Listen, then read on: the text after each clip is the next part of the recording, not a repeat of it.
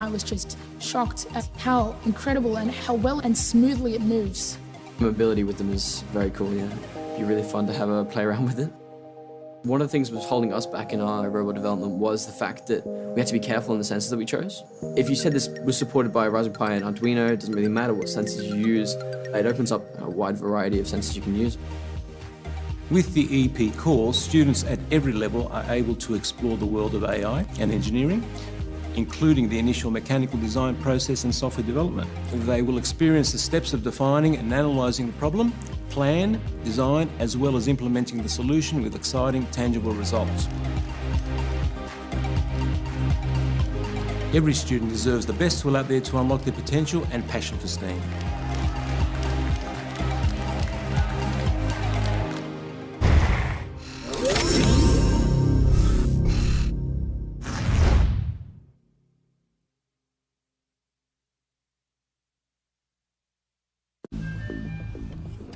An innovative design loaded with advanced technologies, compatible with a range of accessories for limitless learning. This is the future of education. This is the RoboMaster EP. The RoboMaster EP offers endless programming options with the official DJI software development kits and 50 programmable modules. Unleash your imagination and transform the EP into customized configurations. This is the sorter configuration. With this setup, a high-resolution camera captures footage in real time, including intelligent recognition technologies that enable the EP to grab and pick up objects. By controlling the high-performance servo and robotic arm, fully explore the possibilities of AI vision technologies. This is the carrier configuration. Featuring built-in extension platforms that make the EP compatible with Legos, this configuration is also equipped with infrared depth sensors that provide obstacle avoidance and automatic driving capabilities.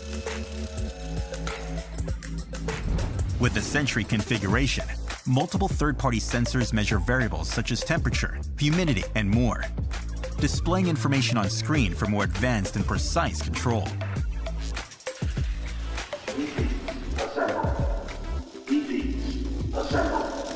Set custom voice commands and control the EP to perform a variety of tasks. You can even link EPs together and send commands to multiple units at the same time. From swarm movements to AI games, the only limit is your imagination.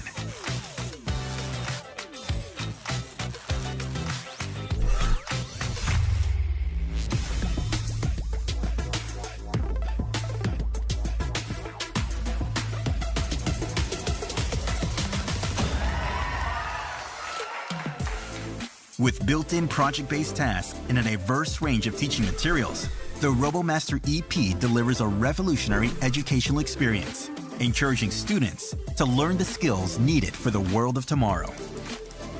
The RoboMaster EP is ready to build the future. Are you?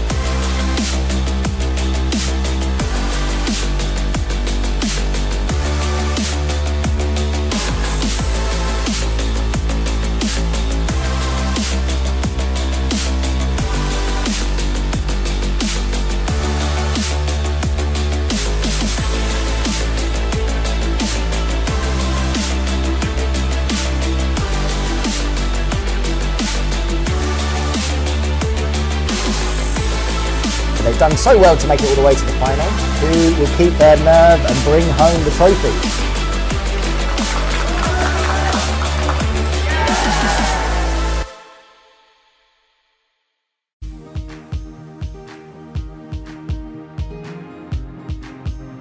STEAM education provides opportunities for students to work on engaging real-world problems that integrate the knowledge and skills from a range of academic disciplines.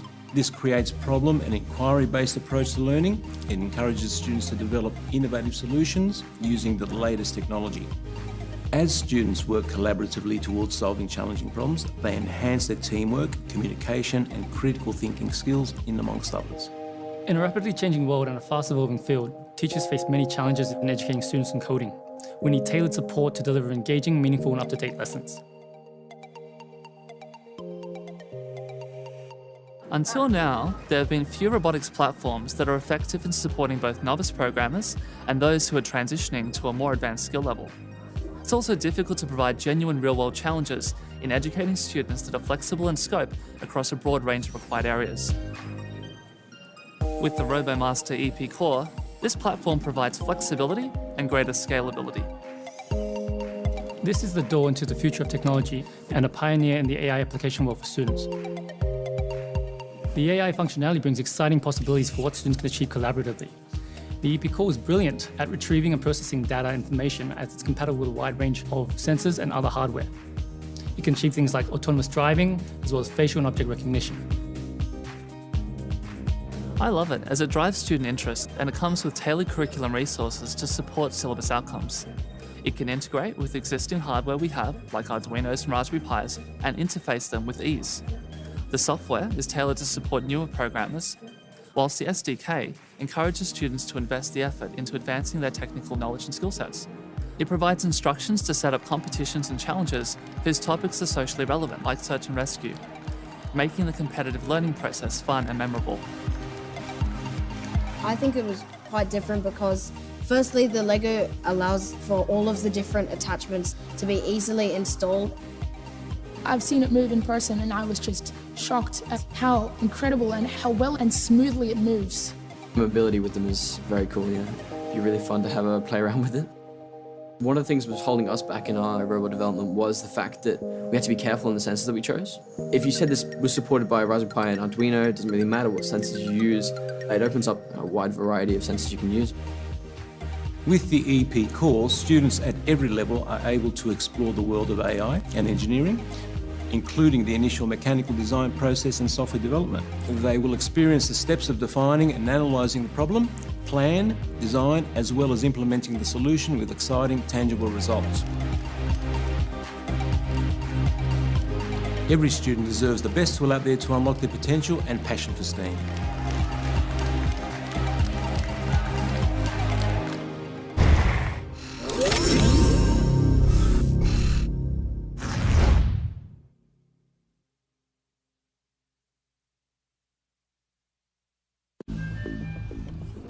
An innovative design loaded with advanced technologies. Compatible with a range of accessories for limitless learning. This is the future of education. This is the RoboMaster EP.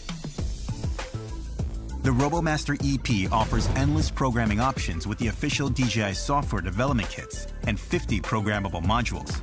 Unleash your imagination and transform the EP into customized configurations. This is the sorter configuration.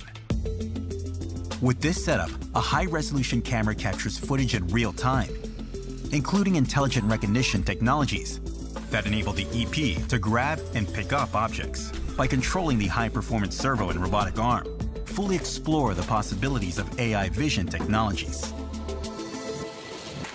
This is the carrier configuration. Featuring built-in extension platforms that make the EP compatible with Legos, this configuration is also equipped with infrared depth sensors that provide obstacle avoidance and automatic driving capabilities. With the Sentry configuration, multiple third-party sensors measure variables such as temperature, humidity, and more, displaying information on screen for more advanced and precise control. Assemble. EP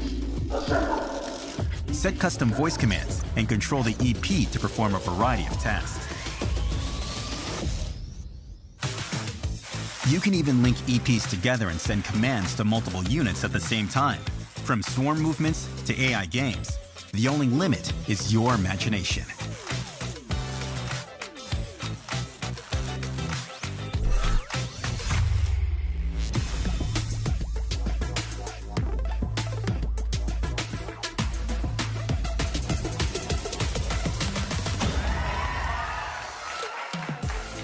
With built-in project-based tasks and a diverse range of teaching materials, the RoboMaster EP delivers a revolutionary educational experience, encouraging students to learn the skills needed for the world of tomorrow. The RoboMaster EP is ready to build the future. Are you?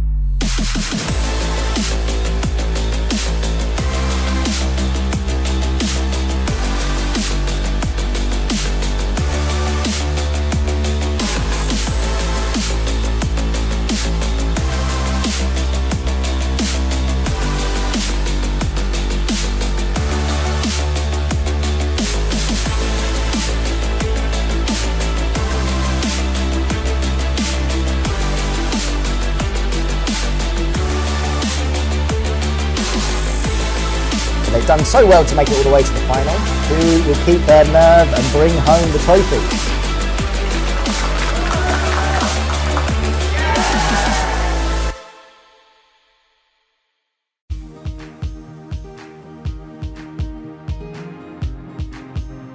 STEAM education provides opportunities for students to work on engaging real-world problems that integrate the knowledge and skills from a range of academic disciplines.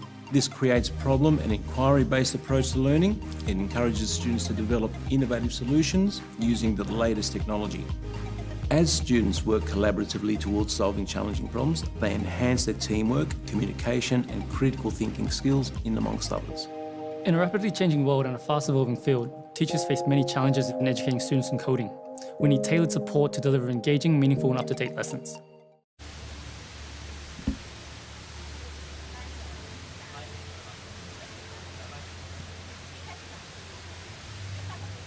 Are you talking? Okay. So, welcome to RoboMaster International Games and test. Test. Okay.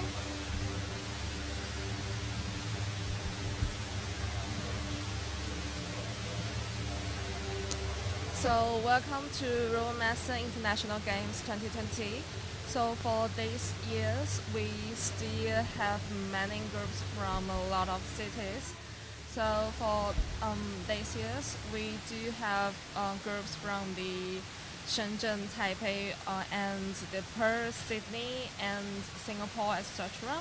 And I would like to self-introduction, and I'm Chelsea, still Chelsea. And now this year we do have our new partner here.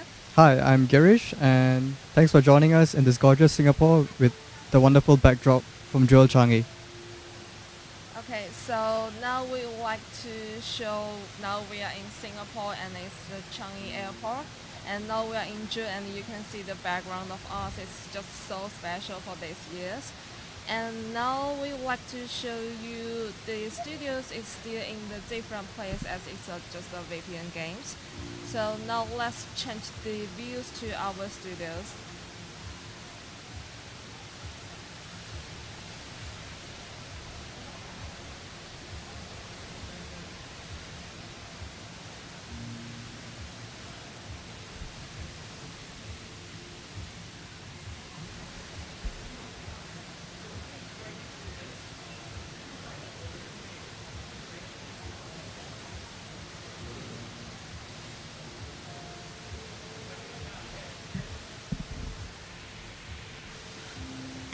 These are the participants, right?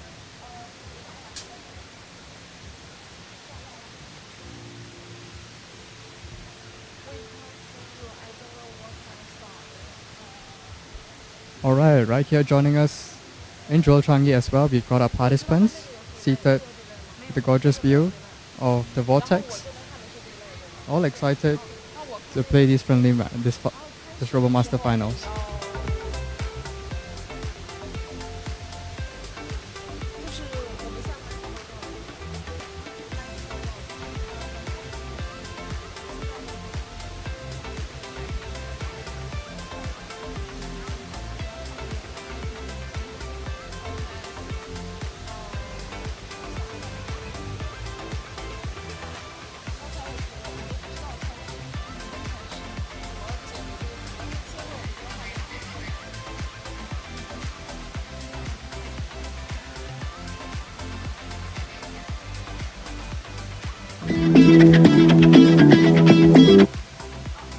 Alright, ahead we go with the match. Right now in the automatic movement phase, and we are looking at the blue team standard, all full health in both the HPs, no damage done yet. No one's going for the power up, as you see the blue standard reverse up the slope. Red team, we haven't made much progress. It seems like I can see one bottle taken away. I'm not sure which engineer got it. We see the red engineer coming back. We can't find the blue engineer. Alright, the blue standards have taken the elevator platform. The red standards are trying to go up their own elevator platform. You see the red engineer trying to pinch the bottle. I guess it was the blue engineer that made its way, that managed to pick up a bottle. Alright, now they're picking up the second one. Alright, I guess the automation phase is over and the robots are away. And we see the red robots taking the upper hand and the blue engineer trying to make its way back with the blue standard going for a refill. You know, they start with 50% ammo and I guess they depleted it and I'm going back for a full refill.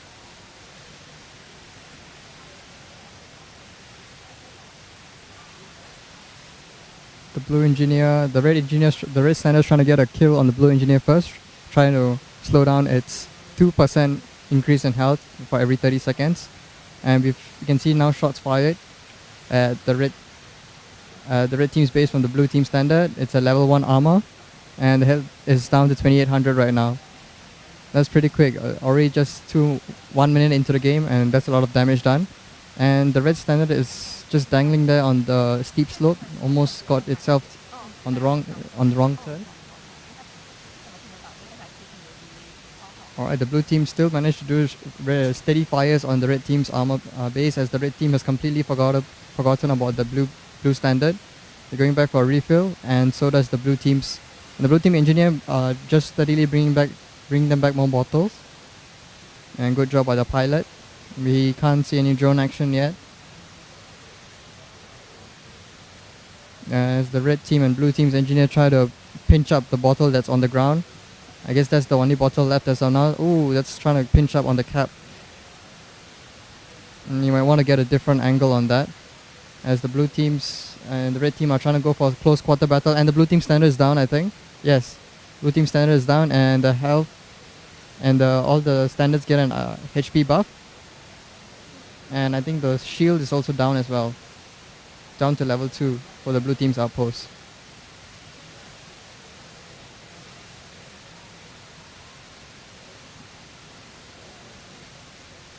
Blue team standard goes for a HP revive. Ooh, who's that dead? That's the blue team standard. That's a second kill by the red team. Good job, guys. Red team's just continuously getting some kills and trying to bring down. Not sure what the score is right now.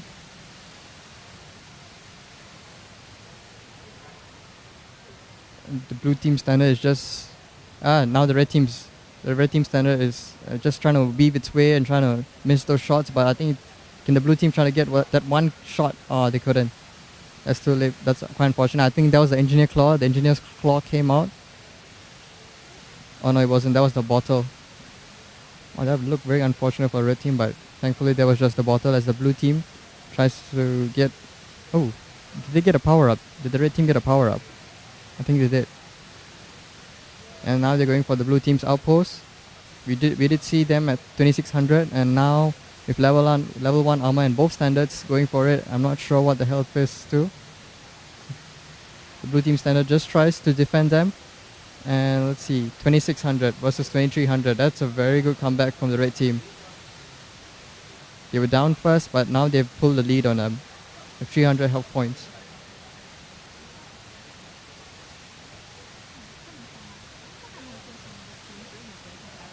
I think the power up for the blue team is that red team has gone down, and with 5 seconds to go, it seems like the blue team can't pull this off, and looks like red team is gonna go away with this.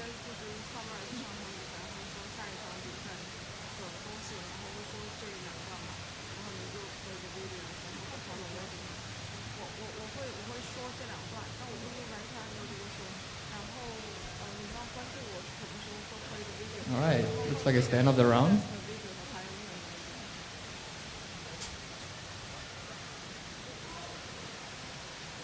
Alright, looks like the red team has won. The team from Taiwan.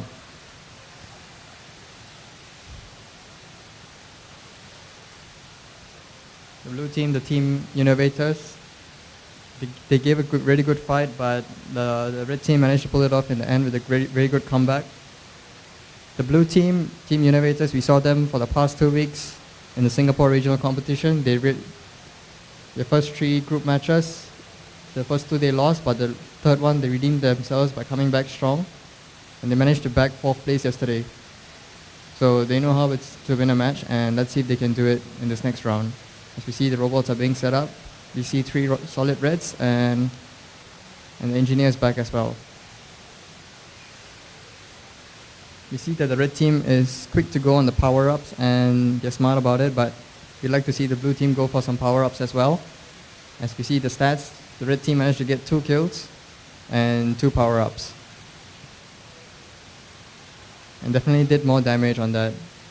Now we have to remember that after they got the power-ups and the kills, they managed to quickly rack up the health points on the team base. So always good strategy plays off.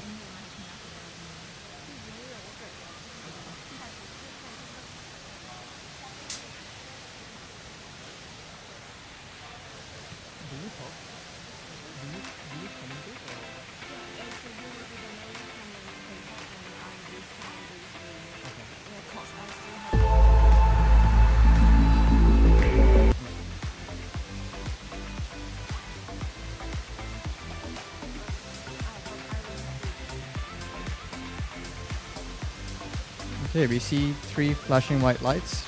Just the referees just making sure that all the connections are okay. Good job by them to get the arenas cleaned up as quickly. So after these teams, we do have another information I'd like to share with the audience. So the team is the Unova and the THHS. So the THHS is from the Taiwan and is from the Donghai Gaozhong, and is one of the best teams from our RoboMaster International Games. And the Unova is also the innovators from the Computing and Robotics Clubs of Eunoia Junior College. So their teams comprise of the Ryan, Persian, and Cantling and Thaddeus, and they love robotics, coding, and all of these. So we also like to play the videos from the Unovas to show how amazing they are. Okay, let's watch it.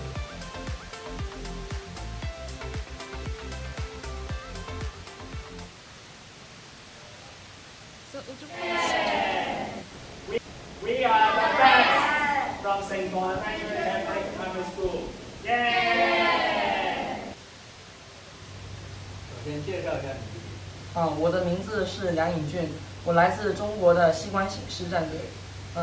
我在这个战队里面主要担任的是步兵操作手，同时也是这个战队队长。我叫李佑晨，是中国西关醒狮战队的一员，然后我负责的主要是工程软件方面的一些事务。好了，那么梁颖俊，你为什么要参加这个比赛呢？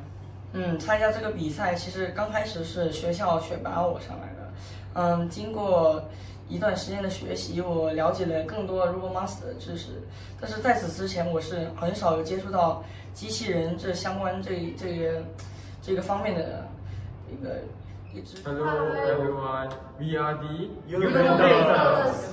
I'm Thaddeus. I'm Kachin, captain of the Innovator team. I'm Ryan. I'm Caitlin. Okay, it's a portmanteau of Eunoia and Innovators, so Innovators. We prepared during the June holidays. So during the first 2 weeks of June holidays, we meticulously prepared for the first 2 weeks. Actually, we stayed back in the school to try and prepare for the competition as much as possible so that we are fully prepared and we can win against the other schools.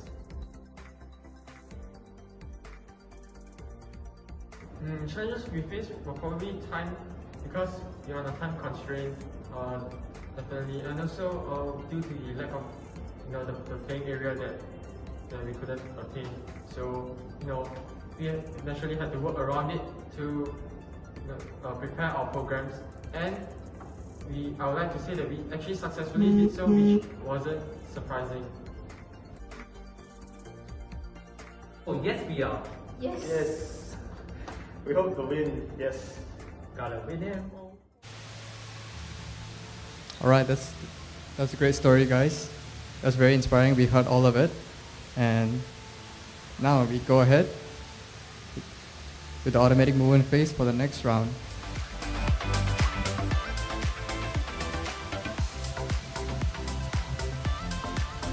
All right, we are on board the engineer, and they're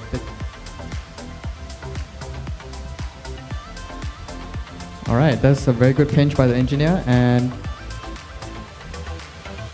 slowly making its way. That's very good coding. And let's see from the red team's engineer.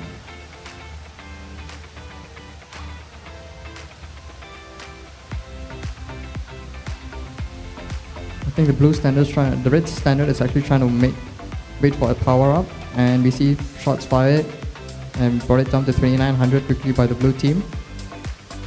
We've seen this in the previous round. We've seen the red team come back strong on this, and blue team keep the advantage and capitalize on this lead.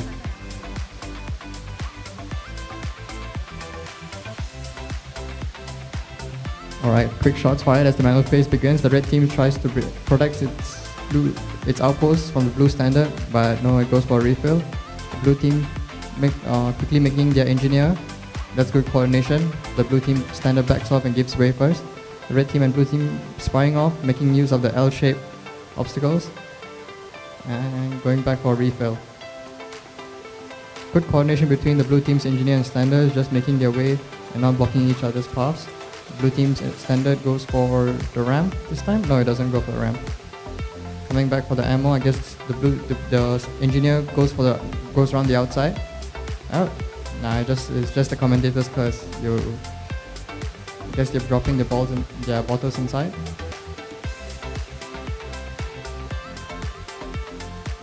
I think the blue team standard has got a good angle on the outpost. Oh no, they're firing at... Oh, I think they actually got a good angle on the outpost. They're firing at the outpost, deal some damage as engineers working hard, getting as many bottles as... Oh, that was a loose pinch from the red team's engineer, trying to pinch it again. And I think they got it. Good job. The red team always focusing on the power-ups, trying to make the count into 24. I can't see a 24 right there.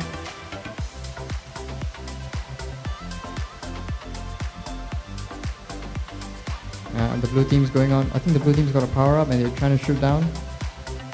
And got it down to 2600. Good job by the blue team. Team Innovators. Alright, 2500. Good job as the red team's standard chasing away the blue team. We just run out of ammo, I think. Engineers hard at work again. The red team are just waiting for the right moment. You know that they have good strategy calls. Let's see what they can bring.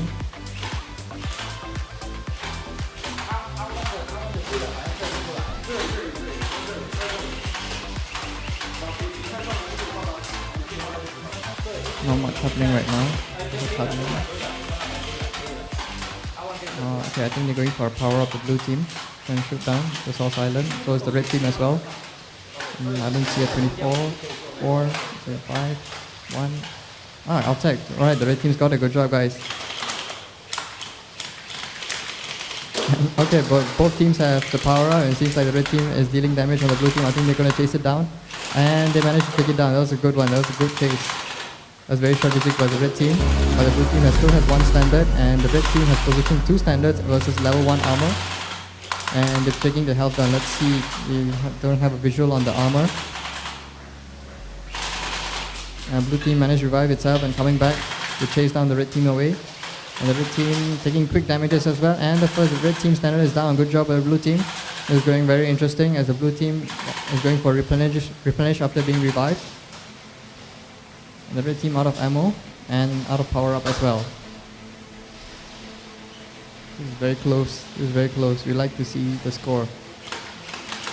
It's level 1 armor versus... Okay, it's down to level 1 armor as well on the red team's outpost. Oh, it's level 2 armor. And 2200 versus 2000. This is very close. 200 health points. Let's see. It's really a race to the line. Race to the finish line over here. Alright, 2100 versus 1800. The red team are pulling away fast. They were at the disadvantage and they've managed to pull up a 300, 400 point lead on the blue team. I guess the power-ups really help. With 2 seconds to go, seems like the red team has it in the bag. Good job, guys. The team from Taiwan. It seems like from the stats, the blue team did get 1 more power-up, but the red team managed to keep their cool and did more damage on the base with good strategy calls and pulled up the lead and secured this round. So that's 2 in a row for the team from Taiwan.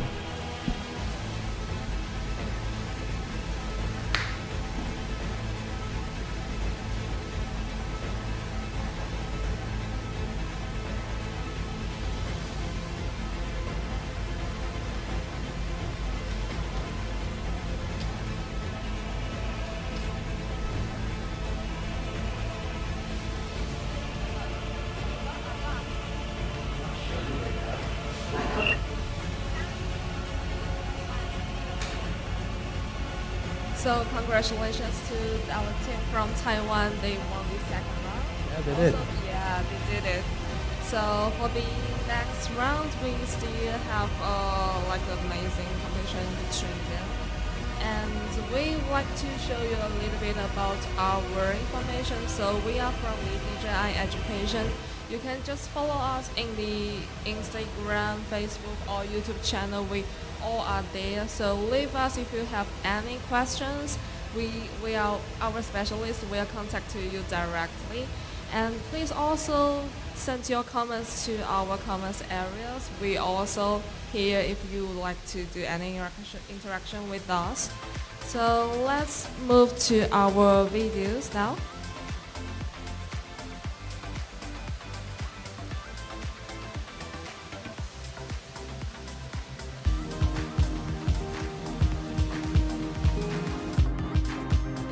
STEAM education provides opportunities for students to work on engaging real-world problems that integrate the knowledge and skills from a range of academic disciplines.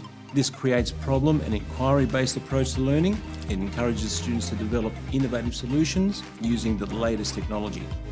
As students work collaboratively towards solving challenging problems, they enhance their teamwork, communication and critical thinking skills in amongst others. In a rapidly changing world and a fast-evolving field, teachers face many challenges in educating students in coding. We need tailored support to deliver engaging, meaningful and up-to-date lessons. Until now, there have been few robotics platforms that are effective in supporting both novice programmers and those who are transitioning to a more advanced skill level. It's also difficult to provide genuine real-world challenges in educating students that are flexible in scope across a broad range of required areas. With the RoboMaster EP Core, this platform provides flexibility and greater scalability. This is the door into the future of technology and a pioneer in the AI application world for students. The AI functionality brings exciting possibilities for what students can achieve collaboratively. The EP Core is brilliant at retrieving and processing data information as it's compatible with a wide range of sensors and other hardware. It can achieve things like autonomous driving, as well as facial and object recognition. I love it as it drives student interest and it comes with tailored curriculum resources to support syllabus outcomes. It can integrate with existing hardware we have, like Arduinos and Raspberry Pis, and interface them with ease.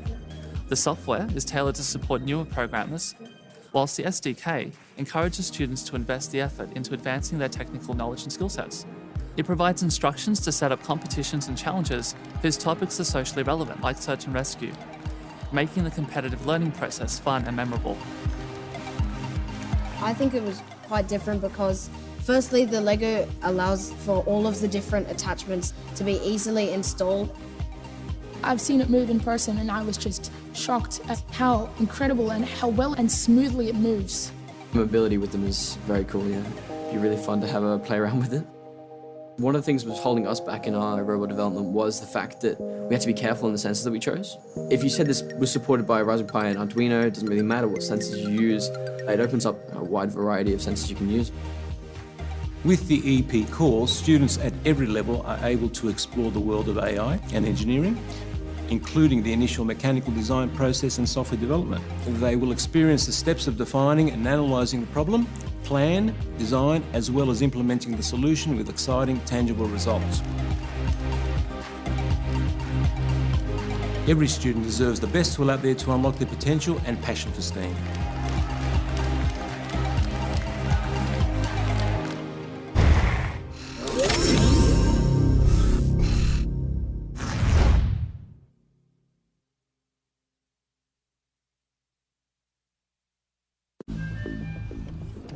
An innovative design loaded with advanced technologies.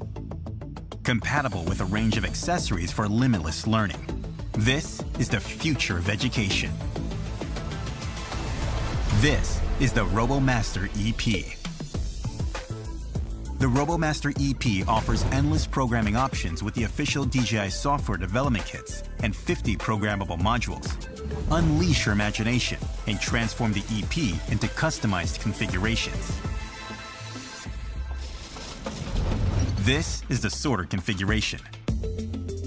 With this setup, a high-resolution camera captures footage in real time, including intelligent recognition technologies that enable the EP to grab and pick up objects by controlling the high-performance servo and robotic arm. fully explore the possibilities of AI vision technologies. This is the carrier configuration. Featuring built-in extension platforms that make the EP compatible with Legos, this configuration is also equipped with infrared depth sensors that provide obstacle avoidance and automatic driving capabilities. With the Sentry configuration, multiple third-party sensors measure variables such as temperature, humidity, and more, displaying information on screen for more advanced and precise control.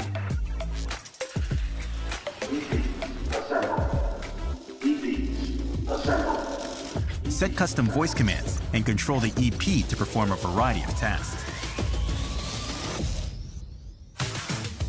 You can even link EPs together and send commands to multiple units at the same time. From swarm movements to AI games, the only limit is your imagination.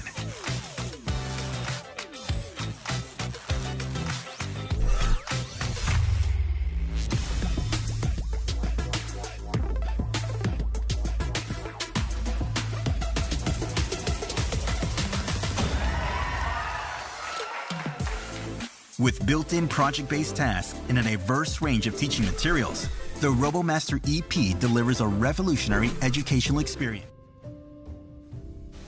We're back. So recap from the previous round. Seems like it was a very close match actually between both the team from Taiwan as well the team from Singapore.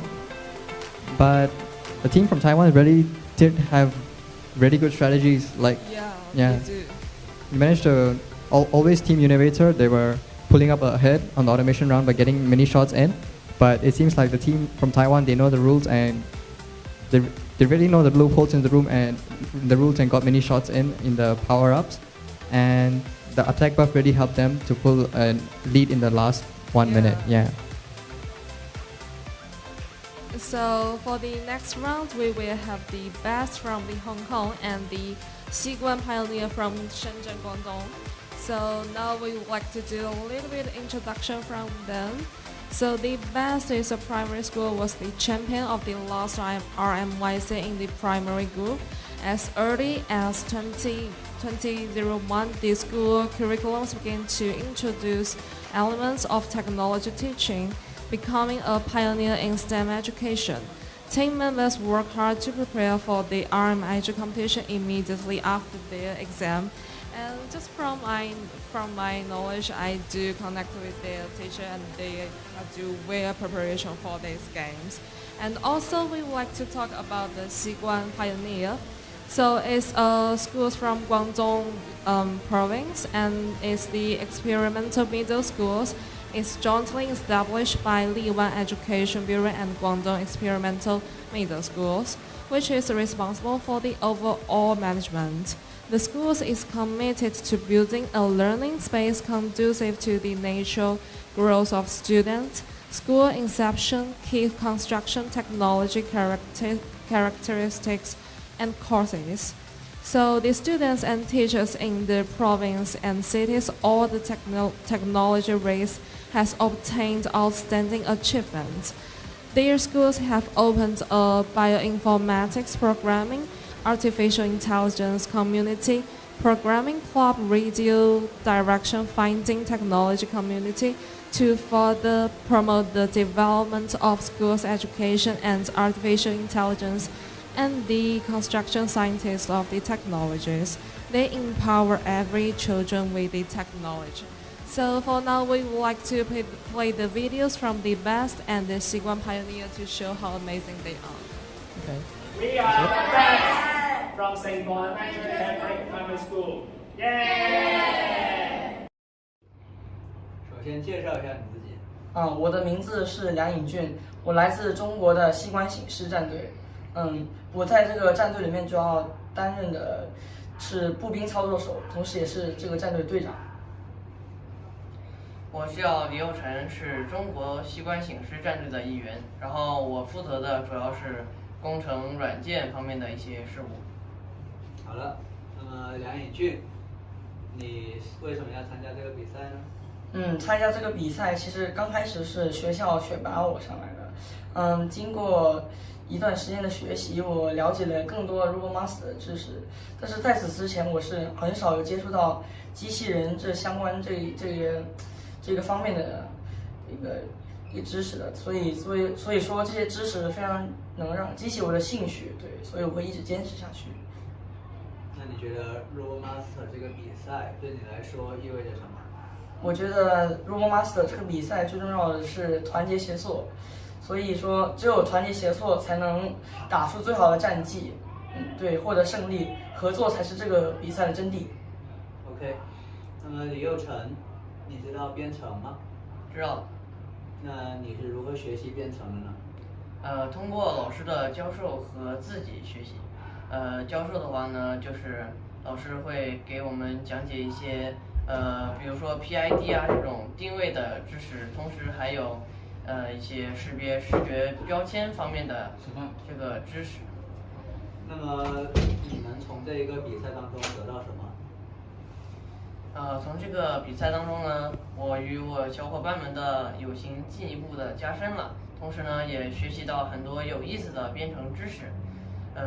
除此之外呢，还有一些拼装工程的一些注意事项啊，我感觉以后我搭乐高，小伙伴们看我的眼神都不一样了。好的，非常感谢接受我们的采访，谢谢你们。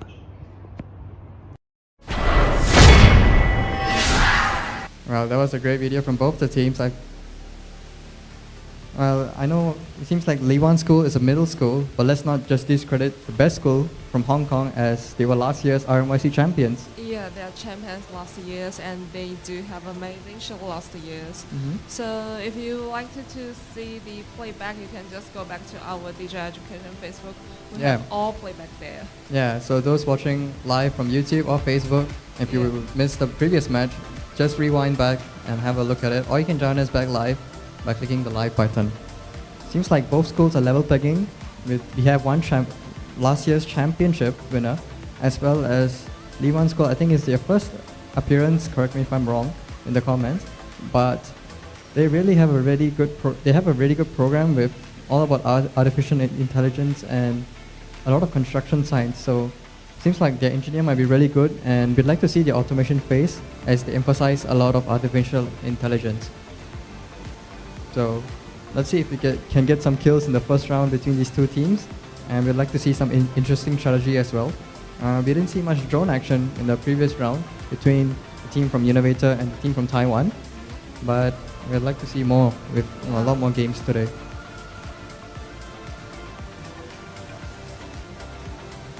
So as we patiently wait for the arena to be set up again for the next round between the team from Hong Kong, St. Bonaventure Catholic Primary School, as well as Liwang School, Shenzhen Guangdong from China. Yeah, so our studio still need a little bit more time to getting set up. So let's see some more videos from our teams. Alright, let's watch them.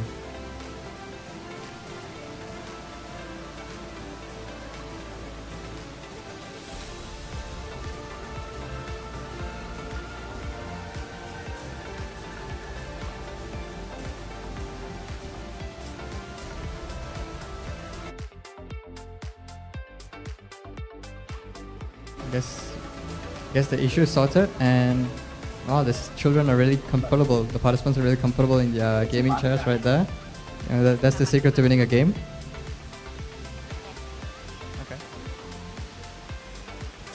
So we have the best students, team best, the best team. Well, they're living up to it. Cancel. 因為個鏡頭冇轉去直播啊，發緊紅啊嗰邊。Seems like there was a restart on the screen, or they control of the robots. And away we go.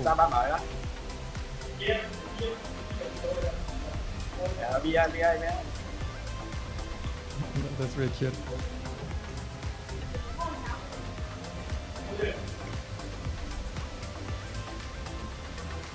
We are the best from St. Bonaventure Catholic Primary School. Yay! 先介绍一下你自己。我的名字是梁颖俊，我来自中国的西关醒狮战队。我在这个战队里面主要担任的是步兵操作手，同时也是这个战队队长。我叫李佑晨，是中国西关醒狮战队的一员，然后我负责的主要是工程软件方面的一些事务。好了，那么梁颖俊，你为什么要参加这个比赛呢？参加这个比赛其实刚开始是学校选拔我上来的，经过一段时间的学习，我了解了更多 RoboMaster 的知识，但是在此之前我是很少有接触到机器人这相关这个方面的一个知识的，所以说这些知识非常能让激起我的兴趣，对，所以我会一直坚持下去。那你觉得 RoboMaster 这个比赛对你来说意味着什么？我觉得 RoboMaster 这个比赛最重要的是团结协作，所以说只有团结协作才能打出最好的战绩，对，获得胜利，合作才是这个比赛的真谛。OK， 那么李佑晨，你知道编程吗？知道。那你是如何学习编程的呢？通过老师的教授和自己学习。教授的话呢，就是老师会给我们讲解一些比如说 PID 啊这种定位的知识，同时还有一些识别视觉标签方面的这个知识。那么你们从这一个比赛当中得到什么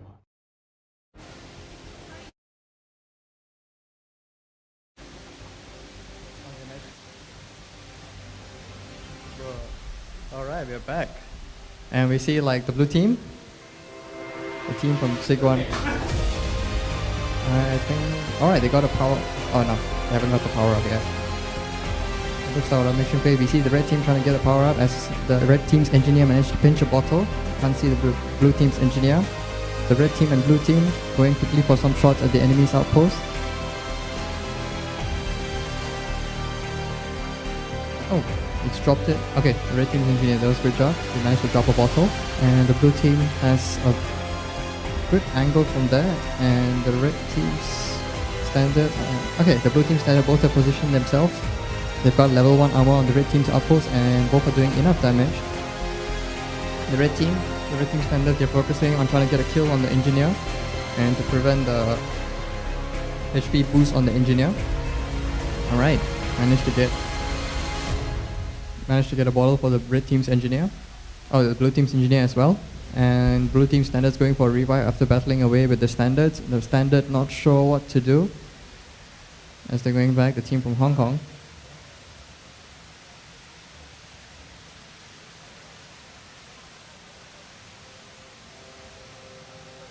Alright, blue team trying to take down the red engineer as well, just trying to get at least one hit on it so as to stop the 2% increase in the health. The red team's engineer almost going and tipping itself over, but slowed down, and that was good patience from the red team's engineer.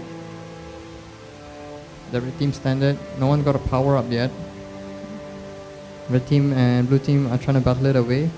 Red team's not sure what they're doing on the strategy, so it's the blue team. The blue team are trying to get, just going for a long range kill on the red team and did manage to get some good hits on them. Blue standard versus the red standard right now. Red standard just chases away the blue standard as they run out of ammo. The engineer waiting to bring back the ammo as the second blue standard protects the red team standard.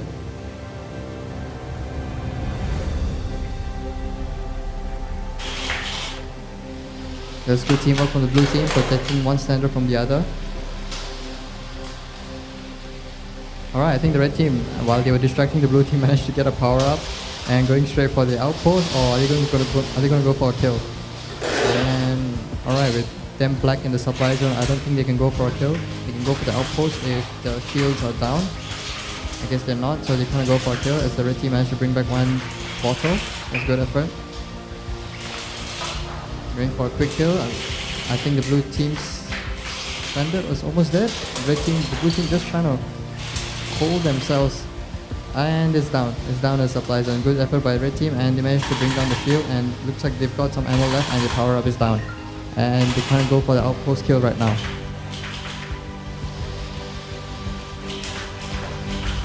The blue team's engineer is just stuck over there. I think the claw's stuck and they can't... okay, they managed to get the robot out. And the blue teams makes its way up the slope and position themselves in front, or are they going for a power up? Alright, the red team, they managed to do some damage on the outpost and going for long range shots, both of them on the elevator ramps. Alright, the blue team taking its position behind the L-shaped obstacle, and the red team now they got both standards on the blue team's outpost. The blue team not doing much. Are they going to go for the offense or are they going to go for defense? Seems like they're trying to take down one standard, but one of the standard is down to very low health. Okay, it's down to half a health and just weaving its way, and the blue team just dancing with it, trying to get as many shots as well. I guess they've got it cornered. I don't think that's deliberate, but they're down to 1 health. Can they get the 1 kill? Can they get a shot on the red teams? We're waiting for a refill from the blue team standard. If they can get the red teams, is it the automation phase? It might be. The blue team coming back to kill the red team standard. Oh. Looks like it's the end of the round. Alright, that was a very good game. Yeah. Not really sure who won it, but it seemed like the red team were having it.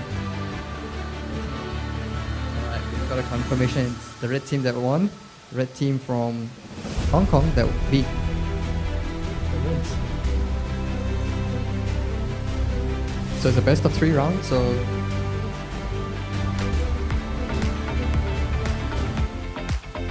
for the best of 3 round, the best team has won. Yeah, the first round, the best won the games, and now we are waiting for the second round setting. And so we would like to talk about the jewel. It's the third of the RoboMaster International Games, and it's also the first time for us to come to Singapore. So would you like to share me about where is this and the jewel information something? Because I'm a visitor here. I would like to learn more about this. Sure. Even as a visitor to Singapore, the first thing you come to Singapore is the airport. The second thing you probably go is the jewel, because the jewel is right here in the airport. So as we see, this is not a background, but it's actually alright. We have a time lapse here of the jewel. This is where we are seated.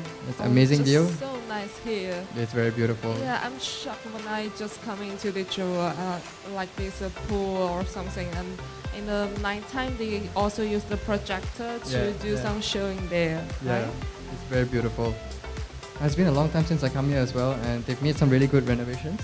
And seems like the place we are sitting is called Changi Experience Studio, and there's a lot of games over here. This is my first time coming here as well, and I think it was an upgrade, but it's really good for the kids as well. It's a really family place, and for tourists as well. Yeah, so I noticed that they do have that kind of the experience center, and you can choose some games or some interaction and technology things to play in there. And if you are getting interested in here, then just come to with us. We do have the audience here and just like take part in us. So after these rounds, we will start the games, or still the best and the pioneer teams. And it is the second round. So if it's just like the last game, if the best won the second round, so they will get the win of this round, right? Yeah, they'll take this round and go on to the semi-finals. Yeah, so for our game, we are doing the best of the 3, which means if they won 2 rounds of the games in one game, they get the totally won. So for the final games, we will start around today around 3:30 p.m. Okay. Yeah. So if you are getting interested in that, don't forget to go to our Facebook channel. You can reserve and take part in our lucky draw. There we will send 3 of talent as our gifts today. Oh, that's a really good draw. Yeah, so it's very fun to fly. Yeah, so you can also go to the DJI.com to leave your message there. Then you can take part into our lucky draw. So if you like to know more product information, you can also go to our official website. Like we do have a cute robot. It's called the RoboMaster EP, and our red drone is called the RoboMaster Talent. we've also bring that to our arena and our studio and the Changi airport. If you are getting interested in, you can just come to here. Yeah, for those the first time who are watching this RoboMaster competition, the S1 is the robots that are the ground robots in the competition, and the Tello is the drone robot that we haven't seen much action yet, but we are looking to see some action, and it's a really fun drone to be with. You can do flips as well, so that's not much from a... Yeah, the flip is super cute actually. Yeah, it is. Yeah, it is. So to be honest, personally, I feel like it's one of the cutest product from BJI. Yeah, it is. Yeah. And for those viewers watching from home, if you're watching it live on YouTube and Facebook, and if you would like to replay some match events, you can press the rewind button. We still our videos are uploaded on YouTube.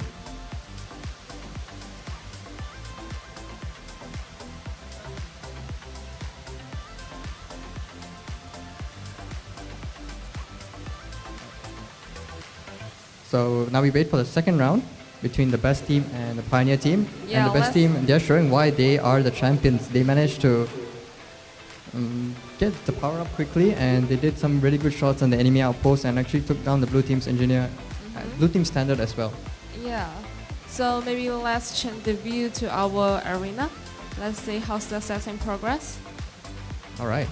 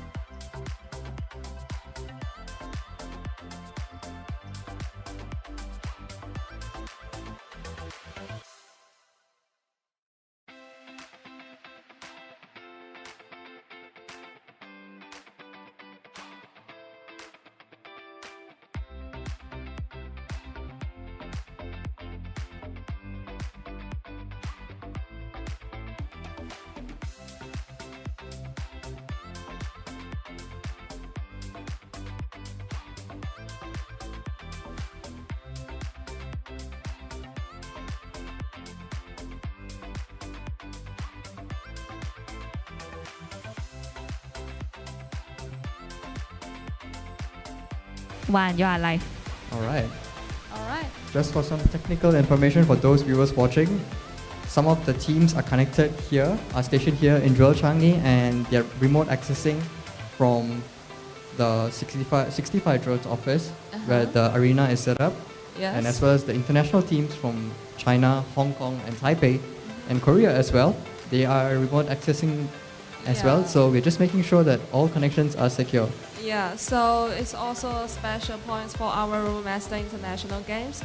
So our competitors, they are no need to come to physically come to here to take part in our games, but they can remotely access our engine to control our robots. So for us, the games is shoot for all over the world. If you are getting interested to take part in our games, you can just leave us the message and our specialist will connect to you directly.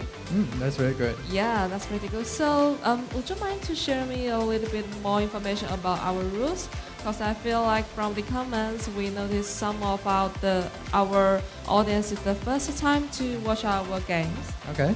Yes. So, first of all, we do have two teams, right? One of them is the red side, another is the blue side. Yeah. So, how can they get win? Alright, there's many ways to get a win actually. So the most obvious way is to defeat the enemy team's outpost, but they start at 3000 health each team's outpost, and at times the team's outpost has an invincibility moment. So during this period, even if the robots hit the pellets on the enemy team's armor plates, that's not going to do any damage. And so there are ways to bring down the team's invincibility armor. So what you gotta do is you gotta take down an enemy team's robot. So doing that, you deal so every damage you do to the enemy team's robot and you take down the armor, and you kill the enemy team's robot, I think twice the damage is done to the outpost. So which is actually a very nifty feature, and that's why we see most teams going for the kill. And if we see some drone actions, you can bring down the shield by dropping the ball inside the funnel that's in the outpost. But we haven't seen those action yet, so that's why the viewers might be confused on that. And this is for the first, so it's a 5-minute game, so the first 4 minutes, the invincibility armor is up, and it's up to the teams to use their strategy to bring it down. But in the last final minute, the armor is down, so it's free for all, and this is a fighting chance for the team that couldn't get the armor down, and they will go and try to level up on the enemy team's health. Yeah. Oh, I see. So, if the base didn't get empty at the end of the games, which side won the games? That's fair. It goes to the team that dealt the most damage to the enemy team's outpost. So if the blue team is down 2700 and the red team is down 2600, it means that the blue team has done more damage on the red team's outpost, so the blue team wins. So I have one more question. Yeah. If it's same. If it's same, there's more categories to it. There's the most number of kills, the most number of damages. Yeah. So the second priority goes to the most damage dealt by the winning team. So the winning team gets, so for example, if you are the red team and you deal more damage to the robots, then your red team wins. So the robots' health in this matters in this case also. So even if you die and then you get revived, it means that the other team has definitely killed you and dealt more damage. So that's why. So that's how it works. Oh, I see. Yeah. So how about the first minute? So it's not the manual way, right? Yes. Yeah. So the first minute is the automation phase, and the shields for the enemy outposts are down. And so teams can go for different strategies. They can try to hold their position, or they can try to go and shoot down the enemy team's health to bring it down as much as possible. Like I've seen games where the team brought it down to 2700, so that's like a 300-point lead. But sometimes we see some teams more offensive. They slow down first and go for the attack power buff. So the attack power buff is if you try to match the numbers that add up to 24 on the resource island, then you get an attack power buff for the entire round. So and then this you get to deal like 1.5 times more damage or something like that. Yeah, it's 1.5. Yeah, 1.5 times more damage, and that really helps. And you can get more kills on the robots quickly because it's a 5-minute sprint for each round. I think today we've got this kind of the teams who can just activate the power at the first automatic phase. Yeah. Right? So I think for today, our teams from Hong Kong, Shenzhen, and Seoul, Taipei, they are all like very competitive ways to do this. And so let's check about the arena setting. Sure, let's have a look at it. Yeah.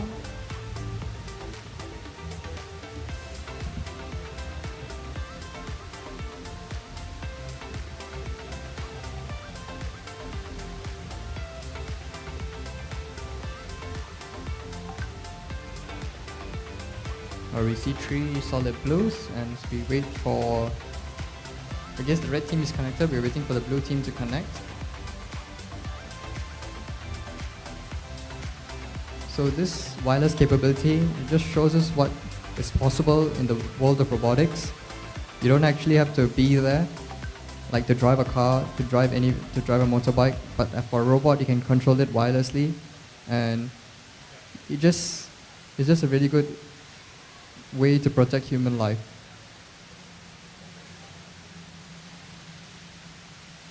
Right, now we see three, as the robots are being restarted, three flashing white lights means that they are not connected, and solid red or solid blue means that they are connected to the referee system.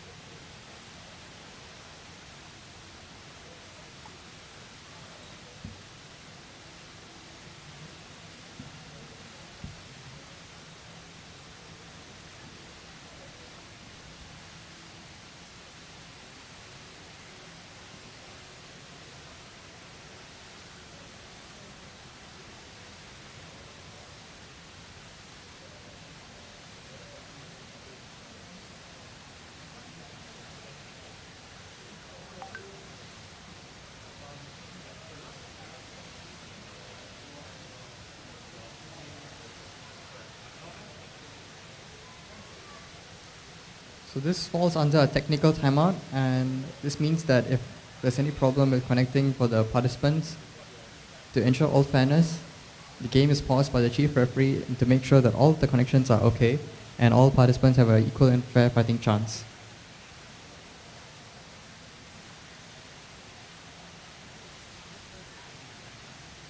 So a recap from the last round for the viewers watching.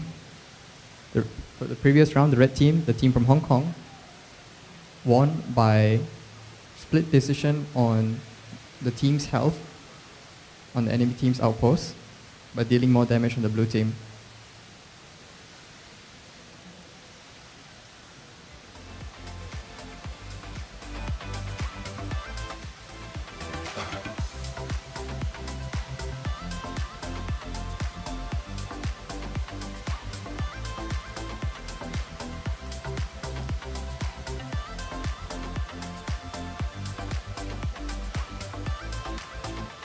Alright, it seems like we got two of the robots connected, waiting for, I think one of them is connected.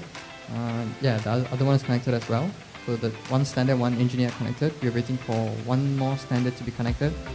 As we can see, the blue team's robot engineer Twitch, that's a very good sign. It means that the team, all the way from Guangdong, has connected to the robot here in Singapore.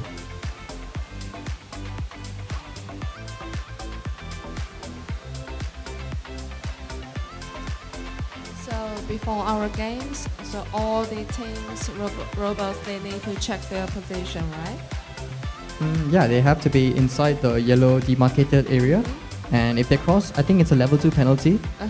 And this means that they get ejected off the round. So that's why we always remind the participants not to get trigger happy with the keystrokes and not go out of the arena. Yeah, so from the first minutes automatic phase, what they can do in that time? So automatic phase, usually we see teams, they either go for the outpost and get some shots in, or they can follow the line and go for the resource island. And usually, this is what the standards do. And the engineers, the best strategy is to go pick up as many bottles as possible and bring back the ammo back to the supply base. So this is where, so when the actual round starts, because the standards are always loaded with 50% ammo, I think. And then so once they depleted the ammo, they need to go back for a refill. Yeah. So that's why it's best if the engineers can get the bottles in quickly in the automation phase. Yeah. So the engineer always do the same things, or the teams, they have the different strategies, right? Usually the engineer's job is just to get back the bottles, but I've seen some strategic plays where they try to, position it in a way so that they can make the other robot go around. But they can't deliberately use the engineer to block the path or ram another robot. They can just position it and make the other robot go the long way around. So I guess that's a way, but it's up to the team to communicate that. So let's see for the next round what kind of the strategies they will use.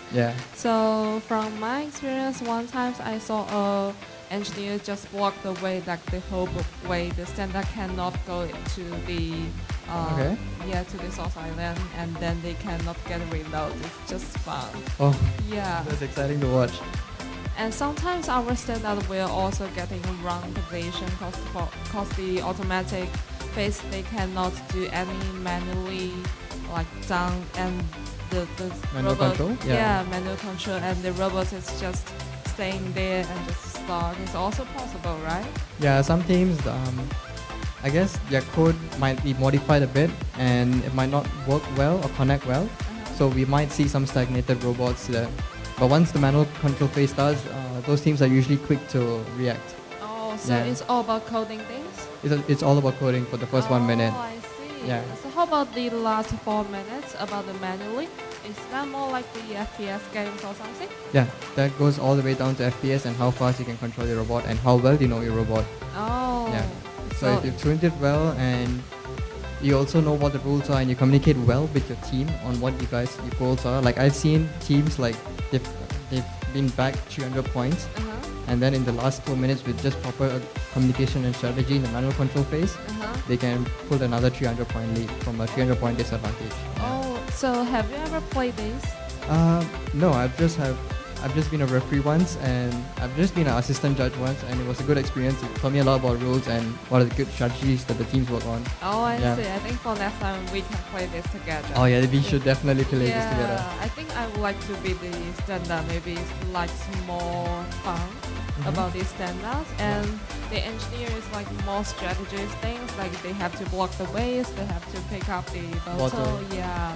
It's like more difficult for me, so I think I prefer stand-up for our teams. Then I guess your aim must be very good, like you need to judge the ball very well. Yeah, I think I'm just chasing another stand-up. Chasing another stand, that's fun as well. Yeah, possible. Yeah. So, okay, let's see the setting status in our arena. Yeah, let's go. Yeah, sure.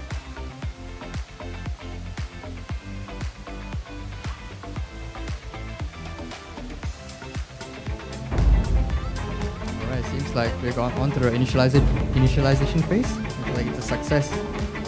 The blue team from SIG-1 Pioneer have connected.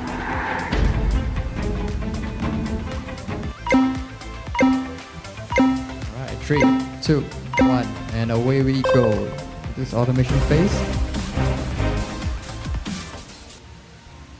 Alright, the red team's off. Team from Hong Kong, the last year's defending champions. Right, trying to get a power up quick. That was quick. That was quick. All right, that was how quick was that to get a power up from the red team? Nice to see. The automation is going really well. They're following the shirt just in straight lines. Blue team going on as well.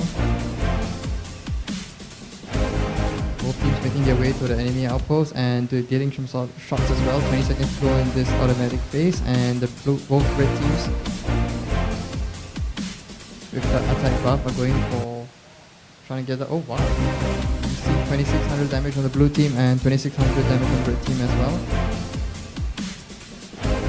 It's quite neck and neck actually. I think the blue team is firing at the wall. Yeah, they're firing at the wall. Right, they've done some damage right now to 2500 here.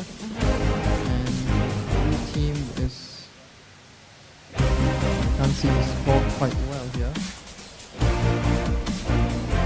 Alright, now we have gone to the manual phase. We see the blue team's engineer managed to get its ball back with the red team. Not sure which one to go for. Whether to go for the engineer or for the standard. And it seems like the red team is trying to get a shot on the blue team's engineer. And the blue team comes for its help as the blue standard distracts the red team standard as the red team standard tries to go back for a refill. And just squeezes its way past and just weaves its way past the obstacle, L-shaped obstacle and the high wall, getting itself some protection there. And tries to go for the kill on the blue team's engineer. And as we see, the health for one of the standards of the blue team is actually down to very low health. Can the red team capitalize on that and chase down the blue team standard? Right, you see the red team trying to go for another power up, the blue team trying to block it. One of the blue team standard is still low on health. I don't think the red team has capitalized on that. We're waiting for it. I think the blue team standard is very dangerous now. Whoa! You're getting back.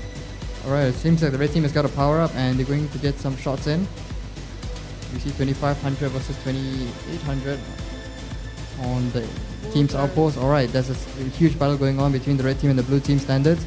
One of the blue team standards covered off by both red standards. Blue standards just shooting away at the ramp, not sure what to do. Red team really got some good aim, but the red team is down to low health. Can the blue team standard chase down the red team standard? I think the red team standard is down. The red team standard is down. That was a very good attempt by the blue team. Team from SIG 1. Can they come back on this round? The best team, the championship winners, would like to seal this round and go on to the semi-finals, but seems like the blue team is putting up a very good fight with 2 minutes to go. The red standard is still down and it's back up right now. Alright, the blue team's engineer doing his job diligently, getting back as many bottles as possible, and it's like only 2 bottles are left. The blue team trying to go for a kill on the red team's engineer. Not getting some very good shots in, as I think the red team has a much better aim than the blue team. And the blue team just blocked by its own engineer. And the red team just distracting the blue team while the red team goes for a power up. I think the blue team standard, what they can do is, yes, that's what they can do. They can shoot out the resource island and mess up the algorithm for the red team. That's a good job. And the red team standard, I think they're going to lose another standard right now. The red team is just blocking. The red team's engineer is just distracting the blue team, and the blue team does very good, just chasing it down deliberately and managed to kill one of the standards of the red team. And let's see, 2500 versus 2600 health, and with 50 seconds to go, it seems like the blue team has the advantage and dealing some very good damage as well. We haven't seen any attack on the base as well. No, it just squeezed its way down the blue team, down the steep ramp. The red team with power up going to damage on the blue team. Down to 2400 health, the blue team 2300, 2400. Now it's very close, it's very neck and neck, but we know that the red team has the advantage here. They're already there. The blue team engineer blocking the red team standards, trying to distract it, just trying to block its view. And with 5 seconds to go, it seems like the red team has done more damage on the blue team, and blue wins actually. SIG 1 Pioneer, they managed to seal this, they managed to come back on this round from the previous loss. Congratulations guys, the team from Guangdong, China. Yeah, it's the SIG 1 Pioneer teams, and congratulations to them again. So from our rules, the first round is the best one, and the second is the SIG 1, so which means we will have the third round, right? Yeah, the scores are level, and we'll have to go for a tiebreaker on the third round. It's a best of 3. Oh, it's the best of 3 though. Yeah. So it will be an amazing game, I think, because from the last game, they are very close to each other. Yeah. Yeah, and I feel like which one you think will be the next round winner? Oh, this is hard to say. Like, we've got a defending champion and a team just proving themselves, and they know how to come back. Yes. So it was also very close last round. Like, I think the score was 2100 and 2100, just separated by 8 points. Yeah, true. But the SIG 1 team did manage to get more kills on the red team, and I think that's why, based on that category, that's how they managed to seal this round. Yeah. So as we wait for the setup period to go, 2 minutes, and we'll wait for them to make the connections. And I guess the teams, what they do in this moment is so whatever rounds they depleted in the ammo they depleted in the previous round, they are supposed to load it right now and make sure that all the connections are okay and the engineer claw is secure. Yeah. So I've seen like engineer claws broken, and there was some really good battles between the engineer going on. So just making sure all the parts are secure. Yeah, like the position, the connection, and I think, is there any other things? Not much. Not much? Not much. So yeah, I feel like it's pretty easy to like remotely control the robots there. Yeah, so I think maybe let's watch the videos from SIG 1 Pioneer and the best teams. Okay. Yeah, let's see the groups of the teams. Okay. Okay. We are the best from St. Bonaventure Catholic Primary School. Yay! 从这个比赛当中呢，我与我小伙伴们的友情进一步的加深了，同时呢，到很多有意思的编程知识。除此之外呢，还有一些拼装工程的一些注意事项啊，我感觉以后我搭乐高，小伙伴能看我的眼神都不一样了。首先介绍一下你自己。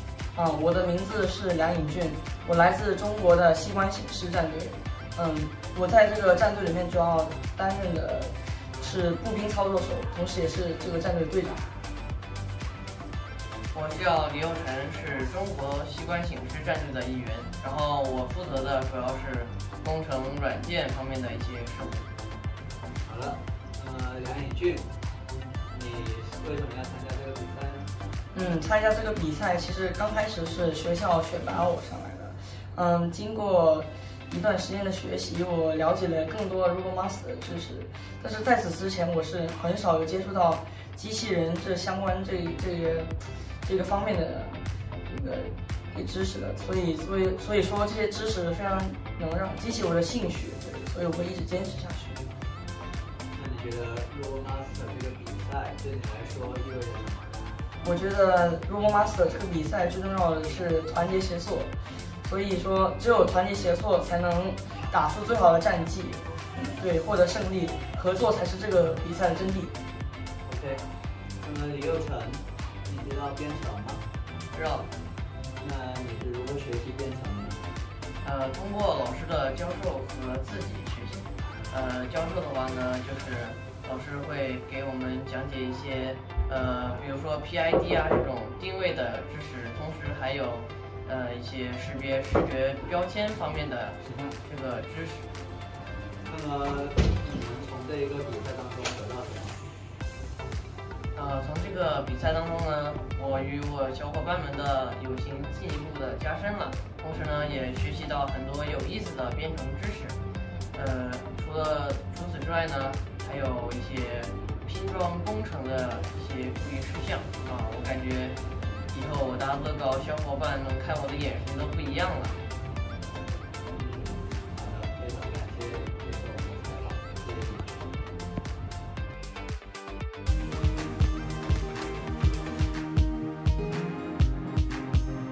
STEAM education provides opportunities for students to work on engaging real-world problems that integrate the knowledge and skills from a range of academic disciplines. This creates problem and inquiry-based approach to learning. It encourages students to develop innovative solutions using the latest technology. As students work collaboratively towards solving challenging problems, they enhance their teamwork, communication, and critical thinking skills, in amongst others. In a rapidly changing world and a fast-evolving field, teachers face many challenges in educating students in coding. We need tailored support to deliver engaging, meaningful, and up-to-date lessons. Until now, there have been few robotics platforms that are effective in supporting both novice programmers and those who are transitioning to a more advanced skill level. It's also difficult to provide genuine real-world challenges in educating students that are flexible in scope across a broad range of required areas. With the RoboMaster EP Core, this platform provides flexibility and greater scalability. This is the door into the future of technology and a pioneer in the AI application world for students. The AI functionality brings exciting possibilities for what students can achieve collaboratively. The EP Core is brilliant at retrieving and processing data information as it's compatible with a wide range of sensors and other hardware. It can achieve things like autonomous driving, as well as facial and object recognition. I love it as it drives student interest and it comes with tailored curriculum resources to support syllabus outcomes. It can integrate with existing hardware we have, like Arduinos and Raspberry Pis, and interface them with ease. The software is tailored to support newer programmers, whilst the SDK encourages students to invest the effort into advancing their technical knowledge and skill sets. It provides instructions to set up competitions and challenges whose topics are socially relevant, like search and rescue, making the competitive learning process fun and memorable. I think it was quite different because firstly the Lego allows for all of the different attachments to be easily installed. I've seen it move in person and I was just shocked at how incredible and how well and smoothly it moves. Mobility with them is very cool, yeah. It'd be really fun to have a play around with it. One of the things that was holding us back in our robot development was the fact that we had to be careful in the sensors that we chose. If you said this was supported by Raspberry Pi and Arduino, it doesn't really matter what sensors you use. It opens up a wide variety of sensors you can use.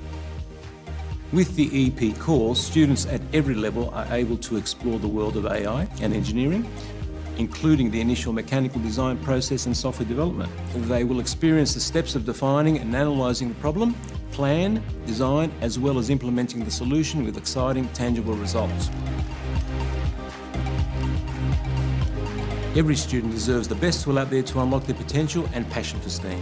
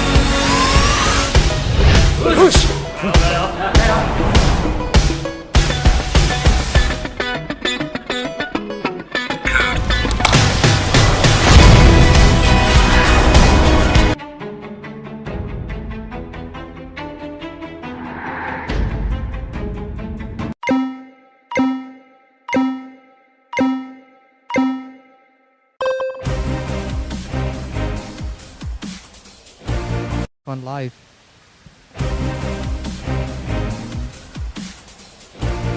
The automation phase is going the same as the previous round. The blue team makes its way up the ramp, and that's quick to go for 24. Oh, okay, the blue team gets it first. Blue team. The red team knows what to. Okay, the red team gets it as well. The 50% attack buff permanently for this round for both teams. Then they get some shots in. 30 seconds to go on this automation phase.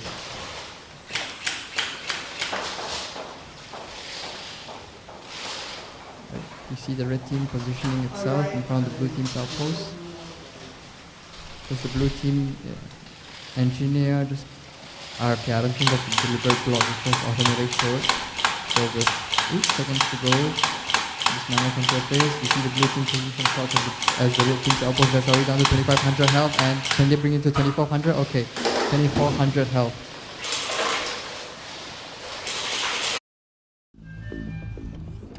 An innovative design loaded with advanced technologies, compatible with a range of accessories for limitless learning. This is the future of education. This is the RoboMaster EP. The RoboMaster EP offers endless programming options with the official DJI software development kits.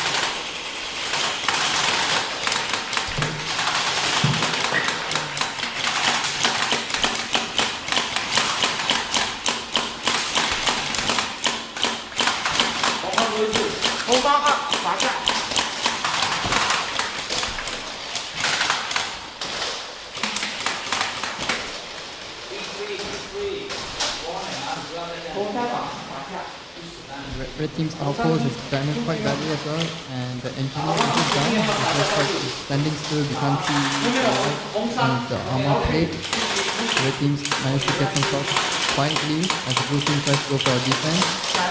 I think they can do better instead of ramming, they can just try to get some shots at it. Both of them dancing in a circle over there. Yeah, they have a winner for the round. Red team wins. The red team, the championship winners, they've won the like the damage is quite close. If you 1863 versus 1816. How close is that 50-point difference? It's a very good effort by the the red team, who managed to come back. The blue team couldn't capitalize on the winning mojo, but the red team showed why they are the championship winners and showed us both teams gave us a very good battle. Yes. It was battle for the final 2 rounds. So for this round, the best got the win, right? Yeah, the best team from Hong Kong. Okay. Wins.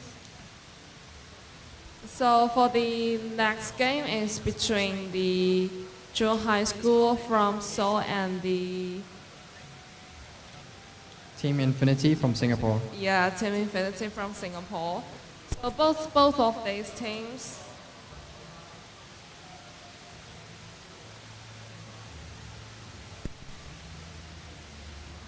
So the team from Singapore, I guess I can say a few words about them. We've seen them compete in the last 2 weeks, the last week, and I think they won one of 2 of their rounds, and showed they're capable or they're match winners. And the team from Seoul, this is going to be the first time I'm going to see them play. So it's Jaehoon High School is a team from Seoul, South Korea, and seems that they have quite a very good background on emphasizing educational robotics as well. They've been doing it for quite a long time, and as a team from Guangdong, they also specialize in artificial intelligence and the field of robotics as well. And Team IT is the same, is a very good school as well. And they also specialize in vocational and very practical experience. And they don't specialize just on robotics as well. They have other fields and other vocations as well. But for this year, they've sent out the robotics team to show us what they can do. Yeah. So I think let's watch the videos from the Seoul and Singapore. Yeah, let's go ahead.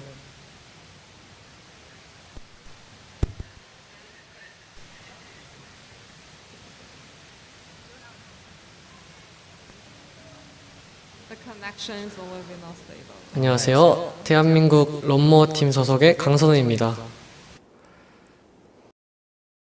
대회를 왜 참여하게 되셨나요? 이제 코로나 상황이다 보니까 많은 로봇 대회들이 다 중단되고 없어졌는데 이제 DJI에서 이렇게 큰 대회를 개최한다고 하니까 바로 이제 신청을 하게 되어서 이제 참가하게 되었습니다.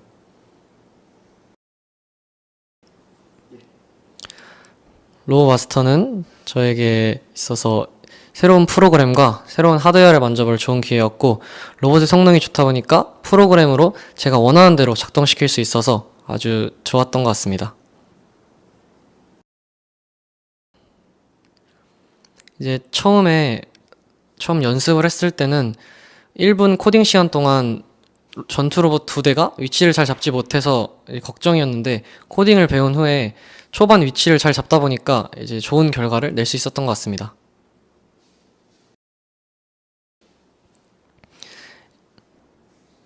또 제가 조장이다 보니까 저희 팀을 잘 뭉치게 하는 게 중요했는데, 그런 점에 있어서 팀의 결속력을 다지는 그런 능력을 조금 잘 얻은 것 같고, 이제 소통의 중요성을 잘 알았던 것 같습니다.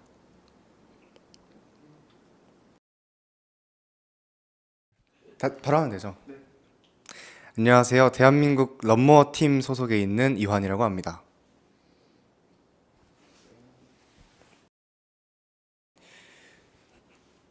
원래 애초에 코딩에 관심이 있었는데 이 로봇을 다뤄본 적은 많이 없어서 코딩이 로봇에 어떻게 적용하는지 궁금하게 되어서 참여하게 되었습니다.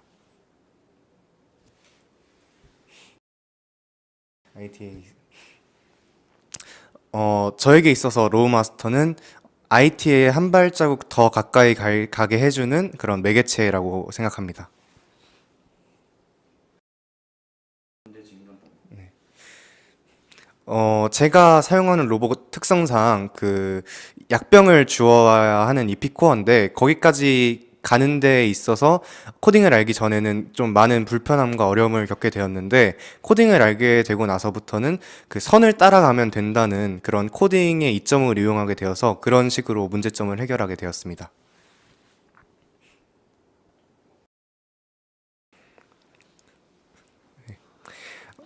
대회를 참여하면서 배운 점은 원래는 개인의 능력이 단체의 능력보다는 좀 더 개인의 능력이 더 중요하다고 생각을 했었는데 같이 생활하면서 시너지를 내는 걸 보니까 개인의 능력보다는 단체로 있었을 때 그런 협동심이 더 중요하다는 것을 알게 되었습니다. 안녕하세요. 저는 대한민국 런모어 팀 소속 어우진이라고 합니다. 원래 평소에 블록 코딩을 즐겨하는 편이었는데 이 로봇에 들어가는 코딩이 블록 코딩이다 보니까 흥미가 생겨서 한번 참여해보게 됐습니다.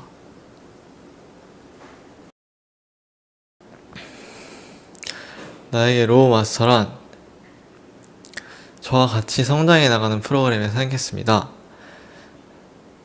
예상치 못한 변수를 만날 때마다 하나하나 뚫어가는 그 느낌이 너무 저에게 크게 다가왔기 때문입니다.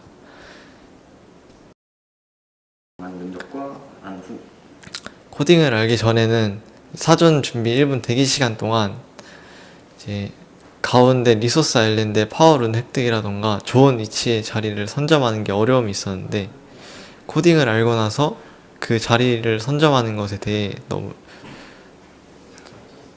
코딩을 하지 않았을 때보다 더욱 쉽게 가져갈 수 있다는 걸 알게 되었습니다.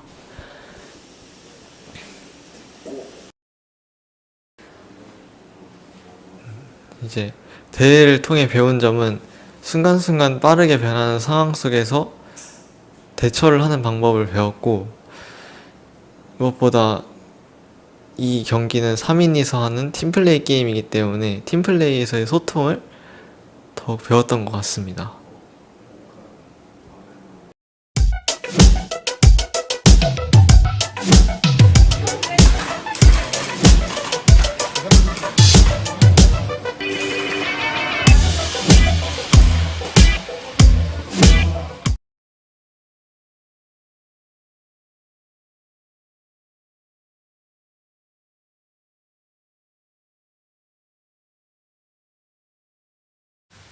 Alright, we are back to Singapore. Managed to see a video on both teams, very interesting. The South Korean team gave a very good talk, and we did manage to see some video feed from the practice sessions from the Singapore team. So recap from the previous rounds. The first round, the team from Taiwan beat 2-0 against the team from Singapore. And for the second round, it was very close. The best team won 2-1 against Sichuan Pioneer. The first round, the best team dominated. But the last two rounds, Sichuan team gave a really good fight by winning the second round. But third round, the best team was just edging a bit and got the better of the Sichuan Pioneer. So upcoming we have, again, to repeat for the viewers watching, it's the team from Seoul, Jae-Kun High School versus the team from Singapore, Team Infinity. So we're just making sure that all the technical connections are made on the arena.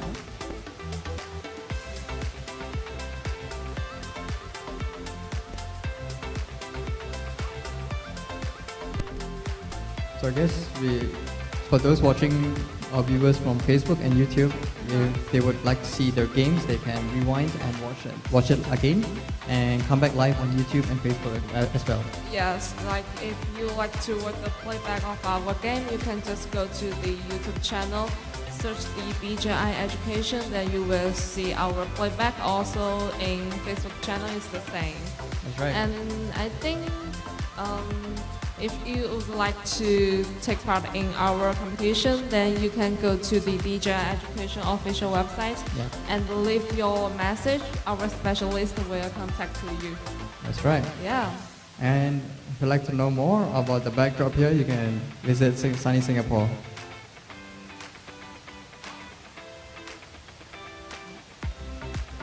So if you would like to watch more videos of the participants, alright, we have I guess this is the team from Seoul, Hong Kong. Yeah, as we know, the Singapore team, Team IT, is actually located here in our dual setup, and we see team from Seoul and their setups going on. All the participants just eager to get their hands on the keyboards as the robots wait.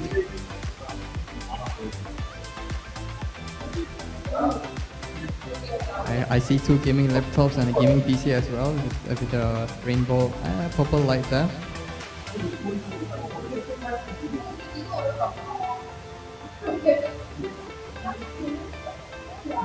It's really good that we are able to see this footage from the participants, as they always make good strategy calls. And this is where we can see the strategy calls being made. The participants just talking between each other, whether it's verbal or between hand signals between them. It's always a crucial moment and an important, exciting moment of the match.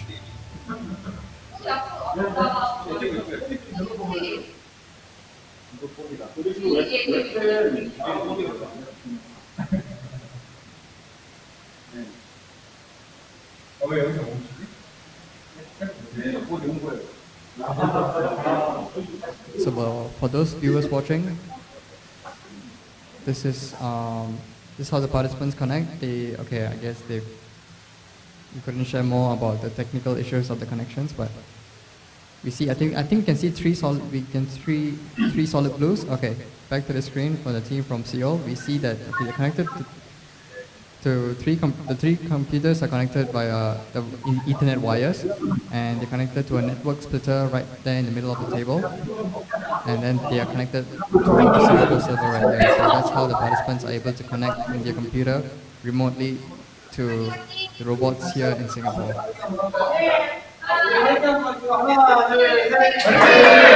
Alright, let's go, cheering on the team. That's a very beautiful sight.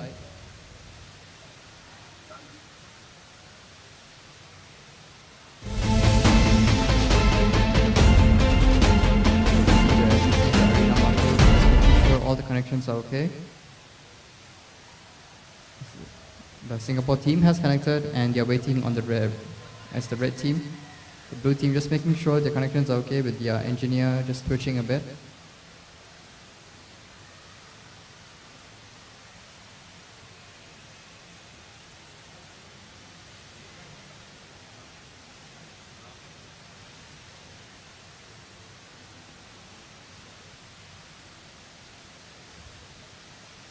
On board the engineer right now.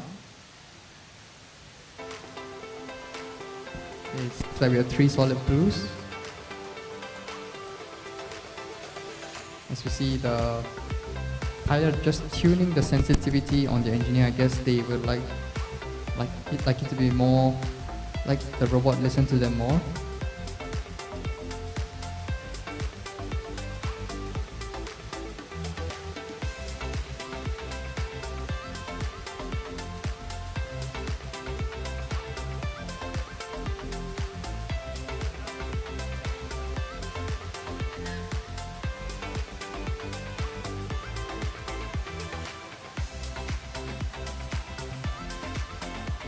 Looks like the arena is all set up and all the teams are connected, and yes, we are away with the initialization phase.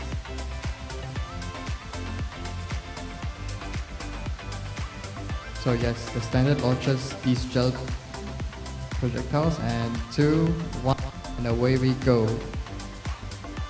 That is the match between the third match, Team Seoul from Jaehoon High School and the team from Singapore, Team Infinity.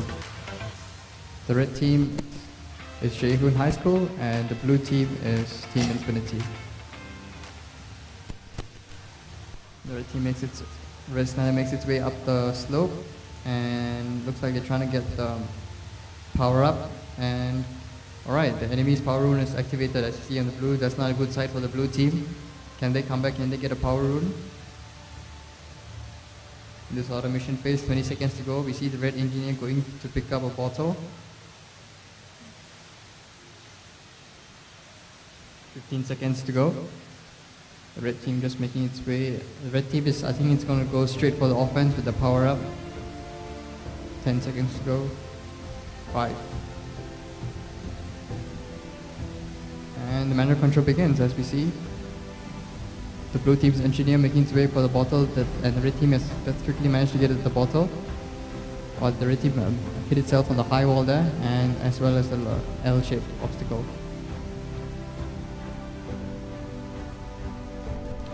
Alright, the red team getting some quick blows on the blue team's outpost, and so is the red team. The red team standard is waiting there on the high slope, not doing much right there. The red team and blue team sparring away for the bottle. We have to see, seems like the blue team has got a better grip and managed to steal it away from the red team. That was quick fingers from the blue team, the team from Singapore. Right now we watch. We're on board the engineer, they managed to get a bottle. Is there another bottle left? As we see the damage done on the red team's out. Seems like the blue team has dealt more damage on the enemy team's outpost. And the blue team is taking away the red team's standard because the standard is just locked there. It's just wedged itself there on the corner. The red team managed to bring back another one of the bottles. And the red team standard is down. Alright, okay. Seems like blue. All eyes on the blue team's. The blue team standard just taking away damage on the red team's outpost down to 2700 versus 2900. Oh, it seems that. Okay. The red team standard is dead. As the blue team slowly does damage on the red team down 2600 right now. The engineer is just slowly hard at work, just doing their thing, getting as many ammos back for both the blue team and the red team. The red team is down to 1 standard right now. It's quite unfortunate they're handicapped like that. 2500 on the red team's health. The blue team is always quick on the bottle, even though the red team was there first. Let's see which team gets the bottle first. Both teams sparring away, and the blue team backs out from it. It's a very good sportsmanship from them. As the red team was there first. As the red team, I'm not sure if they're trying to ram the blue team or they're going for revive on the second standard. Okay, they're trying to get the red team is now dealing some damage on the blue team's outpost. Not much really going on here. The blue team standard, not sure where to go. I think all the bottles have been picked up right now. The blue team trying to shoot down the red team's outpost without overheating too much, just getting the right amount of shots in so that they can be detected by the armor plate. 2200 versus 2700. Level 2 armor versus level 1 armor, I think. As they go for a refill. Right, 1900. Can the blue team bring it down to 1900s? With 1 minute to go. Red team, alright, they brought it down to 1900s and it's 2700 for the red team. Right.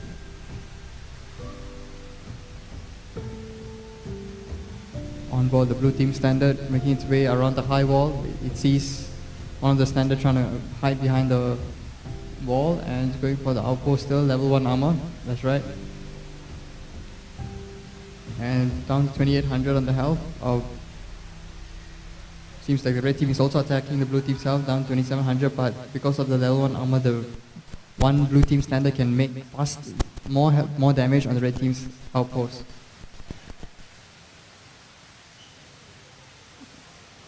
$1,700 on the blue team. It's quite unfortunate. The red team, I think one of the robots disconnected. That's quite unfortunate for them. The team from Seoul, as we watch as the blue team take victory for this round. 900, they win by 900 health points. So congratulations to the blue team, the team from Singapore. So it's a best of 1 round, and let's see if the blue team can seal the spot in the semi-final, or if the red team can get a fighting chance and come back on the 3rd round.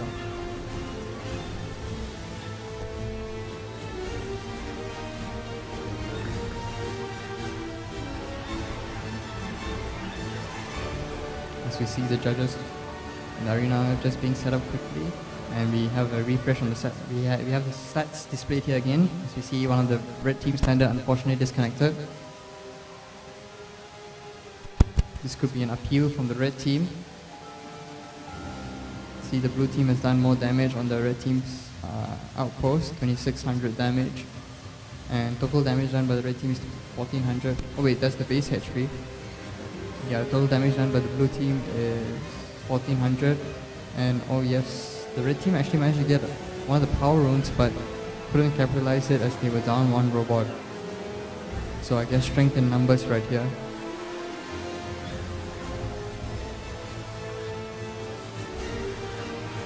These robots is the arena we see in the background being set up, and the robots are being brought back to their starting position. The marshals just making sure that all the robots are filled up and their batteries are all okay. We still see 3 solid reds and 3 solid blue. That's a good sign. We'd like to see if the red standard is connected again. We'd like to see more action from the team from Seoul, Jae-hoon High School.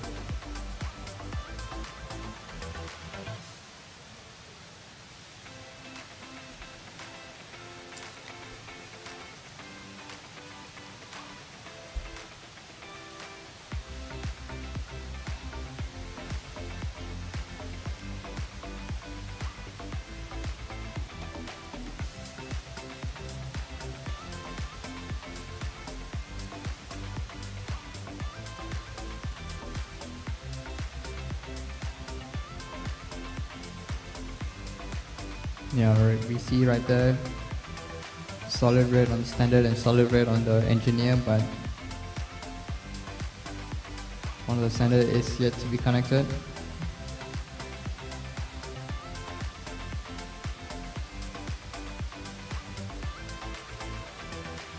You see the standards, you see the red team just moving their robot just a bit, tuning their sensitivity.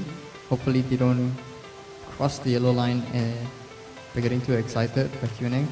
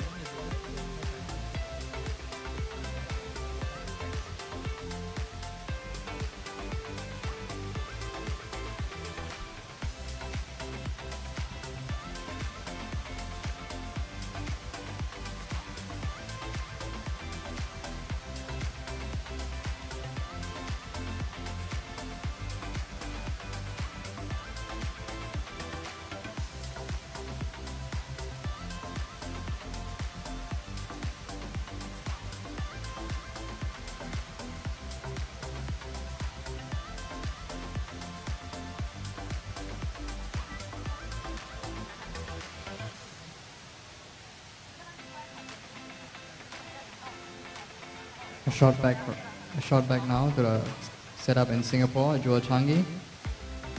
Just an amazing view right down to the vortex right there.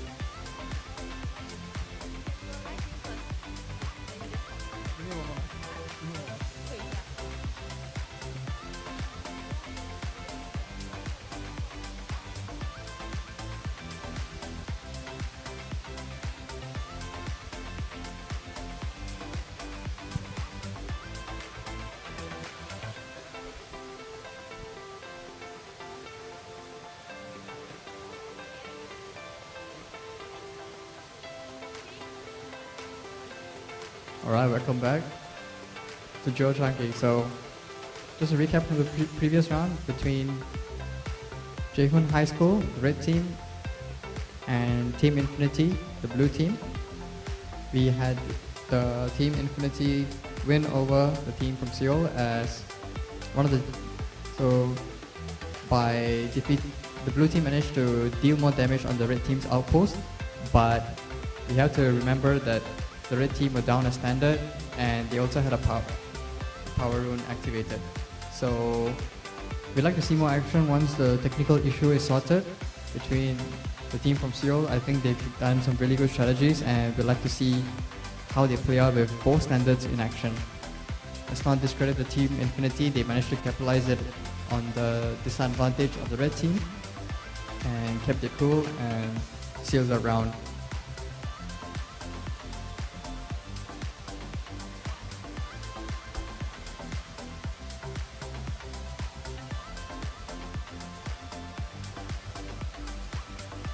So more recap in the first round, the team from Taiwan beat THHS School beat the team Innovator 2-0, and in the second round, the best team won 2-1 against Sig1 Pioneer. Alright, now we have a shot back to the arena. We see the red robots. We have back to 3 solid reds. It seems like all the robots are connected. That must be very good news for the team from Seoul.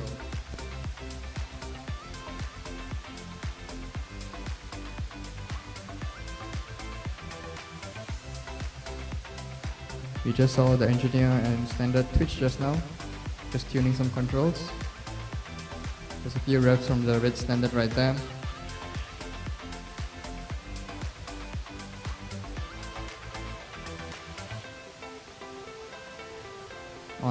On board the blue standard right now, blue engineer right now actually.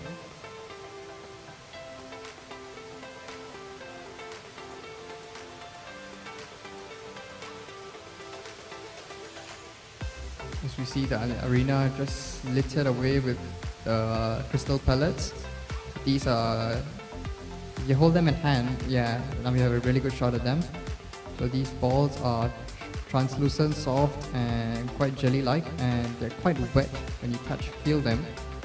And when they hit the armor plate, they deal the damage, but when they hit you, it's quite soft and quite ticklish actually. And over time they disintegrate, so it's a very sustainable way to shoot these ammo and have an experience at this game.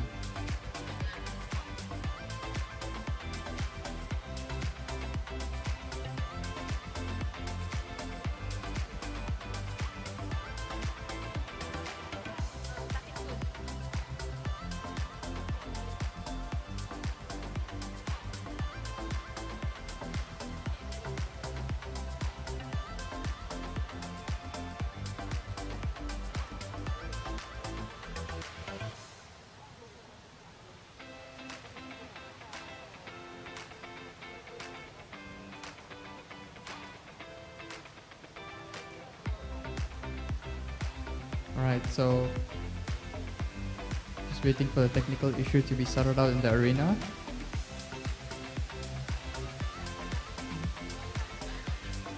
Just making sure the power is connected for all the robots, the batteries are all connected, the outpost, resource island are all checked and lit up so that we don't have any issues during the game. Very good effort by the marshals to keep everything in check.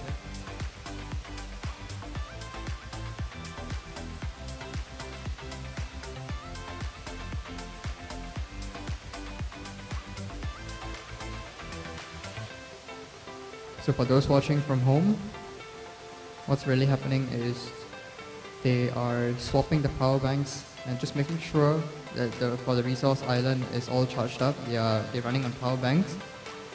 So you just have to make sure the LEDs and the armor plates are all connected to this power source, and the power source is enough charge for the rounds.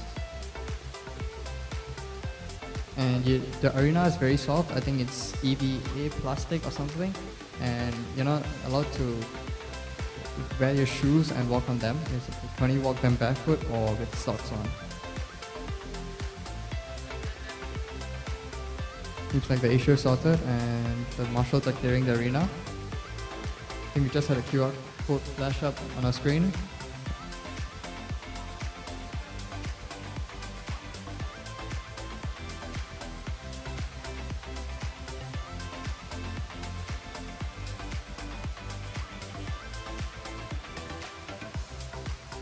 Alright, ahead we go with the initialization phase. We've got some tips on the screen. So now we go with 5 more seconds. 3, 2, 1, and away we go. So this is the fight. Can the teams here now, can Jaehoon High School with all the robots active, can they show their full potential this round?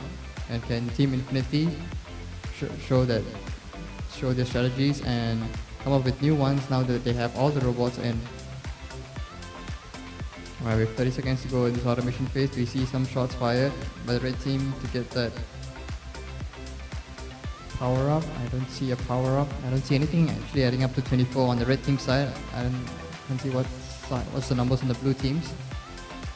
The blue team's engineer making its way slowly towards the resource island. 16 seconds to go. Alright, the red team's engineer managed to get one of the bottles and makes its way slowly back to its loading bay.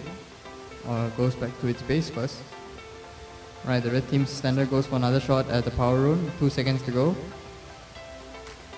No, there's nothing adding up to 24. That's unfortunate. So right, the red team tries to get 24 as well. And alright, looks like the blue team or the red team got the attack. Okay, level 1 warning for the red team, I think. And the blue team is already dealing damage on the red team's outpost. Down to 2900. The red team, I think they have the power up and they just trying to take down one of the standards. The second standard is down to 3/4 of its health, half its health right now. Good job by the red team. Oh, there's one jump down and they all go down the steep slope. That's a one-way slope. You can only come down it. You can't scale that slope. That's a 30-degree slope. As the red team standard, both of them go for a refill. The blue team tries to take down the enemy team's outpost. Alright, all the robots are back to full health. As the blue team standard slowly chips away at the red team's outpost, just dealing little by little damage. This can add up to a lot with 3 minutes down to go. Seems like the red team, they've got both standards against the enemy team's outpost, while the blue team only has one standard. Blue team's second standard goes for a refill as we see the blue team's engineer manage to pinch one of the bottles and bring it back slowly. 2600 versus 2800. It's quite close. It's two minutes to go. Nothing much to tell right now still. Right, blue team got both their standards just wiggling way to the enemy team's outpost. Red team got both their standards inside the supply zone going for a refill and coming back to defend their outpost by just trying to take down the blue team standard. The blue team standards run away. I think they've done the 3/4 of health or half a health right now. Can the red team capitalize on it? No. They're backing out from the fight and they're going for the offense instead and managed to bring it down to 2800 health versus 2500 health.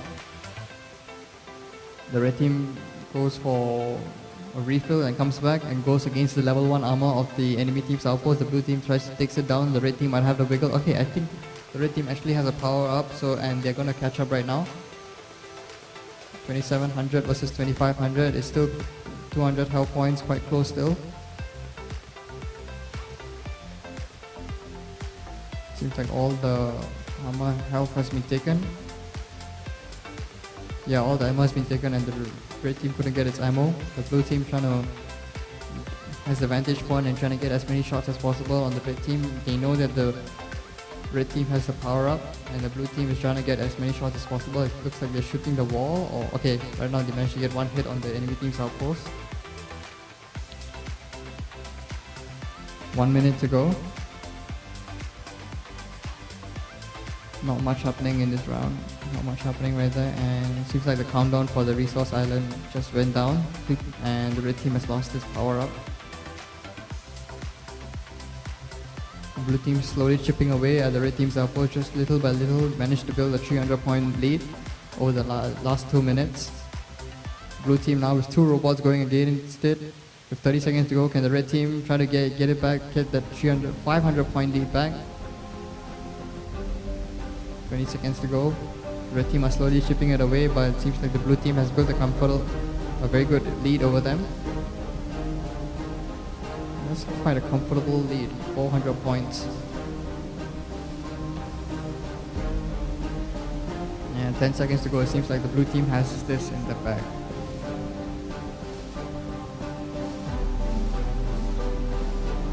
Alright, congratulations to the blue team, you guys have won. The judges have confirmed their decisions and Team Infinity are going to the semi-finals. Congratulations. Good effort from the team from Seoul, you guys came back strong despite the first round.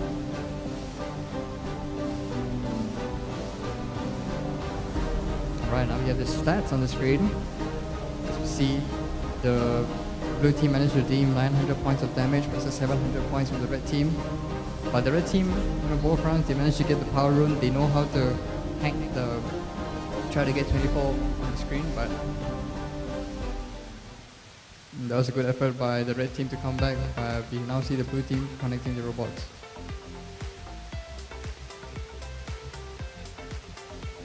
Alright, now we're back here in Singapore. So a recap from the previous round. Red team from Seoul, they were down a robot on the first round and the Team Infinity capitalized on it. And the red team managed to get all the robots running on the second round, but the Team Infinity showed that they know how to win a match, and so now they managed to win the previous round 2-0. So they go into the semi-finals, and the team from Seoul will play one more match to decide whether they're fighting for 5th or 6th position.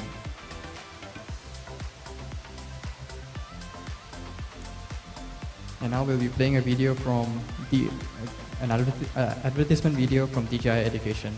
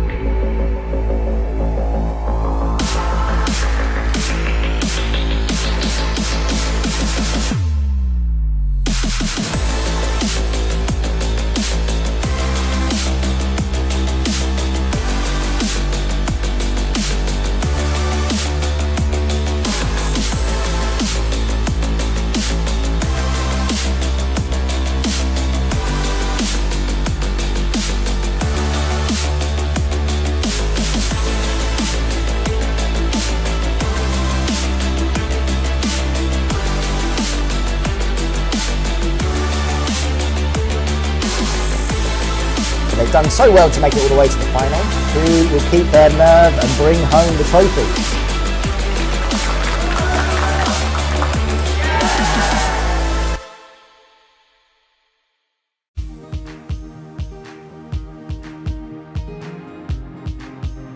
STEAM education provides opportunities for students to work on engaging real-world problems that integrate the knowledge and skills from a range of academic disciplines. This creates problem and inquiry-based approach to learning. It encourages students to develop innovative solutions using the latest technology. As students work collaboratively towards solving challenging problems, they enhance their teamwork, communication and critical thinking skills in amongst others. In a rapidly changing world and a fast-evolving field, teachers face many challenges in educating students in coding. We need tailored support to deliver engaging, meaningful, and up-to-date lessons. Until now, there have been few robotics platforms that are effective in supporting both novice programmers and those who are transitioning to a more advanced skill level. It's also difficult to provide genuine real-world challenges in educating students that are flexible in scope across a broad range of required areas. With the RoboMaster EP Core, this platform provides flexibility and greater scalability. This is the door into the future of technology and a pioneer in the AI application world for students. The AI functionality brings exciting possibilities for what students can achieve collaboratively. The EP Core is brilliant at retrieving and processing data information as it's compatible with a wide range of sensors and other hardware. It can achieve things like autonomous driving, as well as facial and object recognition. I love it as it drives student interest and it comes with tailored curriculum resources to support syllabus outcomes. It can integrate with existing hardware we have, like Arduinos and Raspberry Pis, and interface them with ease. The software is tailored to support newer programmers, whilst the SDK encourages students to invest the effort into advancing their technical knowledge and skill sets. It provides instructions to set up competitions and challenges whose topics are socially relevant, like search and rescue, making the competitive learning process fun and memorable. I think it was quite different because firstly, the Lego allows for all of the different attachments to be easily installed. I've seen it move in person and I was just shocked at how incredible and how well and smoothly it moves. Mobility with them is very cool, yeah. It'd be really fun to have a play around with it.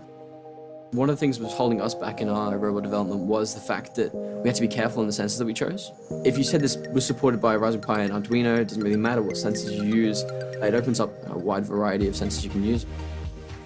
With the EP Core, students at every level are able to explore the world of AI and engineering, including the initial mechanical design process and software development. They will experience the steps of defining and analysing the problem, plan, design, as well as implementing the solution with exciting, tangible results. Every student deserves the best tool out there to unlock their potential and passion for STEAM.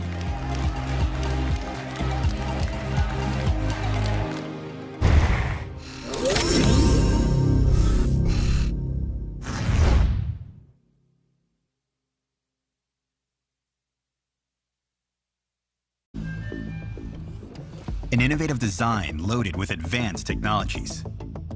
Compatible with a range of accessories for limitless learning. This is the future of education. This is the RoboMaster EP. The RoboMaster EP offers endless programming options with the official DJI software development kits and 50 programmable modules. Unleash your imagination and transform the EP into customized configurations. This is the sorter configuration. With this setup, a high-resolution camera captures footage in real time, including intelligent recognition technologies that enable the EP to grab and pick up objects. By controlling the high-performance servo and robotic arm, fully explore the possibilities of AI vision technologies. This is the carrier configuration. Featuring built-in extension platforms that make the EP compatible with Legos, this configuration is also equipped with infrared depth sensors that provide obstacle avoidance and automatic driving capabilities. With the Sentry configuration, multiple third-party sensors measure variables such as temperature, humidity, and more, displaying information on screen for more advanced and precise control.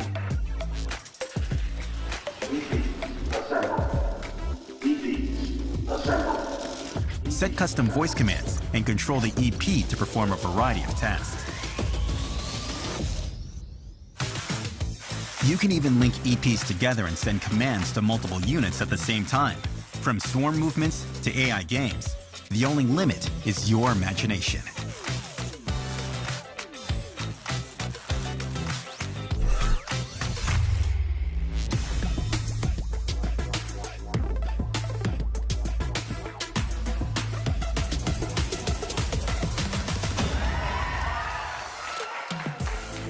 With built-in project-based tasks and a diverse range of teaching materials, the RoboMaster EP delivers a revolutionary educational experience, encouraging students to learn the skills needed for the world of tomorrow. The RoboMaster EP is ready to build the future. Are you?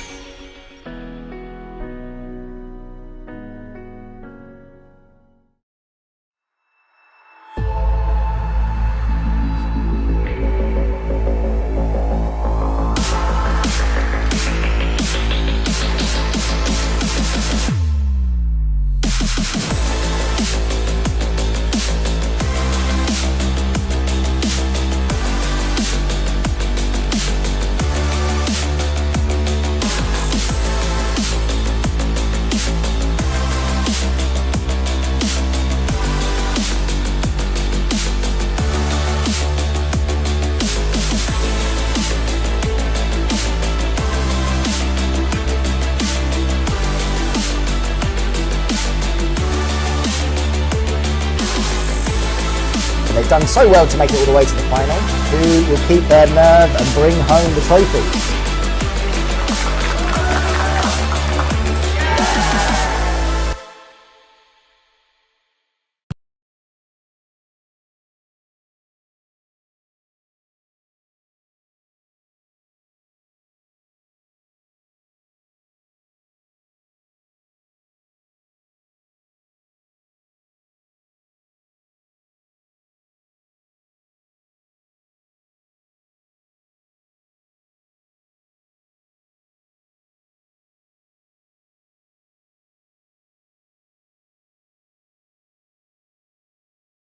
Sir, okay.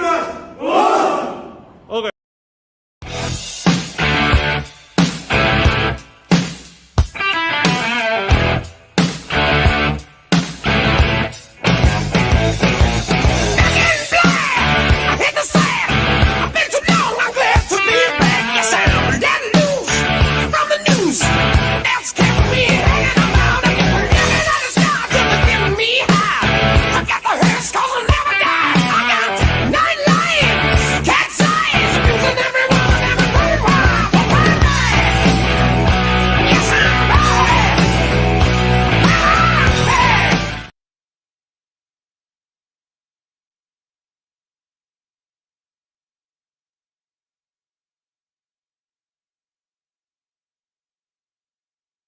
Taipei.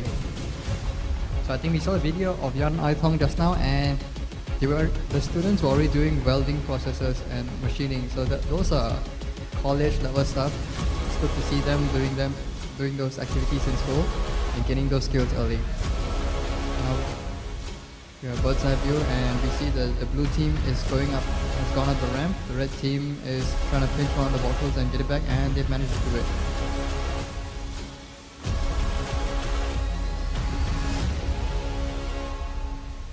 The blue team the red team trying to shoot some balls at the red team, and I think I saw some health went down, and the red team away with it, managed to get it down to 2800 right now actually.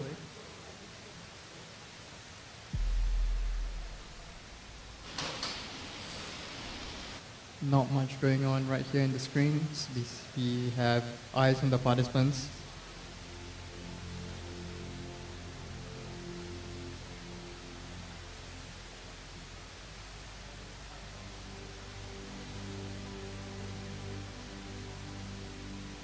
Alright, here we go with the manual phase, like blue team just squirming away, trying to get their strategy right. The blue team managed to get quick with the bottle. The blue team's engineer and the red team managed to bring back their bottle as well. Red team standard are falling in a line. The blue team's engineer just quick to get some bottles. Red team's engineer is up there as well.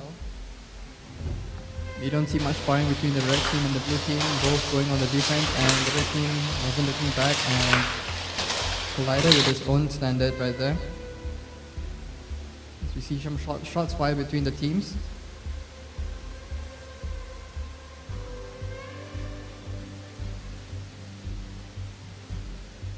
Blue team standard just working away, getting back as many bottles as possible. The blue team standard trying to go up the ramp, but almost flipped itself over right there. 3 minutes to go. Okay, the red team has managed to get its power up. The team from Hong Kong right there. The blue team engineer makes its way slowly around, trying to go the long way around for the bottle. The red team and blue team standard sparring away, but the red team has got the blue team standard covered. It's all legal. I think this is not legal right there, but it seems like the blue team's really got it. The engineer just cornered right there, and with the power, yes, they receive a penalty. That's fair and square right there. Good call by the judges, as the red team with the power up now going up for the blue team standard. Alright, the red team has been, okay, the blue team standard, one of the blue team standard is down.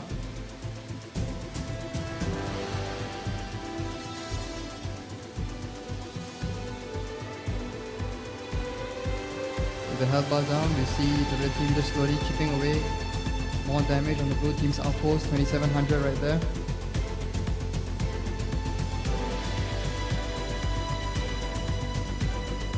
Right, the red team has power up and has 100% attack, so double the attack for the next 40 seconds. How much damage can they do? As we see, just a few shots and it's already down to 2500, 2400 right there. The blue team trying to get the power up as well. They've seen what the red team can do, what the attack buff can do. And they're trying to get the 24, and I think they got it. I think the blue team got it. No, they didn't get it. The red team with the power up trying to, alright, got another blue standard down and brought down the level of the armor down to level 2, I think, for the blue team's outpost. As we see the blue team's outpost down to 1600, 1500. Can we see the first kill of the outpost in this round? With 1 minute left to go. The engineer's just working away diligently. I think all the bottles have been taken except for the ones on the top. Now operation phase, 1 minute to go.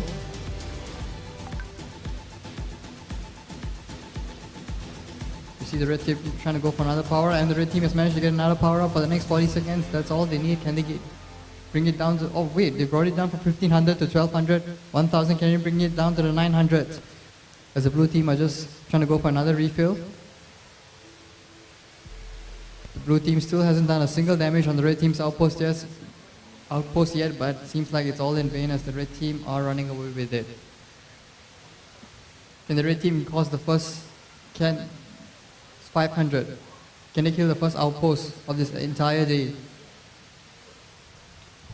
10 seconds to go. Can they go back for a refill and come back?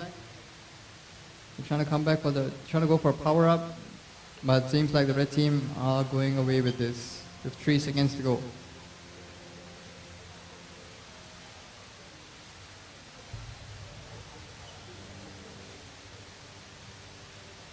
Alright, seems like there's 30 more seconds on this match.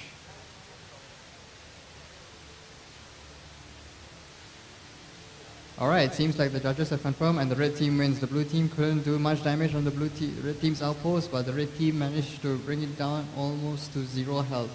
500 more points, but with the attack buff they were going, it seems like just with 10 or 12 more hits they would have gotten the blue team's outpost.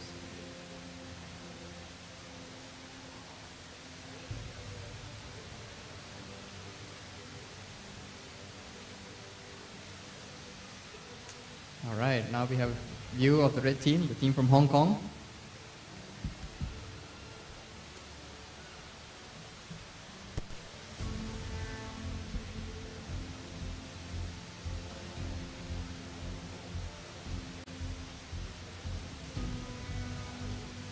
As we see the red team discussing their strategies, and now we see the blue team from Taipei sitting in their gaming chairs. They're probably looking their way.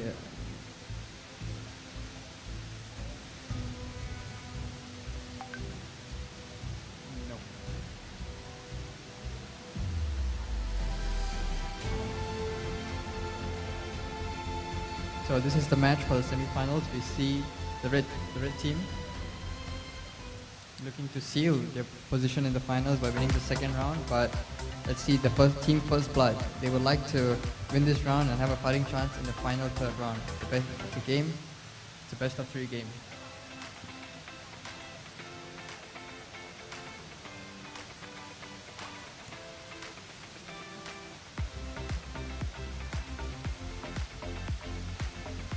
So with our feed, we see that we have 3 blue robots. I think we have 3 solid reds as well. The referee is just making sure that all the robot connections are okay.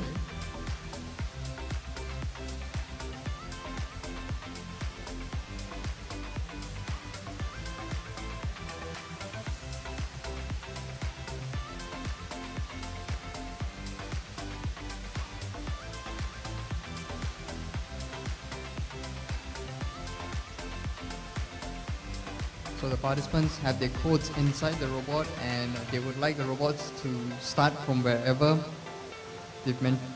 however they've coded it. So they're just communicating with the referees and marshals to make sure that the robot is where they would like it to be.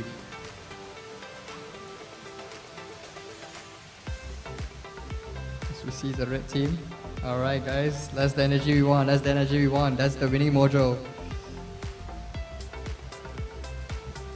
The first participants to interact with the camera.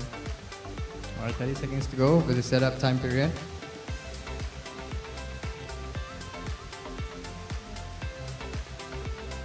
The blue teams are more focused.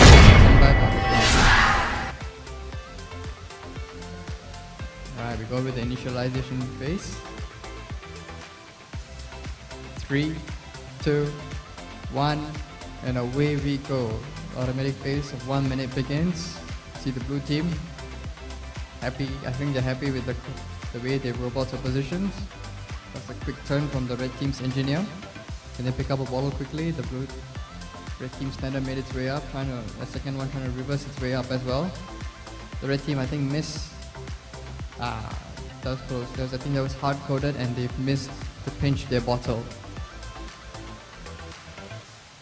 Right, okay, the red team has managed to activate the power buff, 50% power up for the next 40 seconds, and they're going straight for the enemy team's outpost.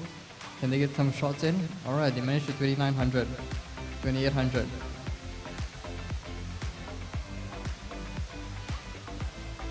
So they're done. Now they got both red standards in with the power up, both of them with the power ups now dealing damage up to 2500. The team are doing well. Can the blue team come back? As one of the robots strafes its way down the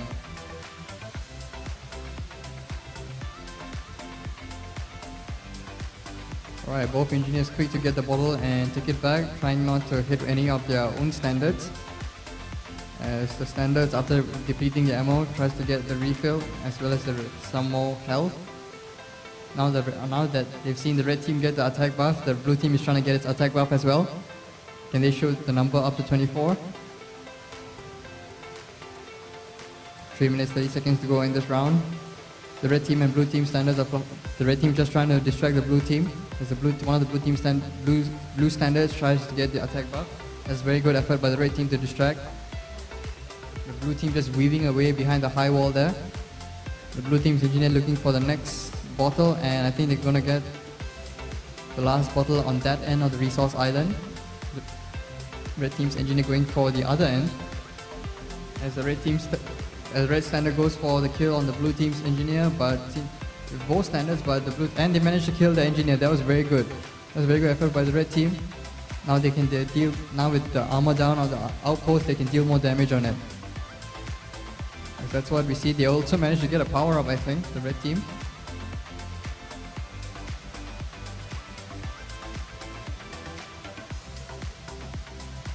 Now the red standard chasing down the blue standard, and they managed to get a kill on that as well. Good job by the red team. That very good effort, flanking it both on the left and right and catching it off guard. 2 minutes to go. Can the red team now replicate its first round's dominance by trying to take down the enemy team's outpost? Looks like they're now focused on the outpost this round. They're just trying to take down as many robots as possible.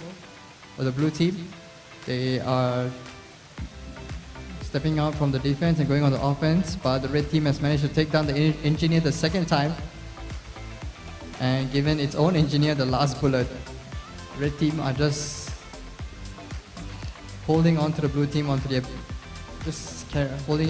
onto them by the bait. The blue team makes a vain effort of trying to shoot down the base, but it's just down to 2800. It's still a possible fighting chance for the blue team.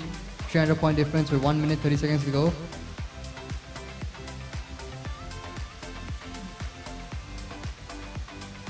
Seems like the red team has just got a refill.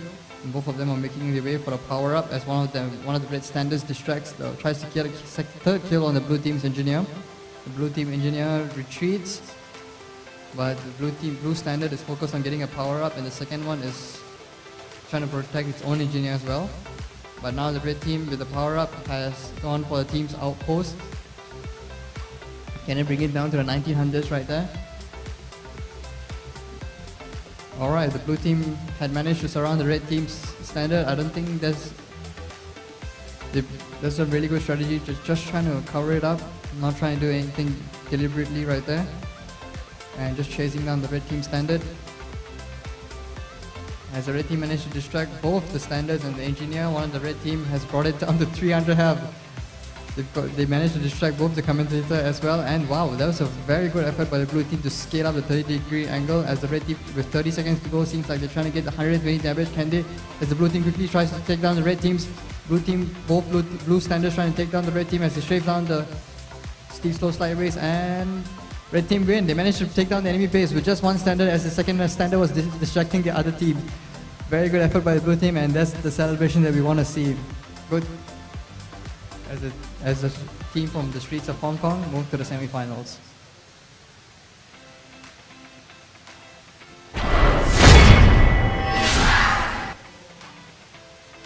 Alright, so that was a very interesting match. So many things going on as we almost got distracted. We didn't see the red team manage to shoot down and actually the first takedown of the enemy outpost for today. So this is the best of 3, and the team from Hong Kong managed to win it 2-0, and we'll be going on to the semi-finals for the match 5. Very close rounds. It was a very close match for both rounds, but in the first round we saw that the team from Hong Kong managed to pull ahead in the last final minute, and the second round was just pure dominance by the red team, the team from Hong Kong. The blue team did give a fighting effort in the second round, but the red team just showed good strategy. They took the power-ups early, and they managed to get as many kills on the robots as possible to bring the armor down, the outpost level down. So this means that if you bring down the enemy team's armor level down, you can deal more damage to them. So that's what the red team managed to do, and they managed to also use one of the standards to distract the blue teams and use the other standard to take down the enemy outpost quietly. So that was a very good effort by the red team. We'd like to see more strategies like this. And another correction from myself is that you can't fly drones here in Jewel Changi as it's a restricted airspace. So we won't be seeing any drone actions right here. But our remote robots right here, right in mid view, in our 65 drones office, that's a legal airspace. So we'd still like to see more drone action from the teams if they're connected.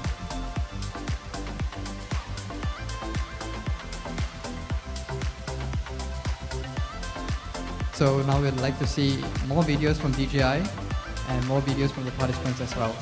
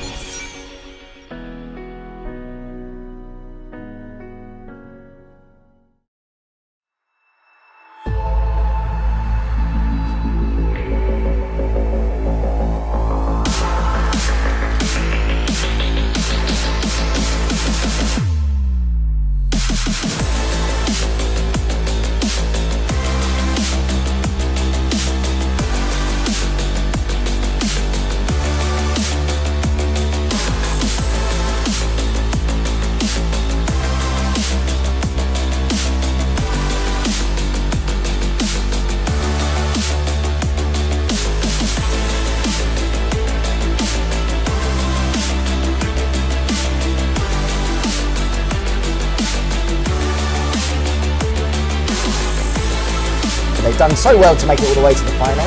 Who will keep their nerve and bring home the trophy?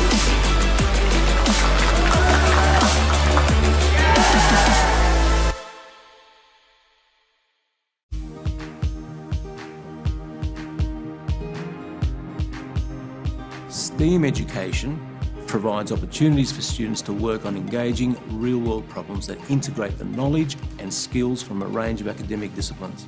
This creates problem and inquiry-based approach to learning. It encourages students to develop innovative solutions using the latest technology.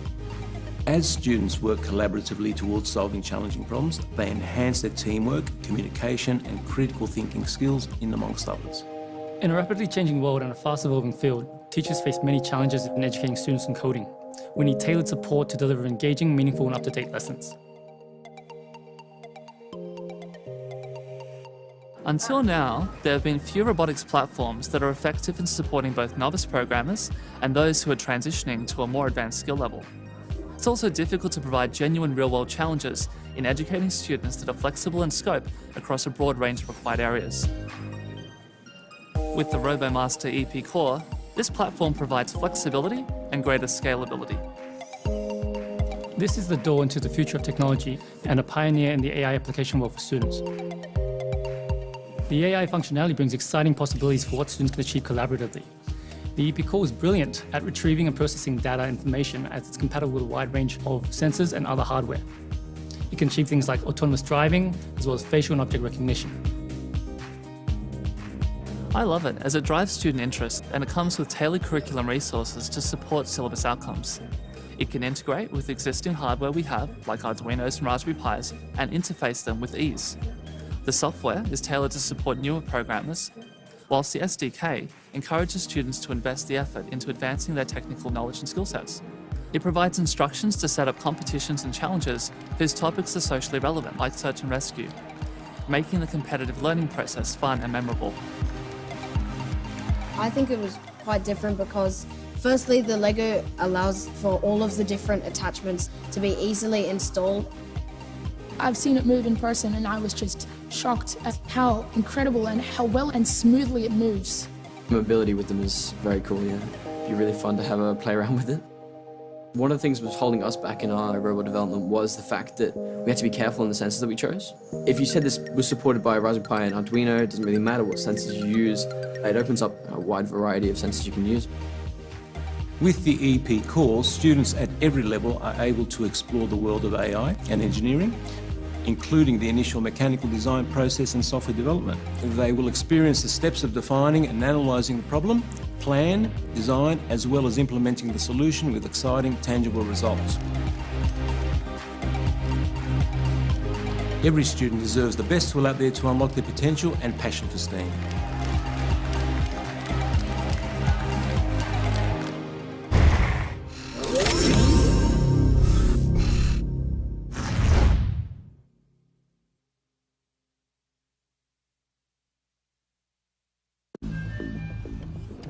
An innovative design loaded with advanced technologies.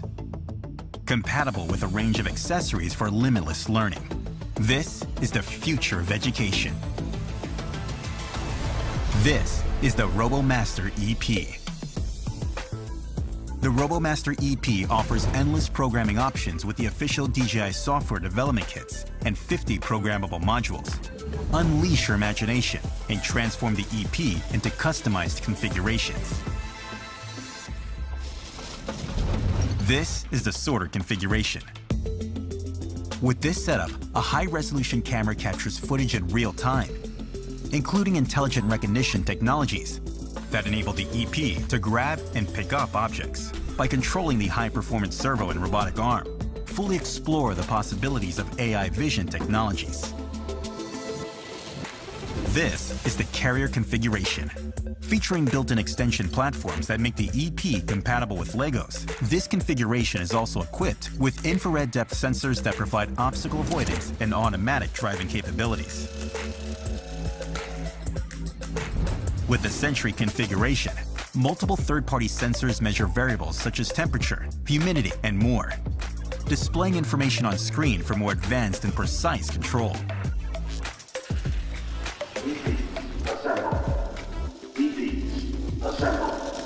Set custom voice commands and control the EP to perform a variety of tasks. You can even link EPs together and send commands to multiple units at the same time. From swarm movements to AI games, the only limit is your imagination.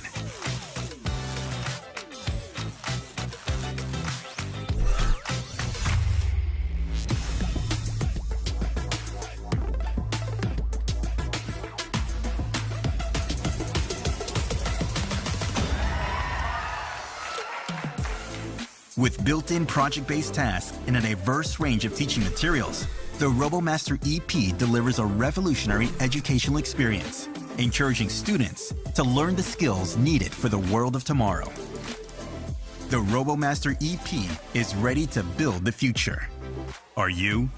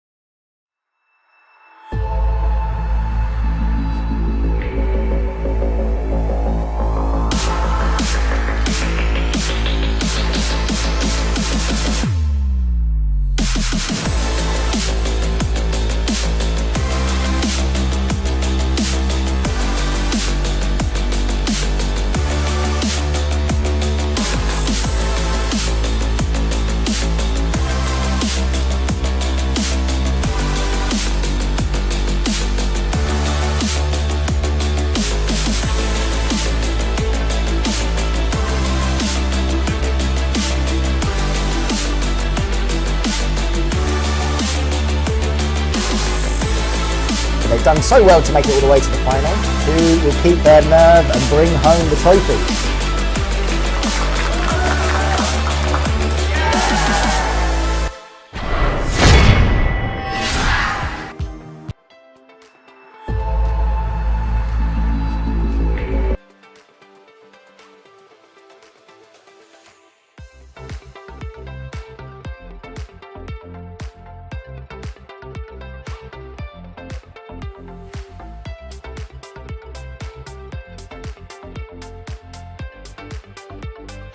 So be gaming there. So please check our Facebook page and go there, click the new link and go inside of our new live streaming room and see you there.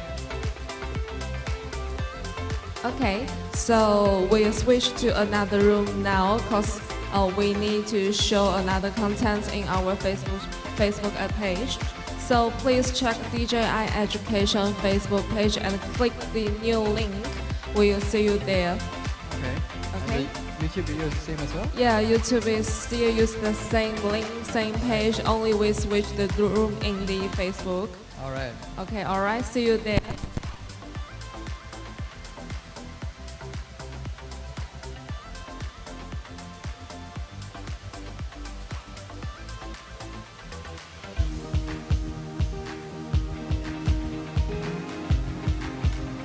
STEAM education provides opportunities for students to work on engaging real-world problems that integrate the knowledge and skills from a range of academic disciplines. This creates problem and inquiry-based approach to learning and encourages students to develop innovative solutions using the latest technology. As students work collaboratively towards solving challenging problems, they enhance their teamwork, communication and critical thinking skills in amongst others. In a rapidly changing world and a fast-evolving field, teachers face many challenges in educating students in coding. We need tailored support to deliver engaging, meaningful and up-to-date lessons. Until now, there have been few robotics platforms that are effective in supporting both novice programmers and those who are transitioning to a more advanced skill level. It's also difficult to provide genuine real-world challenges in educating students that are flexible in scope across a broad range of required areas. With the RoboMaster EP Core, this platform provides flexibility and greater scalability. This is the door into the future of technology and a pioneer in the AI application world for students. The AI functionality brings exciting possibilities for what students can achieve collaboratively. The EP Core is brilliant at retrieving and processing data information as it's compatible with a wide range of sensors and other hardware. It can achieve things like autonomous driving, as well as facial and object recognition. I love it as it drives student interest and it comes with tailored curriculum resources to support syllabus outcomes. It can integrate with existing hardware we have, like Arduinos and Raspberry Pis, and interface them with ease. The software is tailored to support newer programmers, whilst the SDK encourages students to invest the effort into advancing their technical knowledge and skill sets. It provides instructions to set up competitions and challenges whose topics are socially relevant, like search and rescue, making the competitive learning process fun and memorable. I think it was quite different because firstly the Lego allows for all of the different attachments to be easily installed. I've seen it move in person and I was just shocked at how incredible and how well and smoothly it moves. Mobility with them is very cool, yeah. It'd be really fun to have a play around with it. One of the things that was holding us back in our robot development was the fact that we had to be careful in the sensors that we chose. If you said this was supported by Raspberry Pi and Arduino, it doesn't really matter what sensors you use. It opens up a wide variety of sensors you can use. With the EP course, students at every level are able to explore the world of AI and engineering, including the initial mechanical design process and software development. They will experience the steps of defining and analysing the problem, plan, design, as well as implementing the solution with exciting, tangible results. Every student deserves the best tool out there to unlock their potential and passion for STEAM.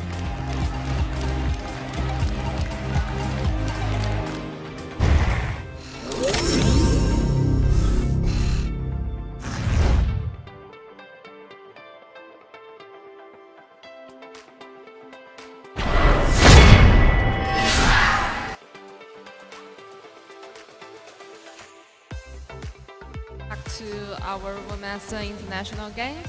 And for this round is between the THHS from Taiwan and the best from Hong Kong. And now let's move the view to the arena.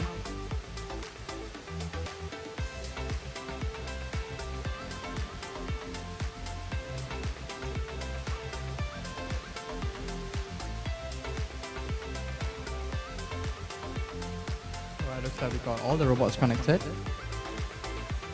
Just a quick recap on the teams. The team from Taiwan, THHS, they managed to dominate their match-winning round by winning it 2-0. And the championship win, defending champions, the team best from Hong Kong. So the best team from Hong Kong. They have a very interesting match. It was one of the closest matches we've seen, and they showed why they are the defending champions. So this will be an interesting match for the spot in the final between the two teams.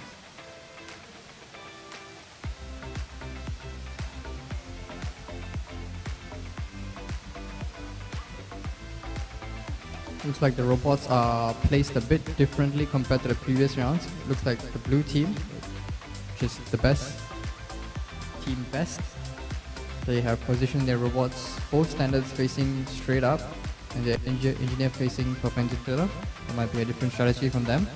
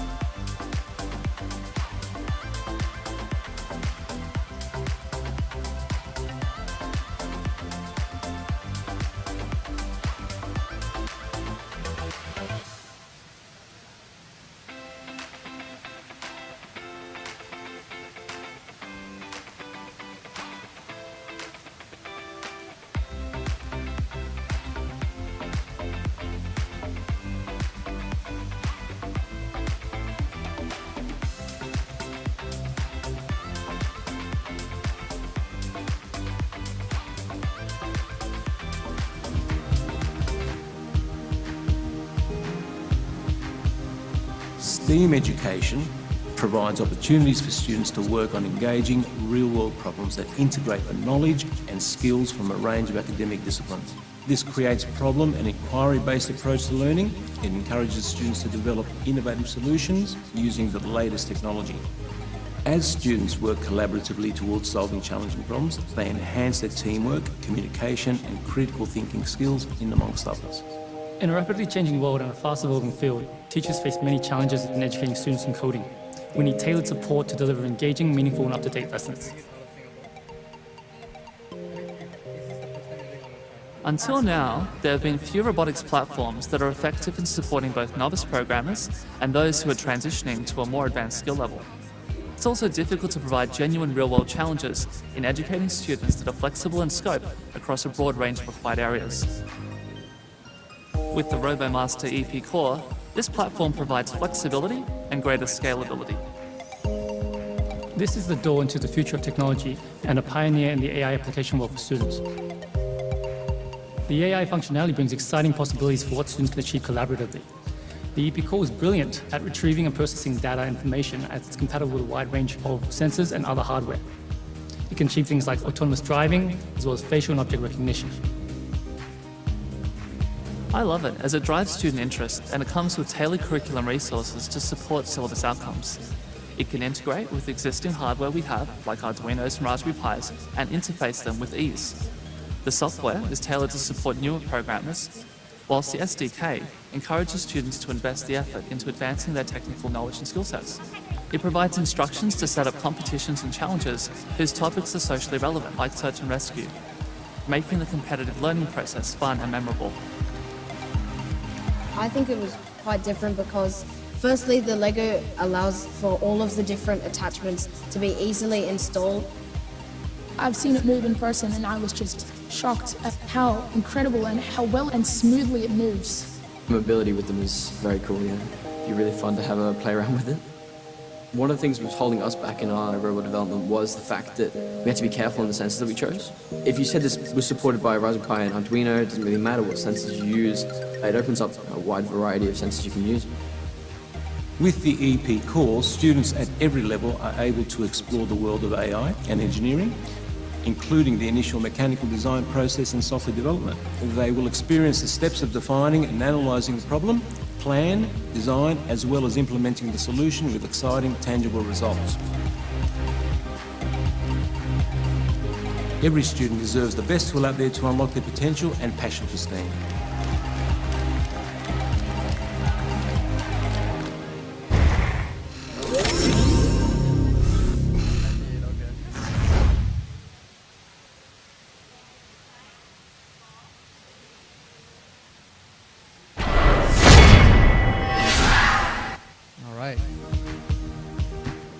Welcome back, folks.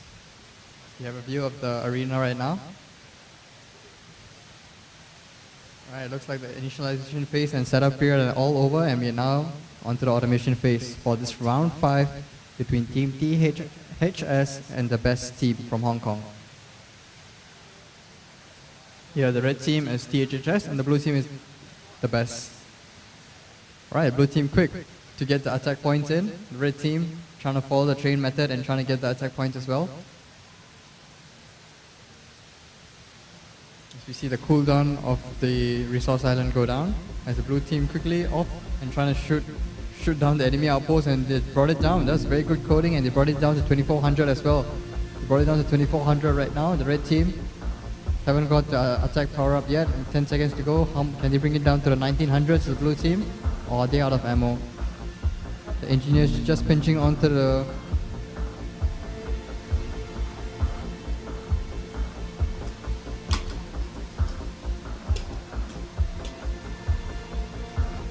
Alright, now we are ahead. We go on to the manual phase. Then the blue team's engineer was quick to get the ball. Red team engineer just getting it back right now. The blue team engineer was quick to get the bottle back. See the both standards of the blue team after taking down the red team, going for the red team's engineer right now, trying to take it down quickly as the red team engineer revives itself. And the blue team standard is low on health, but the red team has got it covered. They managed to corner it and onto the high wall, and they're chasing it quickly. It's down to a quarter of its health. Can the red team standards take down the blue team? I think they managed to do it. But the blue team standard is down.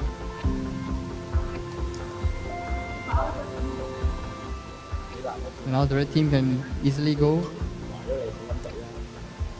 to take down, do some damage, or they only managed to do 4 hits on the blue team's outpost. 3 minutes to go on this competition. It's the best of 3. Let's see which engineer gets the bottle first. 4 engineers just clawing away at it. But I think the blue team's engineer's claw is broken. Oh no! Yeah, the claw is broken. They can't do anything about it. I don't think they can pick up the bottle. That's a good. Oh. As the red team, they caught it off guard, and the red team tries to take down the blue team's engineer. As we just watched, the blue team managed to get a power up.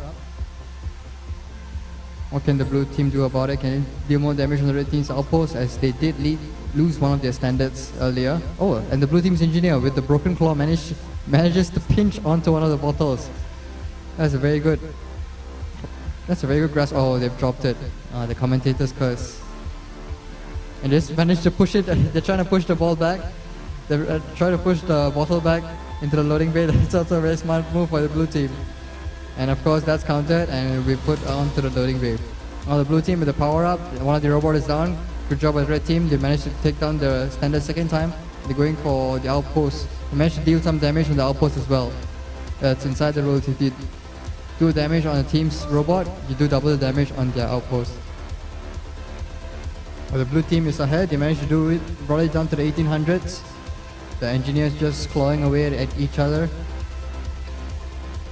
The team's trying to go up, one of them going up the outpost and one of them getting the attack power buff, and has managed to get it. And now, one of them trying to take down the engineer and one of them trying to take down the outpost.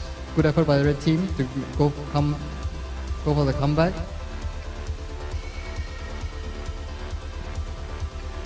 Seems like the blue team has the power up as well, as one of the blue team is trying to shoot down the red team, the elevator standard, red elevator standard. The blue team going for the outpost as well. As we watch the red team take advantage of the broken claw of the blue engineer and bring back one more bottle. Oh, the scores are now level. With 50 seconds to go, the scores are now at 1500. And they're now at 1400 each. This is a very close match between the team from Taiwan and the team from Hong Kong, the defending champions. The defending champions are on the backhand here as the red team has done more damage to the outpost. Can the blue team catch up? No, the red team is still doing more damage. Seems like the blue team is going for the defense here, but the red team is going back for a refill. The standard is going back for a refill and trying to take a shot from the far off there, but not possible. With 10 seconds to go, can the blue team come back with 100 health points? The blue team trying to take down the red team's outpost as well, and it's very close. What is it going to be? And this round goes to the red team. Congratulations to the red team from the team from Taiwan. It's a very good effort. That was very close. Just separated by 16 points right there.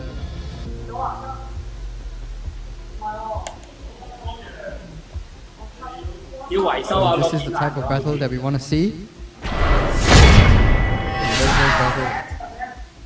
It seemed like it was going, like the red team won the previous round, but it seemed like blue team was going away with it, and they managed to deal more damage on the red team's outpost in the first. And then, while the red team managed, they were good at getting the power-ups early, and took down the blue team's standards as well. So that was very good effort by the red team. So this is the kind of fighting we want to see. This is the kind of game that we're here to see for. And now it's the first game for the THS and the best. Yeah. And we still have another round. Yeah, we still have another round. Yes. And the THS team will try to seal their spot in the final by winning that round. And the best team, they have to win the next round so that they have a fighting chance in the third round in this best of 3 game. Yeah. So now I guess we are cutting off to the arena as it's being set up. Yeah, still set up. So I think we can get back view to the arena.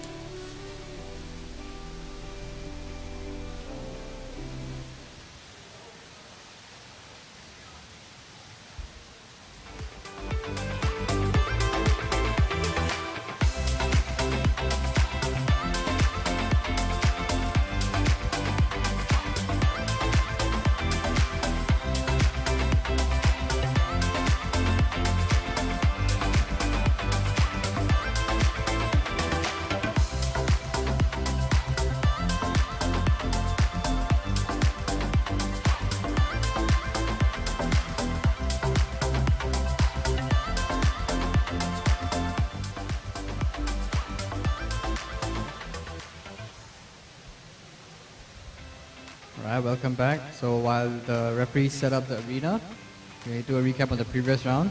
It was a very close round actually. THS, they're on a winning streak. They managed to win all 3 games that they played on all 3 rounds. Well, the best team, they won. This is their 4th game, so they won 2 out of them. So the defending champions, so they know how it's like to win a game, and they know how to do it. So let's see in the next round how they do it. Yes. So while we wait, we'll watch a video from the best team, and then the team from THHS as well. Yes. We are the best from St. Bonaventure Catholic Primary School. Yay! Alright, now we have the participants from the best team, Hong Kong. As we see them making their strategic decisions, the advisor guiding them right on the gaming chairs.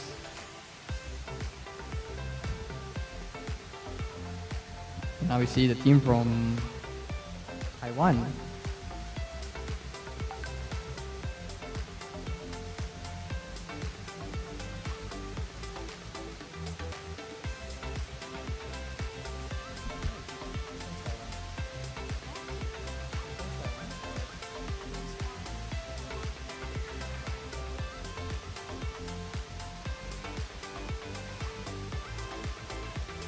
We got a motto of the school's motto right there, you can be a hero. The team just discussing their strategies right there.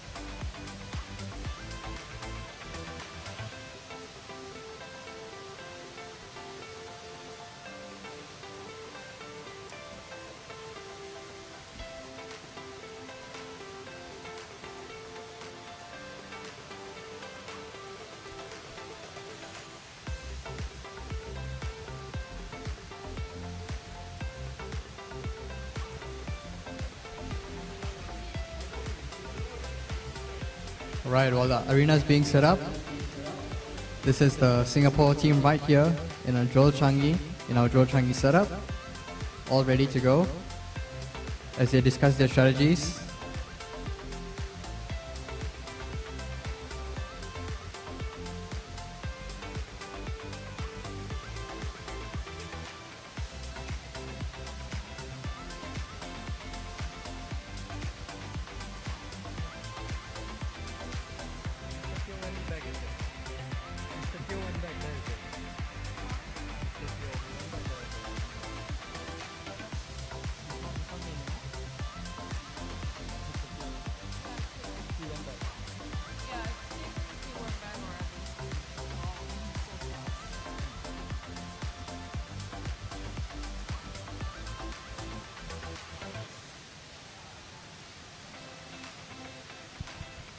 So as we saw in the previous round, one of the engineer's claw had broken. So we just see the chief referee just fixing up the engineer's claw. Very good effort by them to quickly get the issue sorted.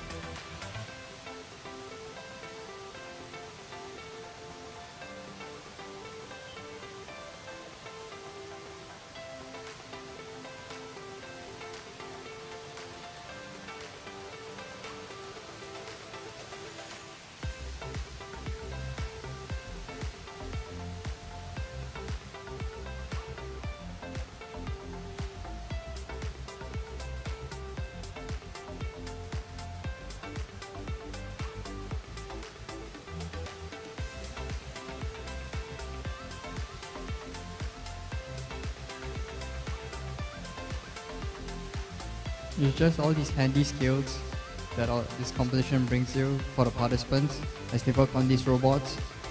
If some of the robots breaks down, you just slowly take it apart, fix it.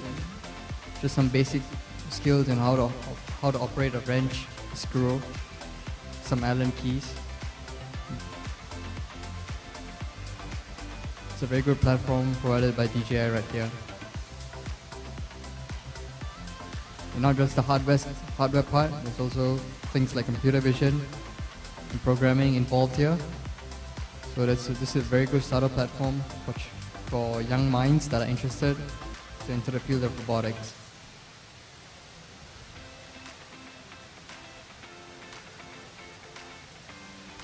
And if you're interested in setting this up in your own country or in your own region, you can reach out to DJI Education and their service person will contact you.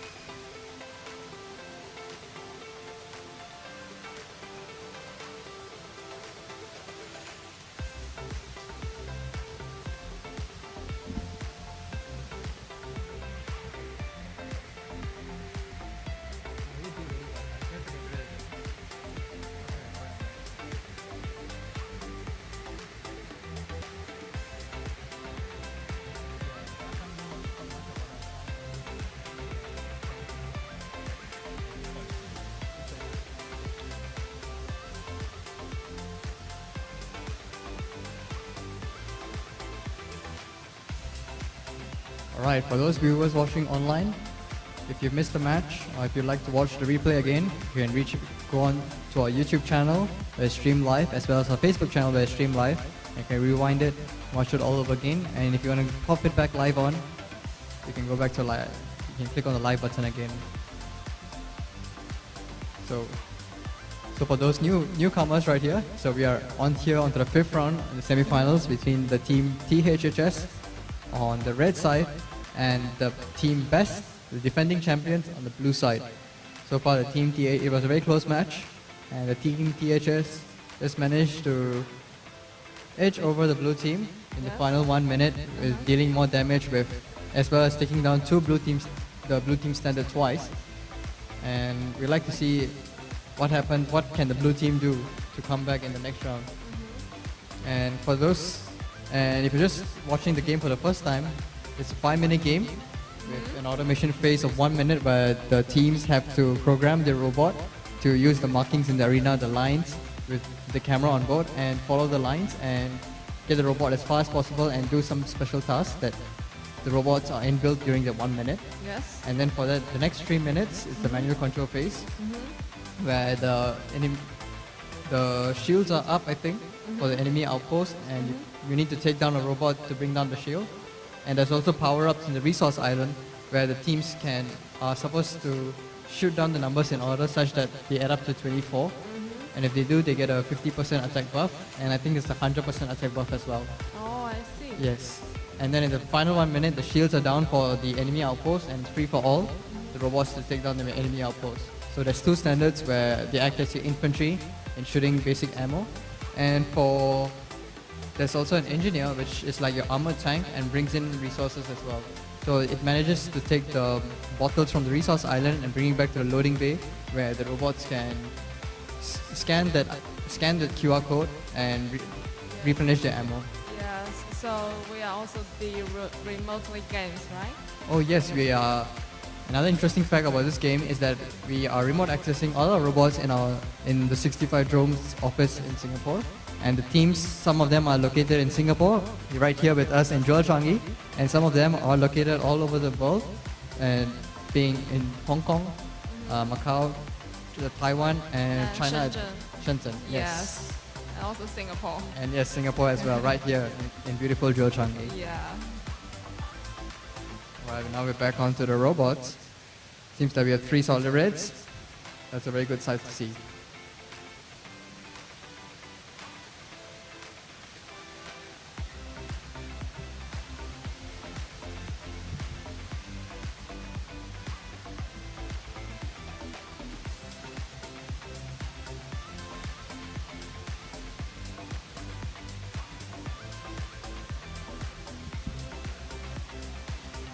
So now I think it's the 2-minute setup period where participants just making sure their robots are all connected and there are no issues with them. In this moment, the participants can tune their robot remotely, and the referees and arena marshals just making sure that the batteries are all in and fully charged for this match. So we are round 2 of match 5 with THHS leading by 1 point with the best of 3 game.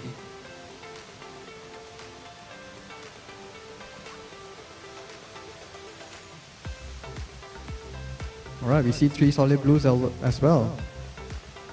So the blue team have requested to position their robots differently.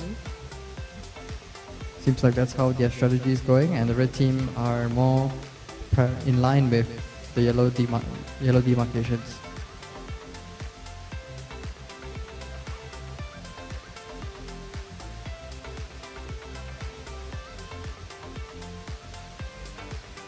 Alright, we have 10 more seconds in the setup period. And ahead we go with the initialization phase where the referee system just resets the robot's health as well as checks all the connections are okay. And 3, 2, 1, and away we go. Which team is out first? Oh, red team is out first. And wow, the blue teams are just going away. In formation right there, that's just beautiful to watch. The blue team going for... No, that wasn't 24, but the blue team's engineer going for the bottle there. And was that 24? Yeah, that's 24. Right, blue team gets the attack buff right there. Is it 50% or 100%? We'll wait and see. As the blue team engineer just slips butterfingers there on the bottle. They thought he got the bottle, so nothing much the pilot can do. They just had to watch as the engineer brings the empty hand back. The blue team standard already going for some kills and managed to bring it down to 2200. That's very good by the blue team. With all the action going down in the resource island, that was a very sly move by them. That's very good. The blue team trying to make a comeback with already a 750 point lead right here, and we're going on to the manual phase. The red team, what can they do about this? The blue team's engineer is just coming back to pick up the bottle again as the red team engineer brings back its own bottle. The red team just chasing away the blue team standard for doing the damage they dealt on their own outpost. Blue team manages to replenish its health.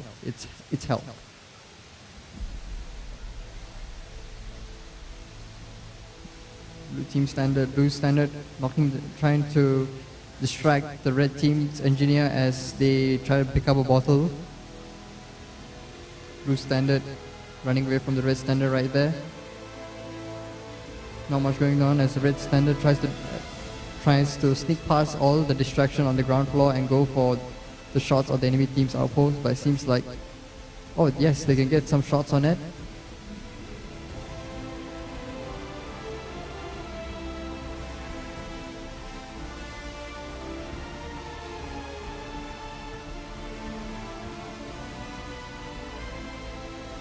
Right, engineer just working smartly right there, getting back another bottle. Looking to see more standards fighting, and yes, the red team standard has managed to take down the blue team standard. Good job from the red team. Now can they come back for the 750 point lead with 2.5 minutes to go? The red team managed to get a power up. The red team is always going to get at power ups from the last few rounds, but 750 points is still a lot. 2 minutes to go, 20 minutes to go.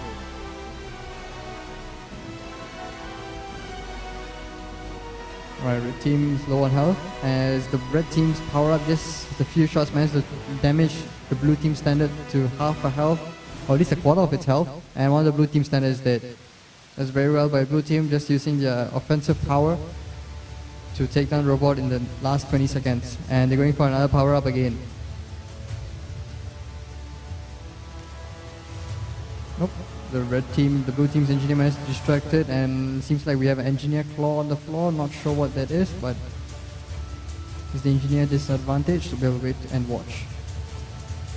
As the engineer reverses its way up the steep slope, that's a very good effort. Not sure what that is, but seems all the robots are working okay, and the bottles are all picked up. So with 1 minute 30 seconds to go, the blue team still has the advantage. The defending champions are, yes, that's the red team's engineer claw right there. The part fell off, and now the engineer claw is broken. As we see another standard down for the blue team. The red team, with just the power-ups, managed to get a second kill on a standard. And now they'll be going. Now with 600 point difference, can the red team make a comeback? As they still got a power-up, and both standards pointing at the enemy team's outpost. The engineer can do nothing about it. Now the blue team has to try to chase down the red team, but the red team has managed to pull far past the blue team. The red team has now brought down the blue team's outpost to 1700, 1600, as the blue team tries to match its speed as well with 2200 damage on the red team's outpost. The blue standard goes to defend its red team, as the red standard just weaves its way as one of the red team's standard is destroyed. Well defensed by the blue team, but it seems like the red team has managed to pull another huge point lead. Can they bring it? Can they destroy the base? Can the blue team destroy the base, or can the red team make a comeback in the next 20 seconds? I don't think the blue team can make a comeback, but the red team, they can try to.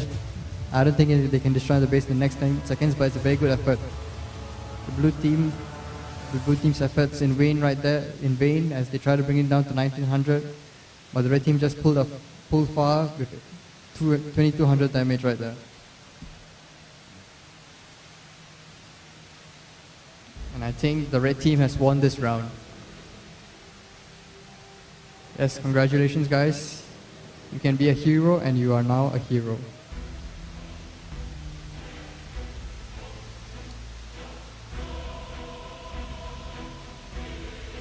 So with winning both rounds back to back, the red team has managed to seal their spots. The red team from Taiwan has managed to seal their spots in the final actually. The defending champions are knocked out. Yes. So what a turn of events this has been this year.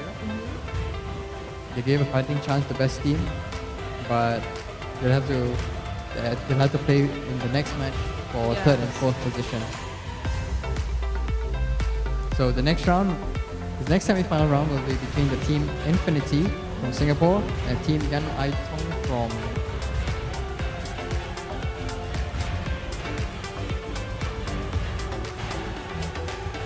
from Hong Kong. Apologies for that, ladies and gentlemen. Right now on our screens we have the team from Singapore.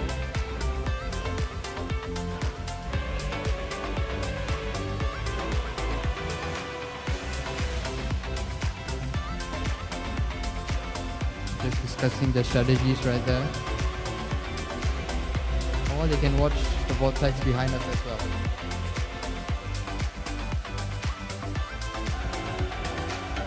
As we wait for the arena for the next rounds to be set up, let's watch a video from DJI.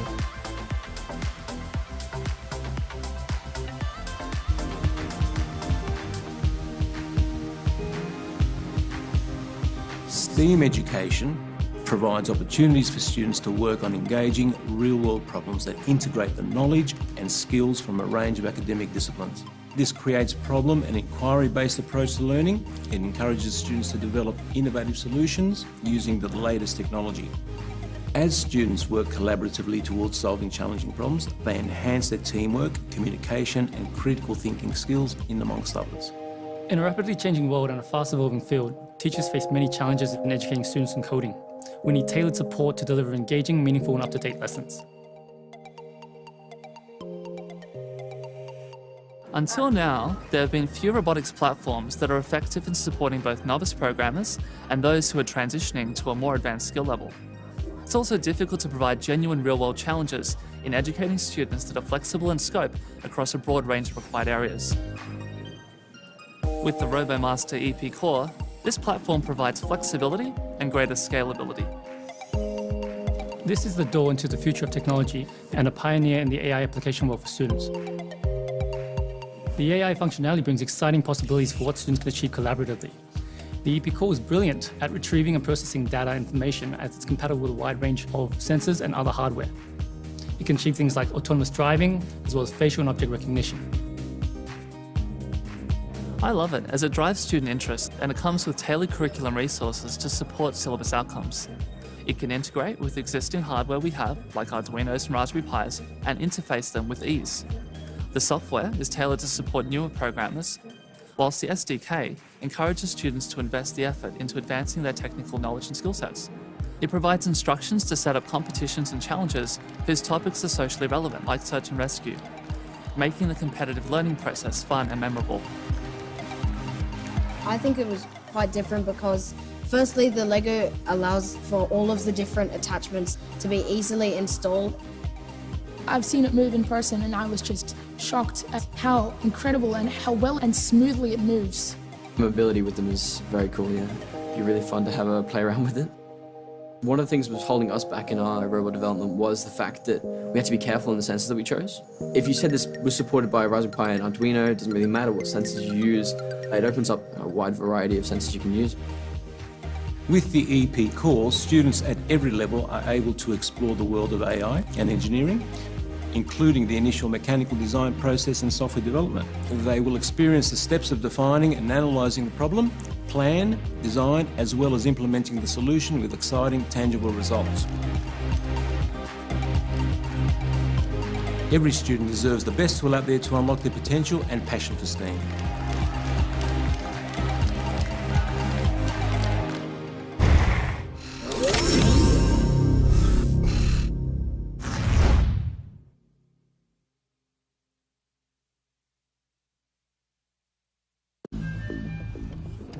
An innovative design loaded with advanced technologies.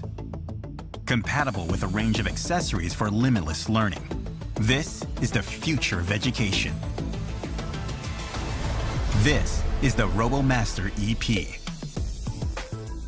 The RoboMaster EP offers endless programming options with the official DJI software development kits and 50 programmable modules. Unleash your imagination and transform the EP into customized configurations. This is the sorter configuration.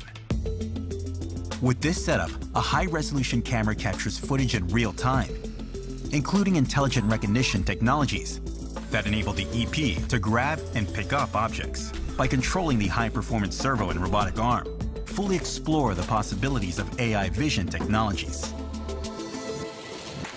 This is the carrier configuration. Featuring built-in extension platforms that make the EP compatible with Legos, this configuration is also equipped with infrared depth sensors that provide obstacle avoidance and automatic driving capabilities. With the Sentry configuration, multiple third-party sensors measure variables such as temperature, humidity, and more, displaying information on screen for more advanced and precise control.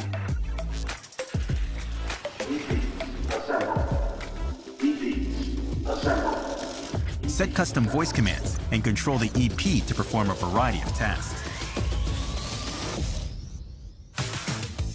You can even link EPs together and send commands to multiple units at the same time. From swarm movements to AI games, the only limit is your imagination.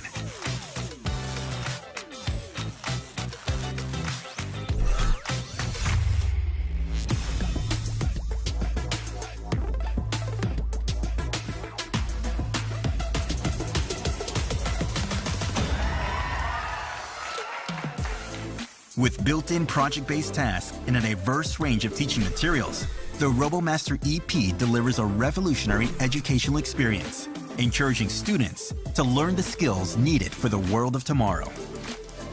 The RoboMaster EP is ready to build the future. Are you?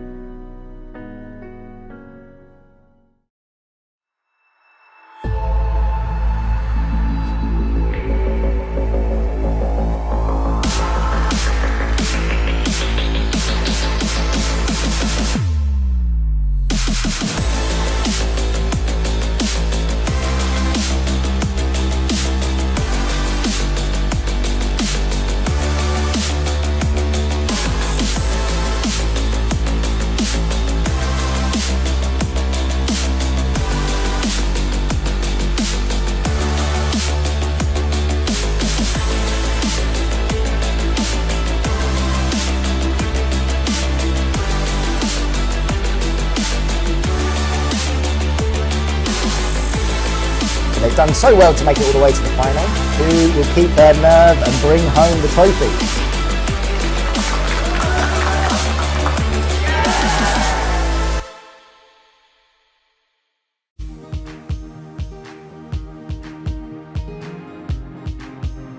STEAM education provides opportunities for students to work on engaging real-world problems that integrate the knowledge and skills from a range of academic disciplines. This creates problem and inquiry-based approach to learning. It encourages students to develop innovative solutions using the latest technology.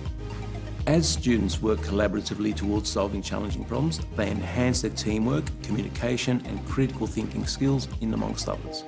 In a rapidly changing world and a fast-evolving field, teachers face many challenges in educating students in coding. We need tailored support to deliver engaging, meaningful and up-to-date lessons. Until now, there have been few robotics platforms that are effective in supporting both novice programmers and those who are transitioning to a more advanced skill level. It's also difficult to provide genuine real-world challenges in educating students that are flexible in scope across a broad range of required areas. With the RoboMaster EP Core, this platform provides flexibility and greater scalability. This is the door into the future of technology and a pioneer in the AI application world for students. The AI functionality brings exciting possibilities for what students can achieve collaboratively. The EP Core is brilliant at retrieving and processing data information as it's compatible with a wide range of sensors and other hardware. It can achieve things like autonomous driving, as well as facial and object recognition. I love it as it drives student interest and it comes with tailored curriculum resources to support syllabus outcomes. It can integrate with existing hardware we have, like Arduinos and Raspberry Pis, and interface them with ease. The software is tailored to support newer programmers, whilst the SDK encourages students to invest the effort into advancing their technical knowledge and skill sets. It provides instructions to set up competitions and challenges whose topics are socially relevant, like search and rescue, making the competitive learning process fun and memorable. I think it was quite different because firstly, the Lego allows for all of the different attachments to be easily installed. I've seen it move in person and I was just shocked at how incredible and how well and smoothly it moves. Mobility with them is very cool, yeah. It'd be really fun to have a play around with it. One of the things that was holding us back in our robot development was the fact that we had to be careful in the sensors that we chose. If you said this was supported by Raspberry Pi and Arduino, it doesn't really matter what sensors you use. It opens up a wide variety of sensors you can use. With the EP course, students at every level are able to explore the world of AI and engineering, including the initial mechanical design process and software development. They will experience the steps of defining and analysing the problem, plan, design, as well as implementing the solution with exciting, tangible results. Every student deserves the best tool out there to unlock their potential and passion for STEAM.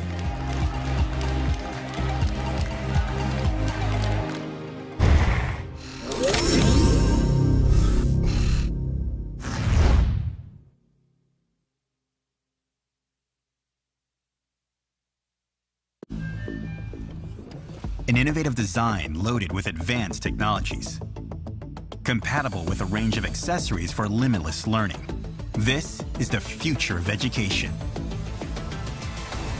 This is the RoboMaster EP. The RoboMaster EP offers endless programming options with the official DJI software development kits and 50 programmable modules. Unleash your imagination and transform the EP into customized configurations.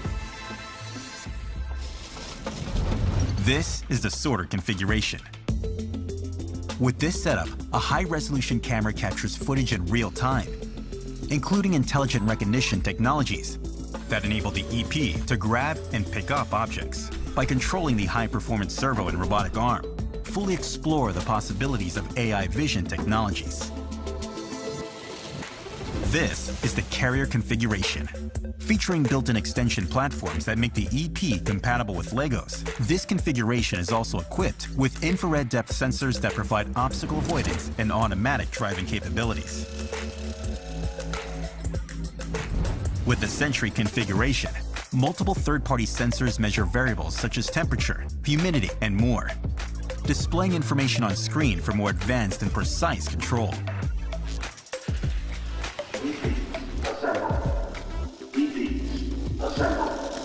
Set custom voice commands and control the EP to perform a variety of tasks. You can even link EPs together and send commands to multiple units at the same time. From swarm movements to AI games, the only limit is your imagination.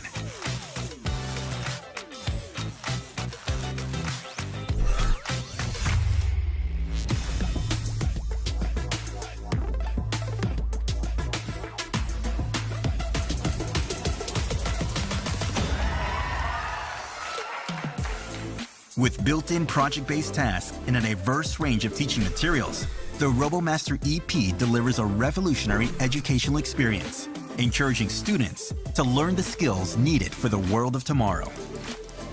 The RoboMaster EP is ready to build the future. Are you?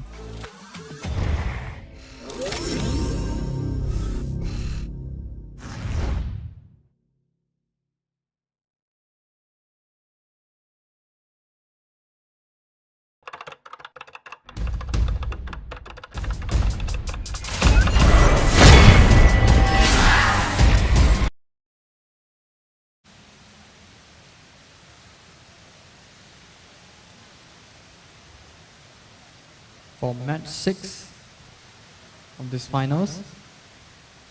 So it's between Team Infinity in red and the blue team Yan Oi Tong from Hong Kong.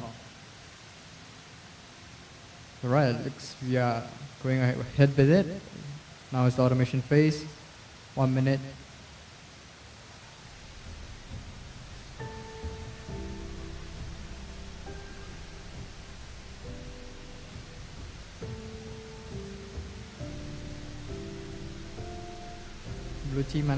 Blue team's engineer just picking up one of the bottles right there, as the blue standard has a look at shooting up one of the power runes, but is the engineer going to tip itself over? That's at a very peculiar angle. We'll have to wait and watch, and it reverses itself back. As we see Team Infinity very excited about it.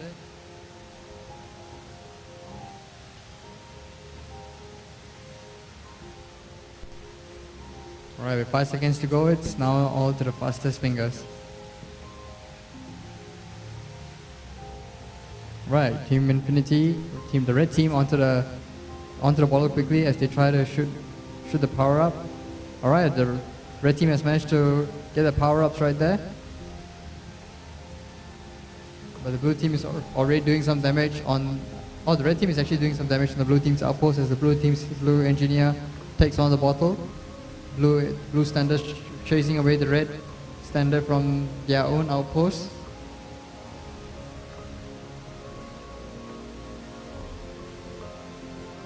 And the red standards have done 100-point damage on the blue team's outpost so far. Not much going on as the engineer brings the bottle away, moves away from its own standard right there. As we see the red standard go up. Okay, what do we got here? The red standard and the blue standard are battling away, but the red standard is focused on the outpost and moves away so that the blue standard can't reach it. And it seems like the blue has gone for a second power up and now have 100% attack buff. Now the red team has to be cautious of this as one hit can do quite a lot of damage right there. The red team just trying to take down the blue team's health as many as possible, but with 2 minutes 30 seconds to go, a lot can change right here as the red team also has power up and the red team was down 2 standards just now.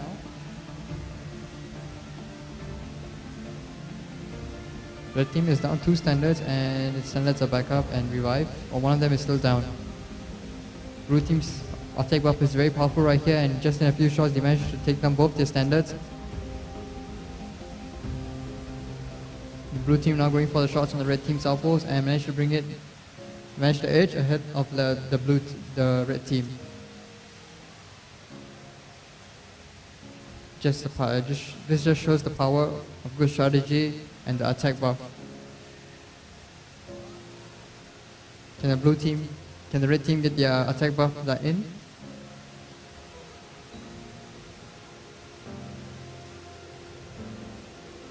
The red standard tries to, alright, try to push the bottle down, the red team's engineer. Alright, just nudges its way and almost slots itself and wedges, but manages to squeeze past it. As we see the Team Infinity making their strategy calls right there. 1 minute 15 seconds to go. Seems like the blue team is going to take over the red team's outpost. This is going to be the second defeat on the enemy team's outpost. 1 minute to go. Seems like the blue team has this in the bag.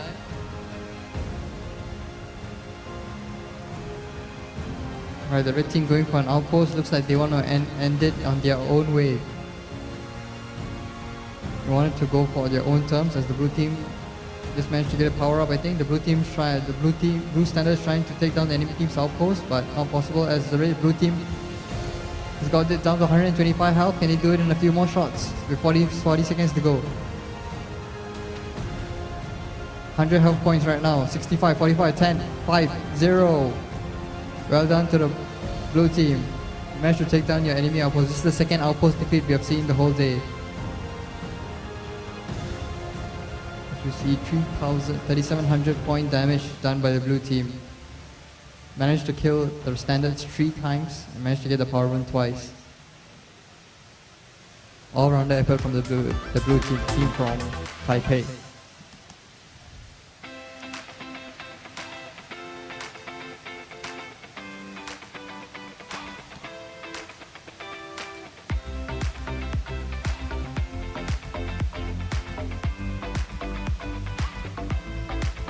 We had a look at both teams right there.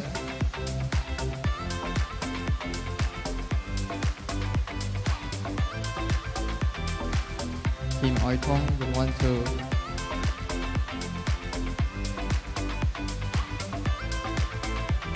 Team Oitong would like to seal their position in the finals as the team come back for the third round, second round and third round and fight back for the finals.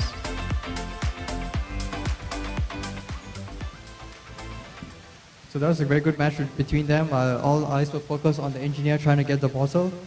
We did manage to see that the blue team take down the enemy team's outpost, and they actually could have done it with 1 minute left to go, but they decided to go for the power up first and do it on their own terms and showing their dominance right there. Now as we wait for the second round to go, let's head on to the arena, see how the setup is going on.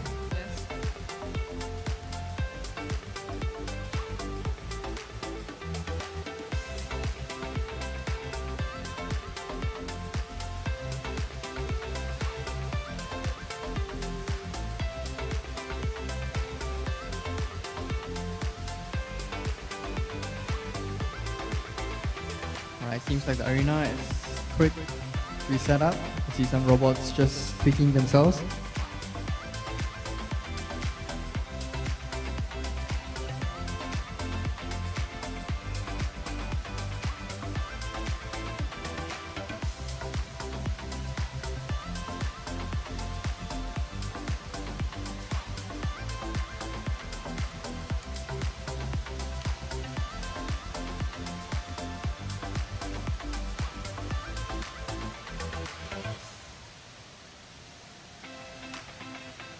The team from Taipei just discussing their strategies.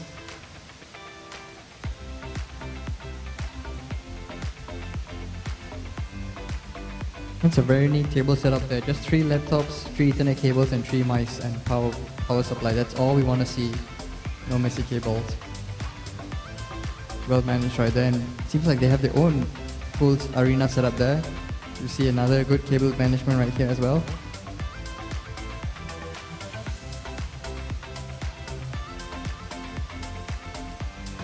Team Infinity representing Singapore and Joel Changi would like to win this round and hope for a spot in the finals.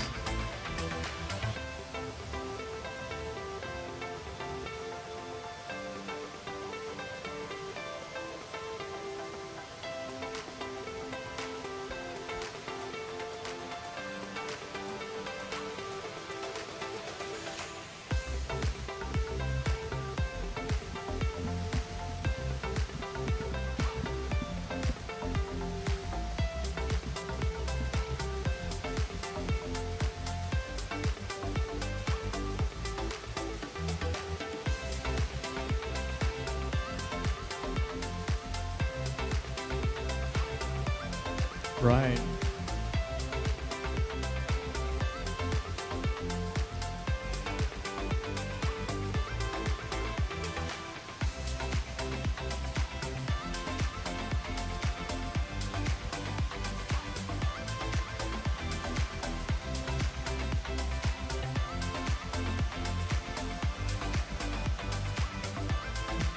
Right, yeah.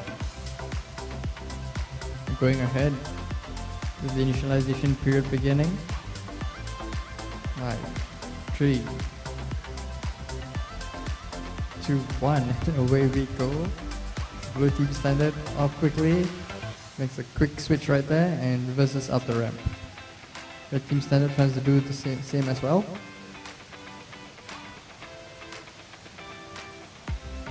On board the red team standard.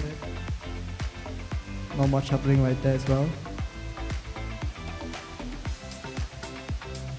First red team standard goes up the ramp as the blue team tries to take a few shots to the red team's outpost.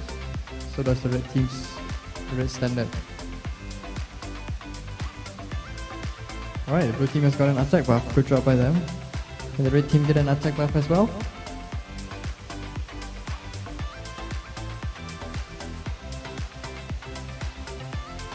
Alright, 9 seconds to go.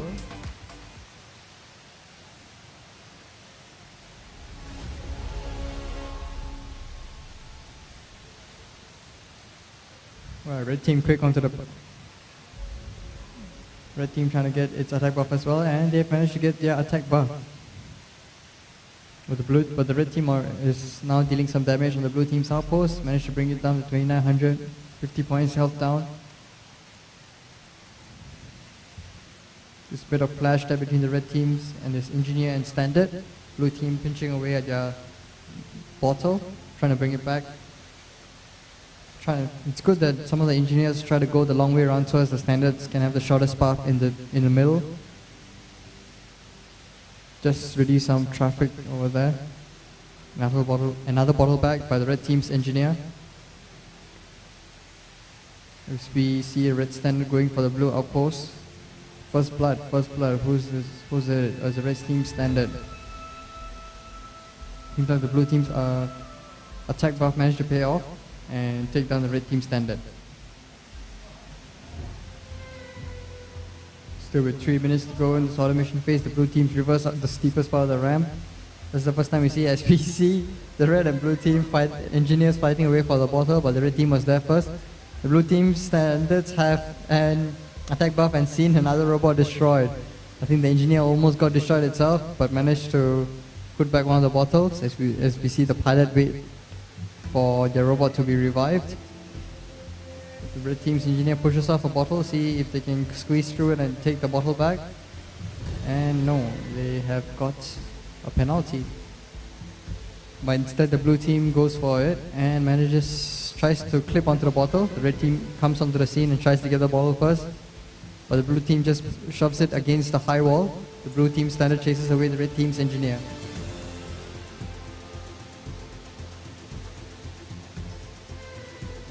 The red team patiently waits for the attack buff to come up, but the blue team standard tries to take it down, and the blue team manages to get an attack buff as well.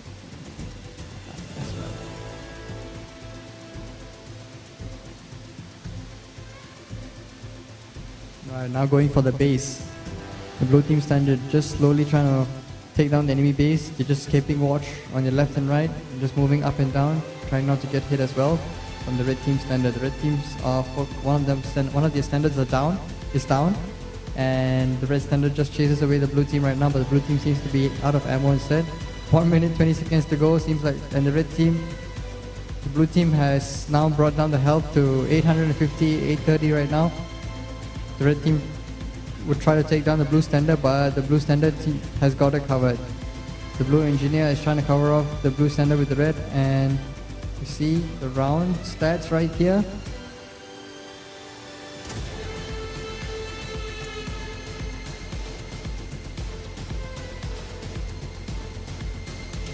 Alright, seems like there's news in, and the match will be restarted because one of the robots has an issue.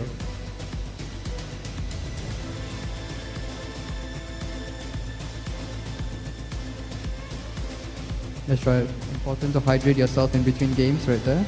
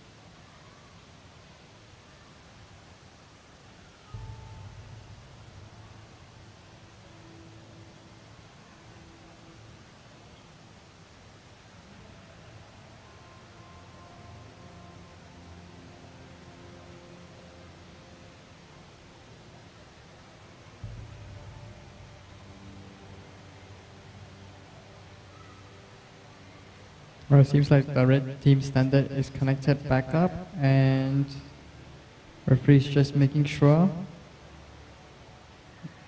that all the robots can move.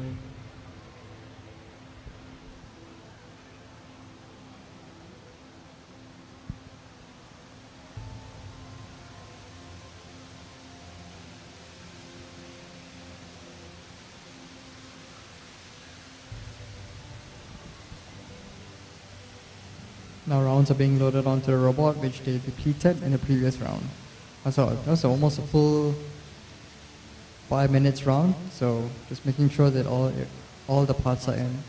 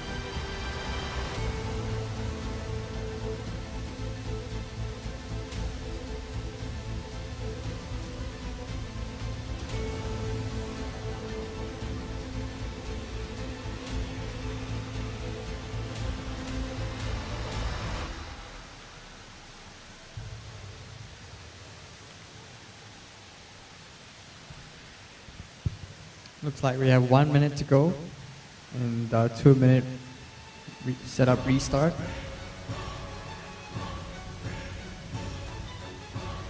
And if you're watching this match at home, on YouTube or Facebook, and if you want to rewatch the previous 5-6 matches, you can rewind and watch them. And if you want to pop back on live, just hit on to the live button.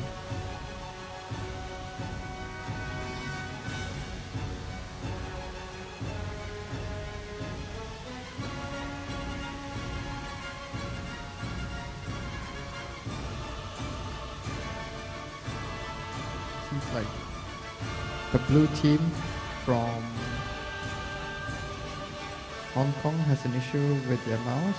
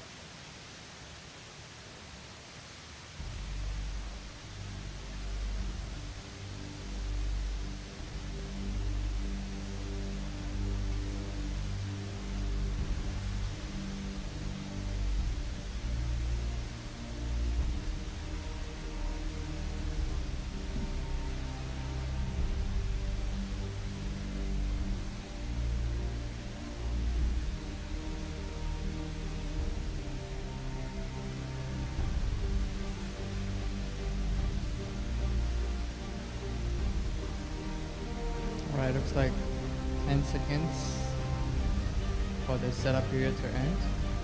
And now we go on with the referee system initialization. Right, 3, 2, 1, and away we go.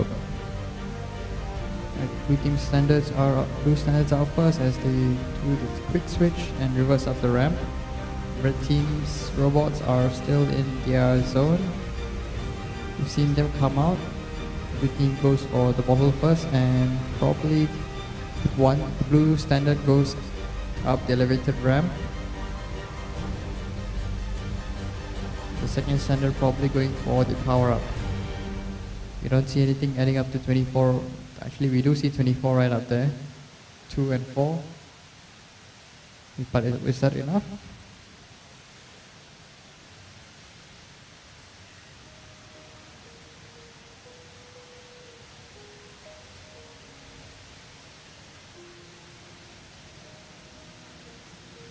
Not much happening here on this restart in the automatic phase.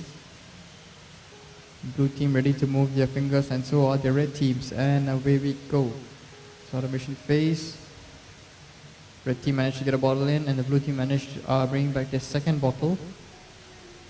Red team just collided with their own standard.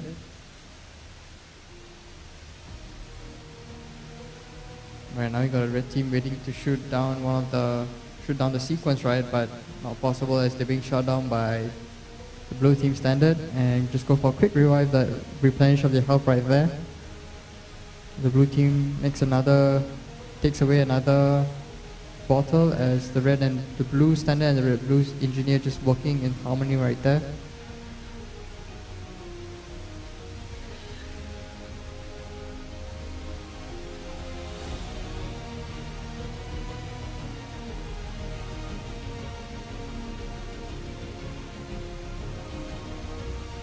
Not much going on at this moment. Oh, game over. Seems like there's a... Alright. Seems like there's a... Alright. Seems like there's information that it's going to be a restart for a technical issue.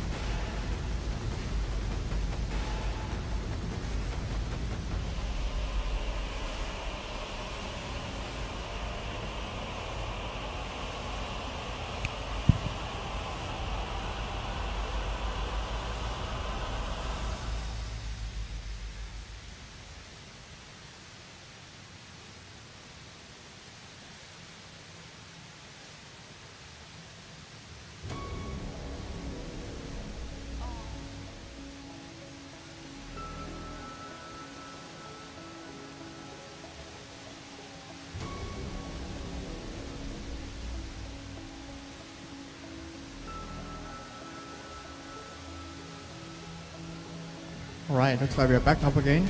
The initialization phase going.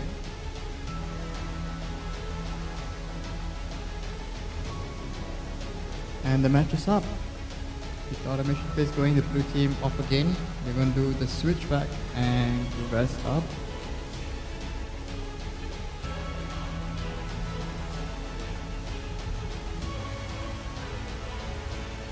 Blue team going for the same bottle again. As the blue standard will try to get the attack buff.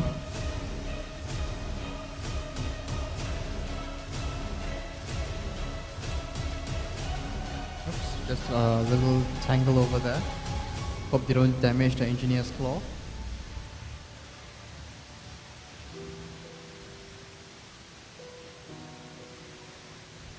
With 14 seconds to go.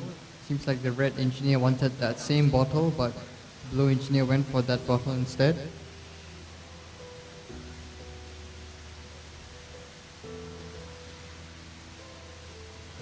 Alright, off we go. As the red engineer managed to take one of the bottles, he makes its way slowly back. The red standard trying to get the attack buff and managed to get it. And the red standard gets the attack buff. Blue team tries to go for the long shot there on the red team, red standard. The engineers are quick at work to get as many bottles. I think we've already got 3 or 4 4 bottles in ready.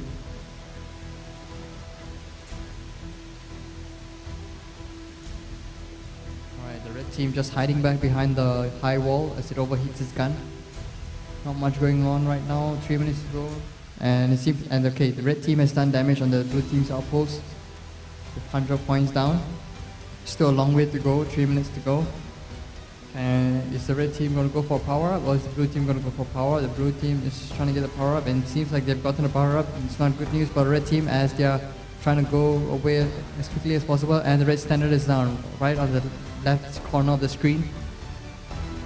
And as the engineer is trying to quickly get a bottle and try to miss the shots of the blue standard as well.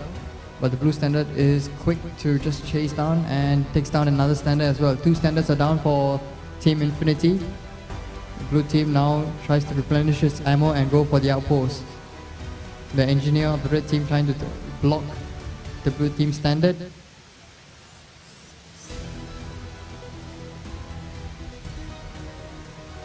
Right, the health down to 2600 by the blue team. Still 2 minutes to go, long way to go. Can the red team get and power up and level up the scores?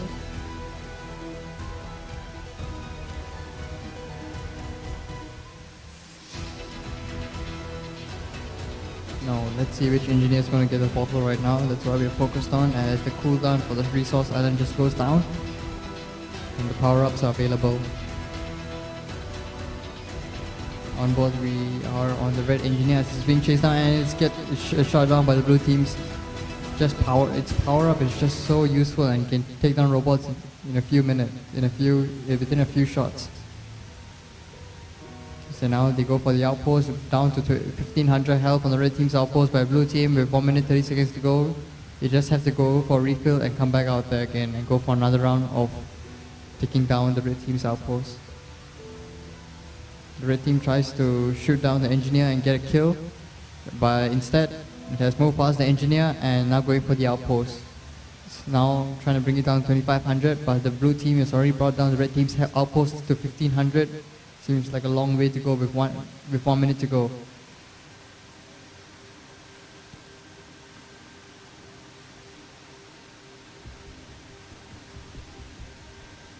And what do we have here? We have the blue standard with all the power up it has.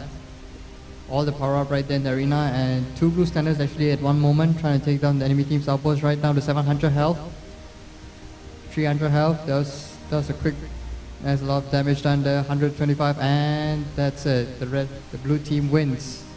Blue team from Yan Oi Tong, Hong Kong have won. Great, and they move on to the finals. Yes.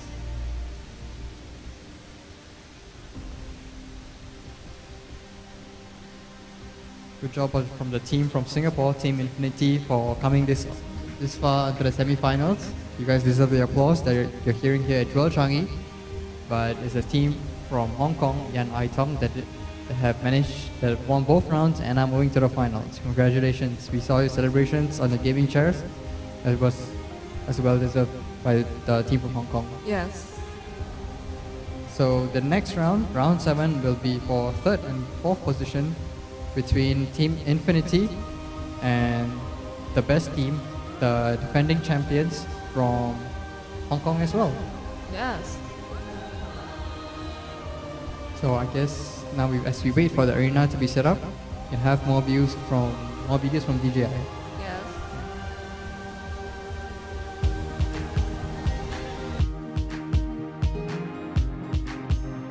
STEAM education provides opportunities for students to work on engaging real-world problems that integrate the knowledge and skills from a range of academic disciplines.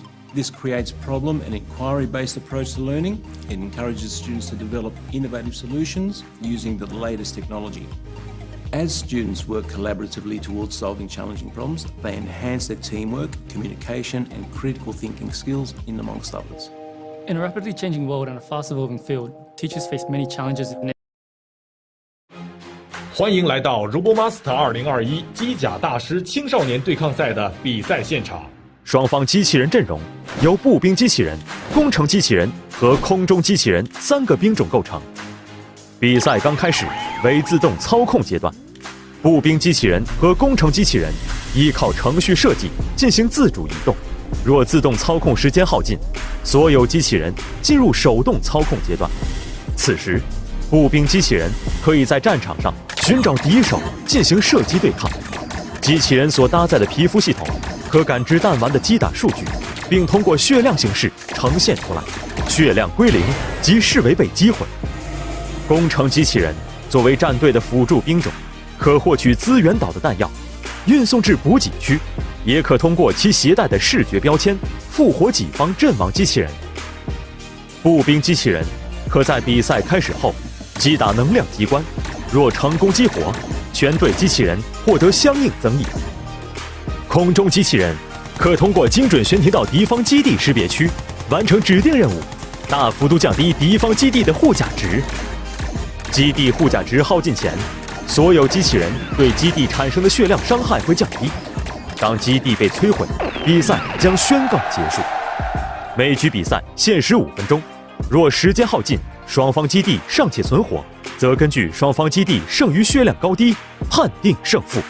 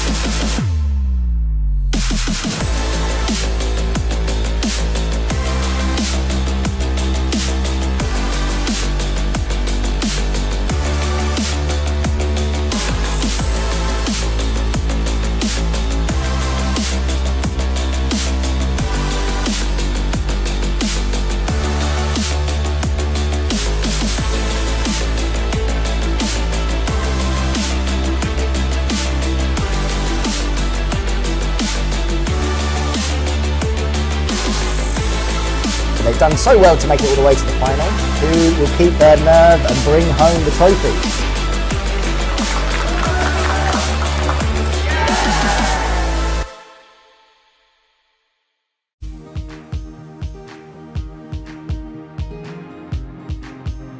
STEAM education provides opportunities for students to work on engaging real-world problems that integrate the knowledge and skills from a range of academic disciplines. This creates problem and inquiry-based approach to learning and encourages students to develop innovative solutions using the latest technology. As students work collaboratively towards solving challenging problems, they enhance their teamwork, communication and critical thinking skills in amongst others. In a rapidly changing world and a fast-evolving field, teachers face many challenges in educating students in coding. We need tailored support to deliver engaging, meaningful, and up-to-date lessons. Until now, there have been few robotics platforms that are effective in supporting both novice programmers and those who are transitioning to a more advanced skill level.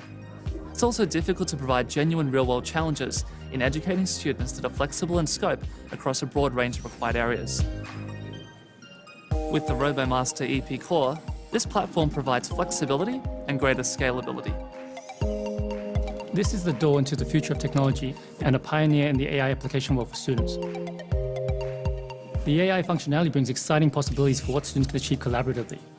The EP Core is brilliant at retrieving and processing data information as it's compatible with a wide range of sensors and other hardware. It can achieve things like autonomous driving, as well as facial and object recognition. I love it as it drives student interest and it comes with tailored curriculum resources to support syllabus outcomes. It can integrate with existing hardware we have, like Arduinos and Raspberry Pis, and interface them with ease.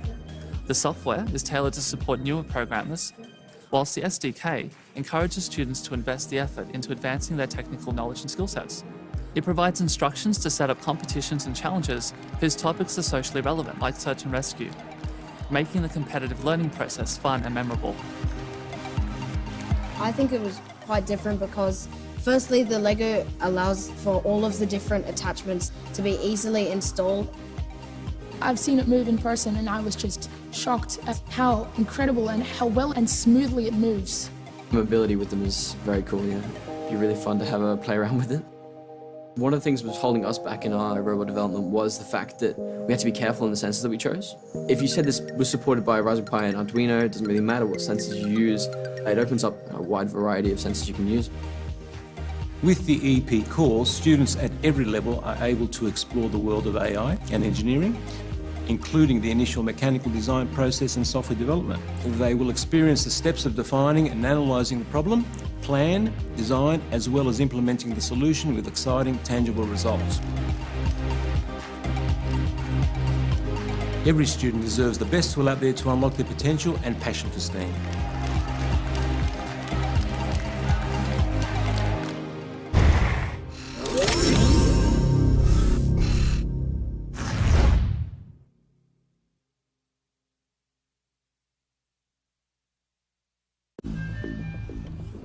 An innovative design loaded with advanced technologies.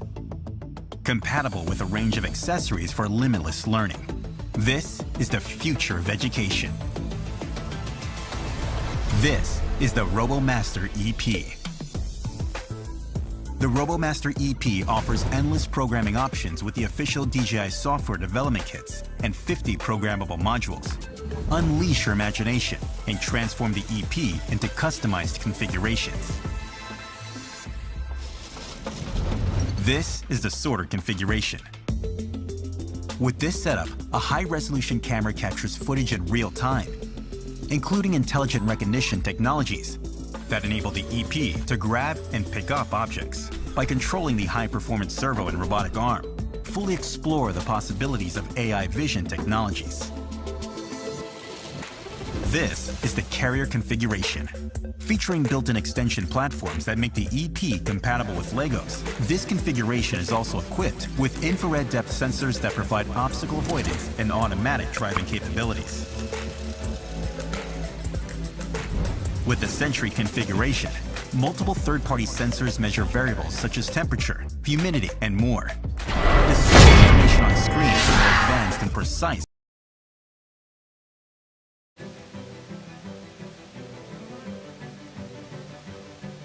Alright, now we're back to round 7, and it's between the Team Best on the red and Team Infinity on the blue. Yes, and now is the automatic movement phase. We can look at the red standard, which is already used the red power ruling activity.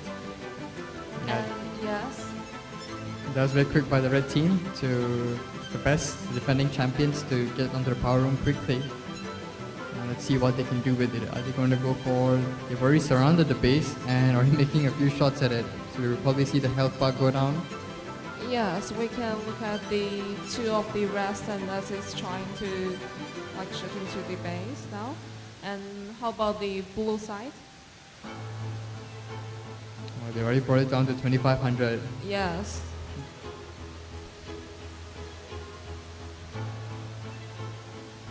Alright, now we're on to the manual phase, and the engineers are quick to bring back the bottles as the blue engineer makes his way as the red just tries to chase down the blue team's standard. The blue team standard has been taken down. Infinity standard has been taken down. That was very quick by the red team. They managed to get the power up, and they managed to take down the enemy team's outpost, deal 500 damage to it, as well as take down one of their standards. Yes, and let's look at the... Oh, it's the first person win? It's the engineer from the red. Yes, as the blue team and red team just far away at the blue team supply zone.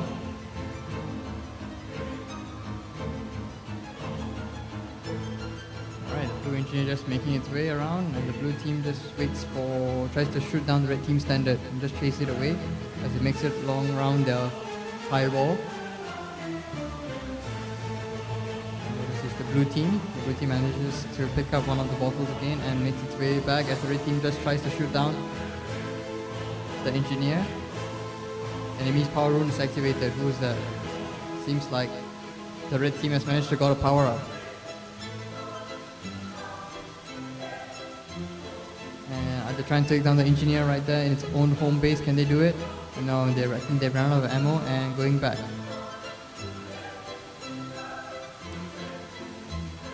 Now we can look at the red engineer getting the lost bottle and trying to get it back to the...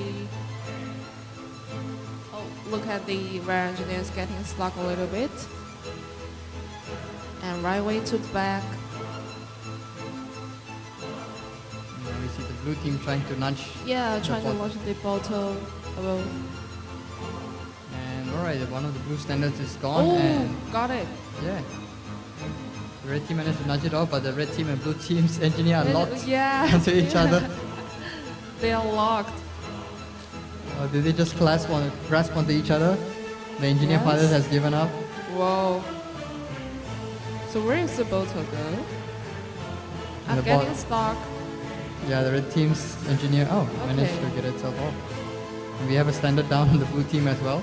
And the blue team outpost is going down fast as well. Who can get the bottle? Blue or red? Blue or red? It's gonna be a red team. Oh, the red team does manage to grab it. That's fun. So finally our red engineer getting the bottle and get back. And look at this standard, they are trying to activate the power runes. I think they got it, the red team standard. The red team's got it, the blue team's still trying to get it. Another bottle down. Is the red team bottle down, yes. But the blue team is stuck, the red team tries to get the bottle again. Oh no, they haven't got it, the blue team still got a chance. Almost. We see the engineers battle away. We've missed that the red team managed to bring down the blue team's health bar to 750 damage.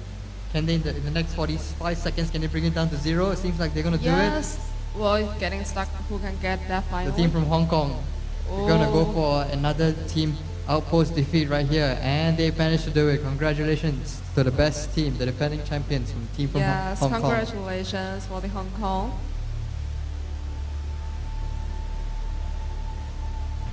Good effort by Team Infinity to give us an entertaining battle between the engineers.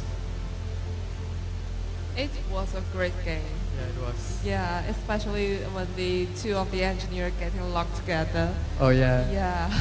That was really good. I didn't know the claws could lock onto each other like that. Yeah. But That's the first time you're seeing it. Yeah, it's also my first time to look at it locked together. Yeah. Yeah. So let's looking forward to the next game. If that will be happen again. Yeah. Now with the setup period of 2 minutes going on, we just had a clip from the team from Hong Kong discussing the strategies, and now a view onto the team from Singapore right here at our Jewel Changi studio at Changi Experience.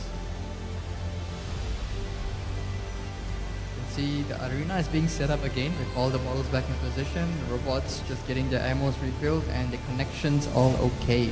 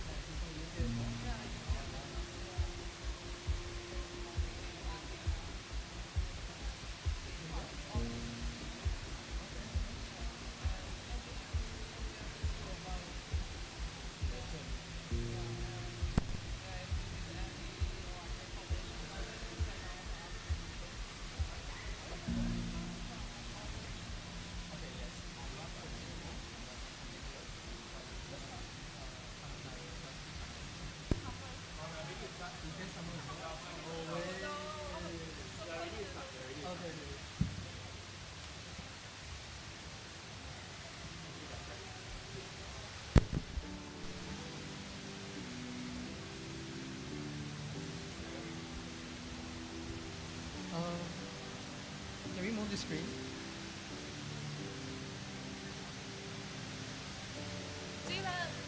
What's his name? What's his name? Dylan. Okay. Can you move the screen?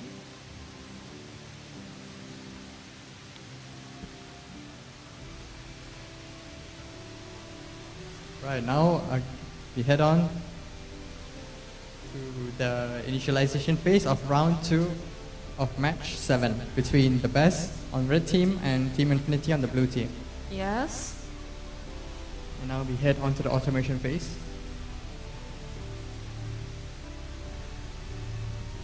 Do they use the same strategies? I don't quite remember. Seems like Seems like they do. slightly different from the Yes. red team. Alright, 30 seconds to go, not much happening. As we see the red team standard trying to get the attack buff right there. I don't see any 24 on the screen. And boom, they managed to do it. Oh. 50% up. It's just so fast. Yeah. And they're going straight for the outpost. One red standard already there. Second standard making its way. The red engineer picking up a bottle there as well. Yes, already back. Ooh, went up the slope. That's kind of dangerous. Almost flipped itself up. Yes. Okay, a little bit stuck in the slow. Alright, now onto the manual control.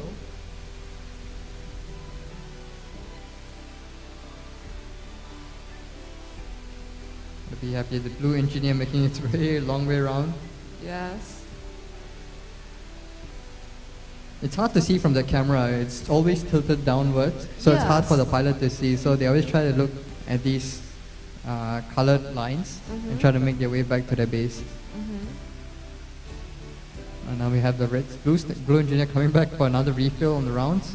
This time going straight onto the field and dropping the bottle. Oh no, they should have gone the long way around.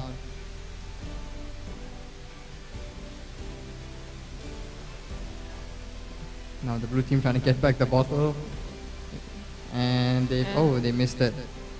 All eyes on the engineer trying to grab the bottle. And they push it onto the edge. Hope the pilot knows that they can push the bottle back onto the supply zone. They don't have to try pinch it up. We see the blue team's health managed to bring down the red team's outpost down to 2900 right there. And the blue standard has been destroyed by the red team. I'm not sure the red team got a power up again later after that. But the blue engineer is down and so is the red engineer. 2 engineers down. Red team and blue team fighting it away. Red team tries to get another attack power buff while the blue team tries to take it down. The red team is down to half a health of the standard. But the blue team now the red team has got the power attack and the blue team has to back off. Now they're trying to hide it behind the high wall, but the blue team standard has been taken down by the red team. That was a very good use of the power up.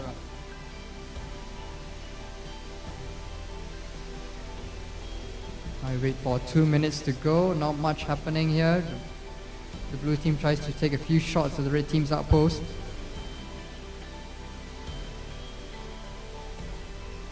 Blue team still waiting for a revival there on their standard. Red engineer down. The red standard there.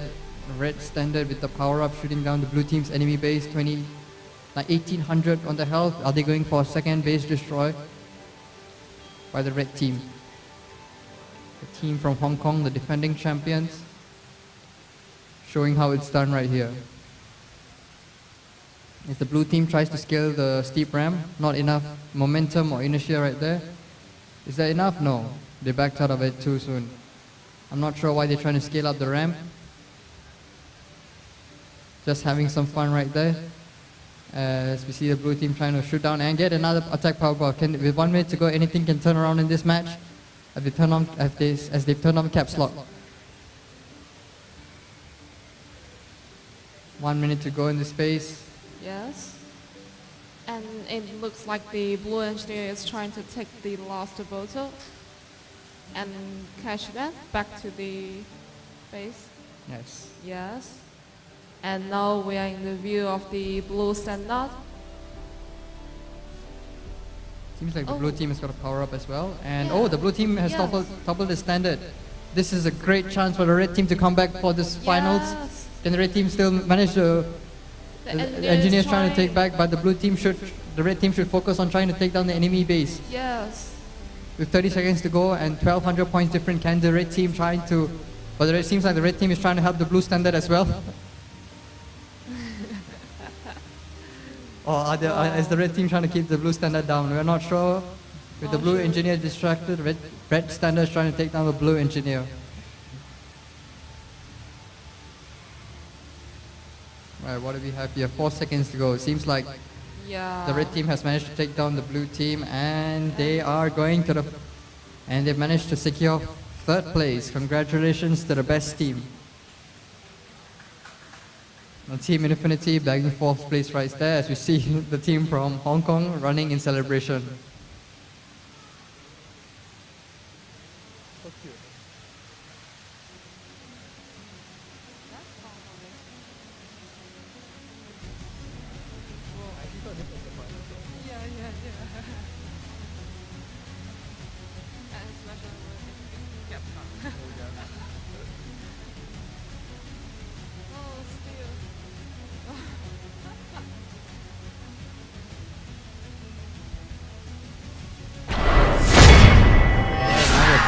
Recap from the last round. It was a very interesting match right there between the team from Hong Kong and the team from Singapore. Yes. The first round going to the Hong Kong team, and they managed to dominate it. And the second round seems like the red team are actually dominating as well, the best team. And there's a turn of events where the blue robot or the red robot switched over. Which robot flipped over? I forgot. I think it was the red team that flipped off, and no, it was the blue team that flipped off. And the red team were trying to take advantage of that and trying to use both their standards. But that was a 1,200 point lead created by the red team, and blue team could do nothing about it. Yes. And for our next round, oh yes, the next round is the final round. It's for the championship. Yeah, it's championship now. Team THHS versus Yan Oi Ting. So now we'll watch a video from DDI before as we wait for the arena to be set up for the finals.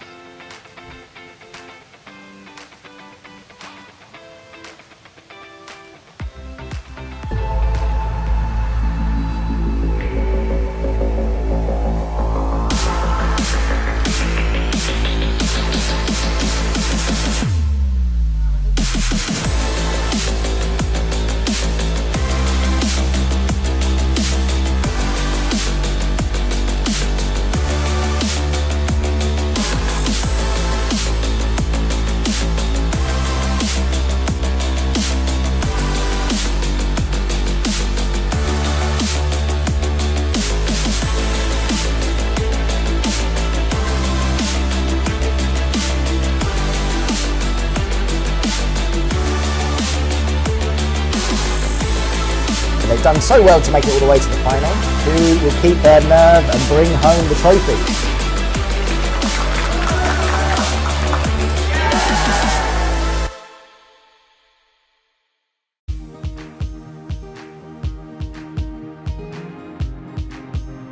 STEAM education provides opportunities for students to work on engaging real-world problems that integrate the knowledge and skills from a range of academic disciplines. This creates problem and inquiry-based approach to learning. It encourages students to develop innovative solutions using the latest technology. As students work collaboratively towards solving challenging problems, they enhance their teamwork, communication and critical thinking skills in amongst others. In a rapidly changing world and a fast-evolving field, teachers face many challenges in educating students in coding. We need tailored support to deliver engaging, meaningful and up-to-date lessons. Until now, there have been few robotics platforms that are effective in supporting both novice programmers and those who are transitioning to a more advanced skill level. It's also difficult to provide genuine real-world challenges in educating students that are flexible in scope across a broad range of required areas. With the RoboMaster EP Core, this platform provides flexibility and greater scalability. This is the door into the future of technology and a pioneer in the AI application world for students. The AI functionality brings exciting possibilities for what students can achieve collaboratively. The EP Core is brilliant at retrieving and processing data information as it's compatible with a wide range of sensors and other hardware. It It can achieve things like autonomous driving, as well as facial and object recognition. I love it as it drives student interest and it comes with tailored curriculum resources to support syllabus outcomes. It can integrate with existing hardware we have, like Arduinos and Raspberry Pis, and interface them with ease. The software is tailored to support newer programmers, whilst the SDK encourages students to invest the effort into advancing their technical knowledge and skill sets. It provides instructions to set up competitions and challenges whose topics are socially relevant, like search and rescue, making the competitive learning process fun and memorable. I think it was quite different because firstly, the Lego allows for all of the different attachments to be easily installed. I've seen it move in person and I was just shocked at how incredible and how well and smoothly it moves. Mobility with them is very cool, yeah. It'd be really fun to have a play around with it. One of the things that was holding us back in our robot development was the fact that we had to be careful in the sensors that we chose. If you said this was supported by Raspberry Pi and Arduino, it doesn't really matter what sensors you use. It opens up a wide variety of sensors you can use. With the EP course, students at every level are able to explore the world of AI and engineering, including the initial mechanical design process and software development. They will experience the steps of defining and analysing the problem, plan, design, as well as implementing the solution with exciting, tangible results. Every student deserves the best tool out there to unlock their potential and passion for STEAM.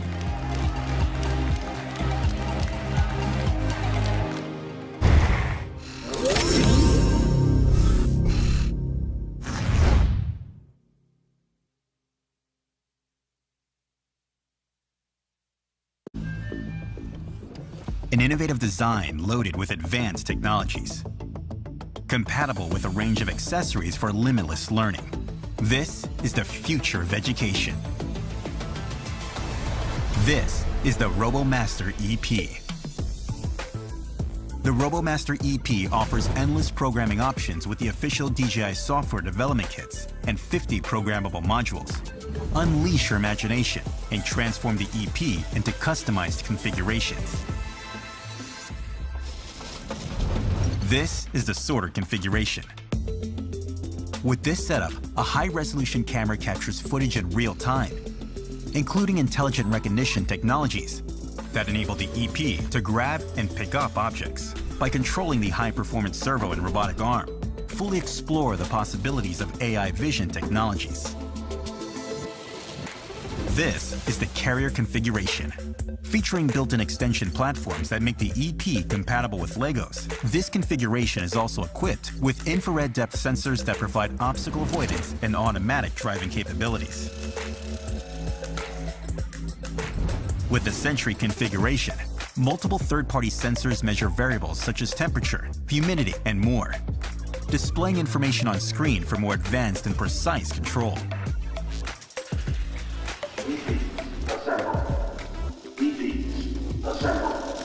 Set custom voice commands and control the EP to perform a variety of tasks.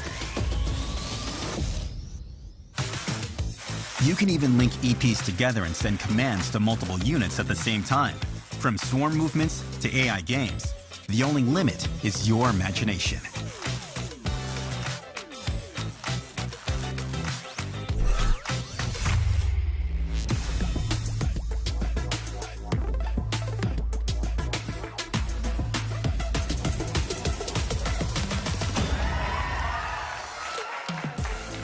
With built-in project-based tasks and a diverse range of teaching materials, the RoboMaster EP delivers a revolutionary educational experience, encouraging students to learn the skills needed for the world of tomorrow.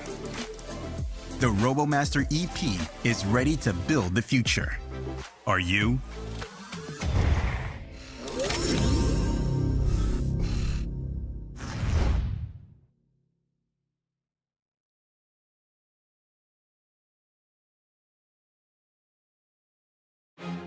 欢迎来到 RoboMaster 2021机甲大师青少年对抗赛的比赛现场。双方机器人阵容由步兵机器人、工程机器人和空中机器人3个兵种构成。比赛刚开始为自动操控阶段，步兵机器人和工程机器人依靠程序设计进行自主移动。若自动操控时间耗尽，所有机器人进入手动操控阶段。此时，步兵机器人可以在战场上寻找敌手进行射击对抗。机器人所搭载的皮肤系统可感知弹丸的击打数据，并通过血量形式呈现出来，血量归零即视为被击毁。工程机器人作为战队的辅助兵种，可获取资源岛的弹药，运送至补给区，也可通过其携带的视觉标签复活己方阵亡机器人。步兵机器人可在比赛开始后击打能量机关，若成功激活，全队机器人获得相应增益。空中机器人可通过精准悬停到敌方基地识别区，完成指定任务，大幅度降低敌方基地的护甲值。基地护甲值耗尽前，所有机器人对基地产生的血量伤害会降低。当基地被摧毁，比赛将宣告结束。每局比赛限时5分钟，若时间耗尽，双方基地尚且存活，则根据双方基地剩余血量高低判定胜负。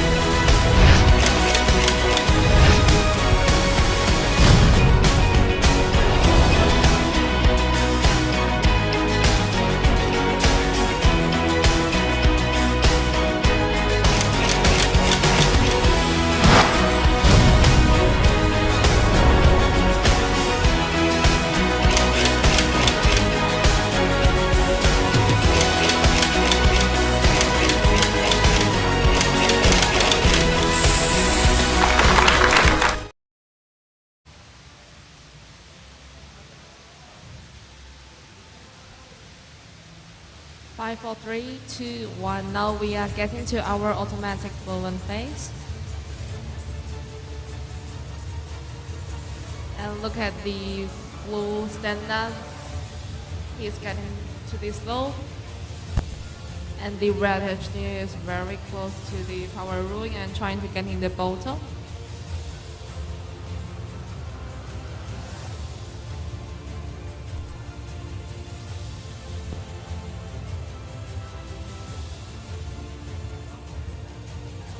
It seems like the two of the engineers, they are trying to get in the different bottle, and the red one is in the middle, and the blue teams use a different strategies, which is getting the side one.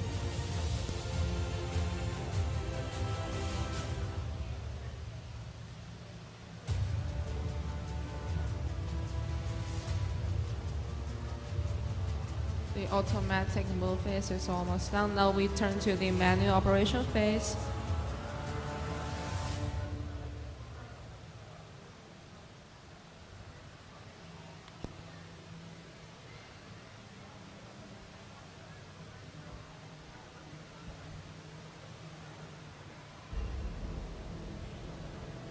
Right, look, good job by the blue engineer to get the bottle in.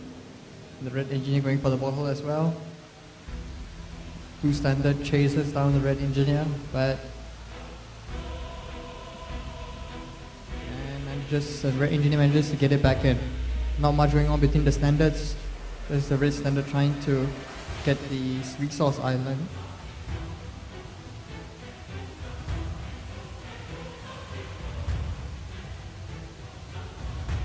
The red team's engineer just managed. Engineer is just working beautifully for both teams, getting as many bottles in there as possible. Yes, and it's so fast for these rounds. It's almost empty now. There's also the blue team's power up. Managed to get 100% of the power up as we see the resource island cool down. And now it's up to the blue team to do as much damage as possible. The red team managed to just get one shot on the blue team's outpost, but the blue team with the power up managed to just take down one of the engineers right behind the high wall there. Now the red team trying to match up by getting as trying to get a power up, and the red team now manages to get a power up. They did it. Right now this is going to be intense battle. Both healths going down quickly. The teams just have to get the right shot. Let's see which team has a better accuracy. It's now level pegging. Scores level pegging and health level pegging as well. As the red engineer makes its way back for a refill on his health. Not much going on right now, just some close quarter battle between the blue standard and the red engineer. Red engineer trying to dodge away as we see a battle for the bottle, and the blue engineer gets it first. Trying to chasing. Yeah. As we see the blue team gets enough power, 100% power up, and so does the red team, I think. They're just still batting away. This is a very tight battle. Both teams know both teams' strength. Both are strong in the battlefield. Yeah. That's why no one is going for the outpost yet. Yeah. It's almost still full for both of teams. Yeah. The blue team now moving forward and back, just trying to keep the accuracy high as possible. Shooting as many shots on the red team's outpost, managed to bring it down 2600. What can the blue team do about it? Now at 2900 right there. As the red team just goes down onto the slope and manages to reverse itself back up. Only a few teams have managed to do it. The red team versus blue team. The blue team having the power up, battling away at the standard. One of the yes, power up wins over and manages to kill one of the blue standard. 40 seconds to go. 2400 versus 2900. The blue team has an edge on this finals, and the red team's standard has been destroyed. Yeah, two of the standard is getting destroyed for both of teams. Now it's the last 30 seconds, and let's see which teams will get advantage now. I think possibly looks like the blue teams, but still 15 seconds left. 15 seconds left, and the red team has managed to revive both his standards. With 2400 versus 2500, the red team is catching up. The red team has managed to catch up very closely.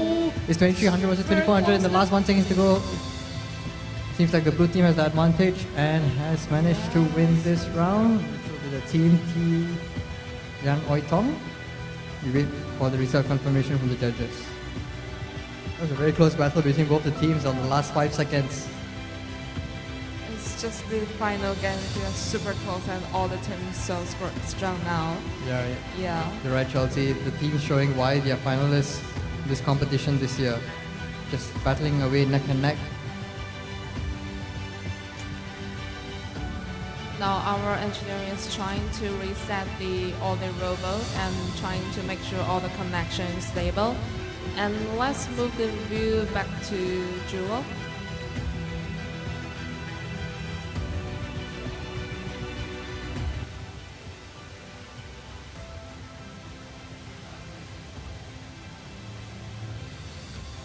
Now we wait for the second round of this finals to go on. Seems like I think the red team won the previous round, or the blue team. Still wait for the judges' confirmation. But we have a beautiful shot live at the vortex situated here at Jewel Changi.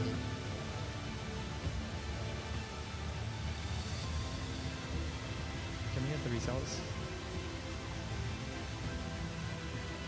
Alright, that was a very good round. As we wait for the results from the judges, but I think the blue team won that round by dealing more damage to the red team's enemy outpost. It was very close in the 2300 versus 2400 in the last 5 seconds. Yeah, I think the blue teams only get a little bit of advantage for the last round, so let's see for the next rounds. Is it possible for the red teams getting back? Yeah. Yes. So yeah, it's a fight for the championship once again. So the red team would like to, the blue team would like to seal the championship here in this next round, but the red team would want to fight it out until the final in this best of 3 competition. Yes.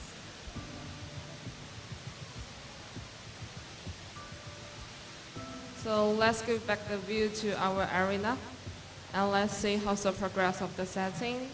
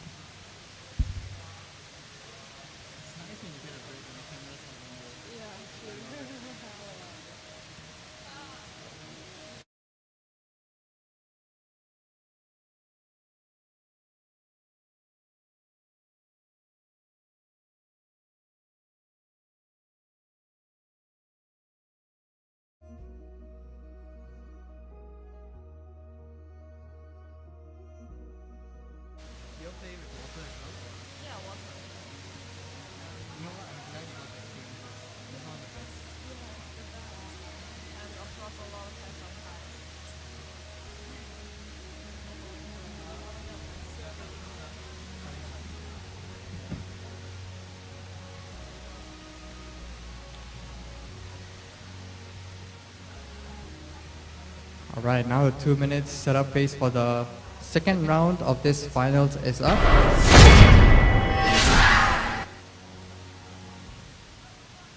And on to the initialization phase.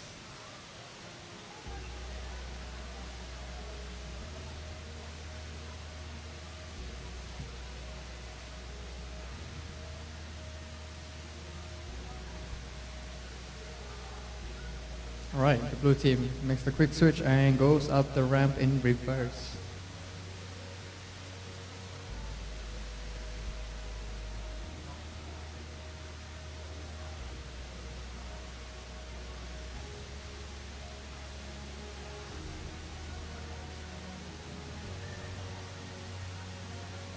Alright, the red team standard going for a power up. The blue team standard seems like they already had the power up.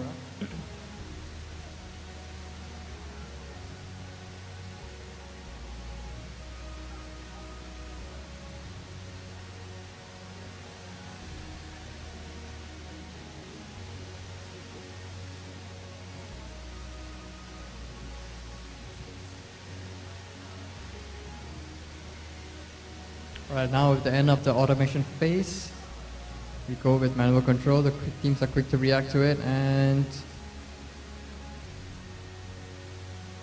the blue team taking quick shots, and the red team's engineer trying to stop the 30 seconds, 2% energy replenish.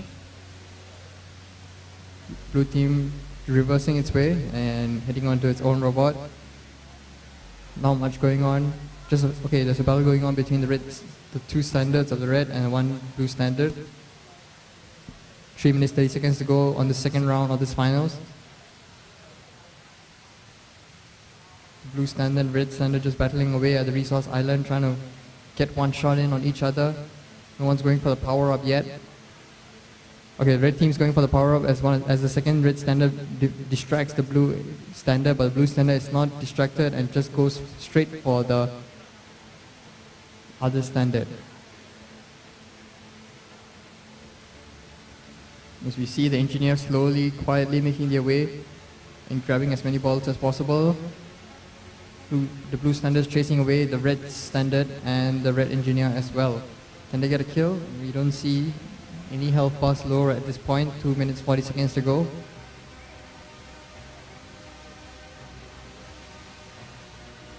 Blue advantage to blue team as they've done 300 point damage versus 250 point damage. Alright, it seems like the blue team standard is down. Blue team standard is down. Good job by the red team. I think they got the power up. So did the blue team as well. Both teams have the power up, but the red team managed to get in more shots and take down the blue team standard. Now the red team and blue team are battling it out. Both teams running out of attack buff almost at the same time right there. As the red engineer goes for the last bottle, the blue engineer tries to grab the bottle but couldn't get it in time. Alright, the red engineer brings it back and nudges it onto the standards of the red team in a mess right there. And the red team manages to take down the health of the blue team's outpost at 2800 with 1 minute 50 seconds to go. Alright, the blue team managed to get an attack buff. Now what can they do? Are they going to take down a robot first and then go for the outpost? Or are they going to go straight for the outpost? Alright, one of the blue team standards going straight for the outpost and managed to deal more damage than the red team now. 2700 versus 2800. 1 minute 30 seconds to go. And the blue team standard is down. That was a very good effort by the red team on a comeback. And it's level pegging right here, 2500 versus 2500. That is very close between the two teams. Yeah, still super close, same as the last round. Yeah. As the blue team's engineer tries to scale up the steep ramp and block the red engineer, but the red standard just moving up and down, trying to miss any shots from the opponent team. Red standard goes for a refill on his ammo with 1 minute to go. The red team already managed to do 1200 damage on the blue team's outpost.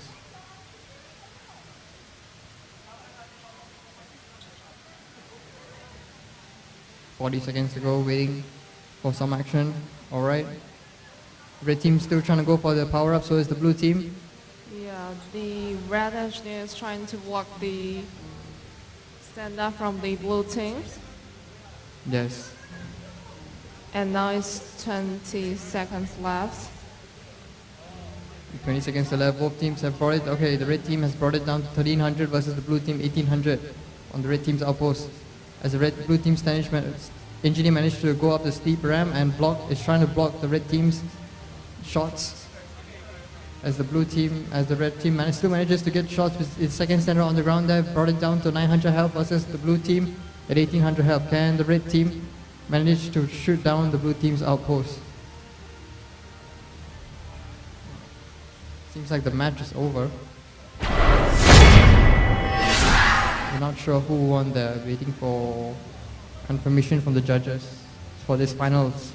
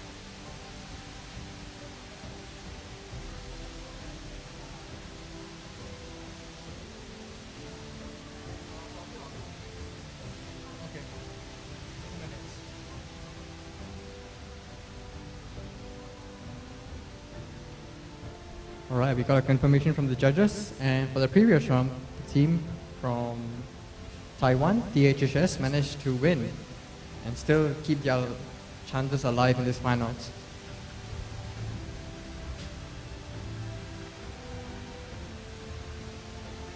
So we see the blue team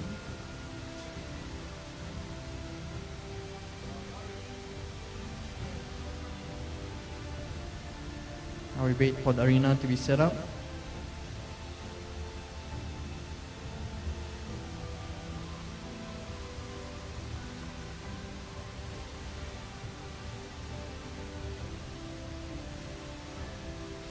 Alright, on to the initialization phase. It's tiebreak on this round. So this last round will be the championship decider.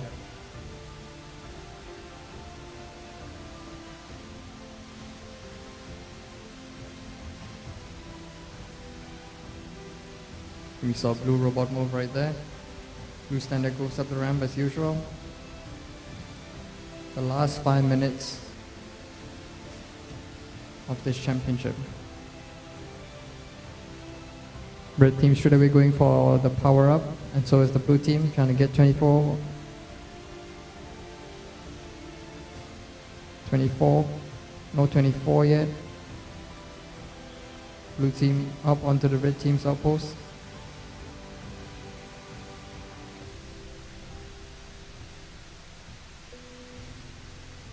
Patiently waiting 17 seconds to go. Red team still trying to hold it out and get a power up.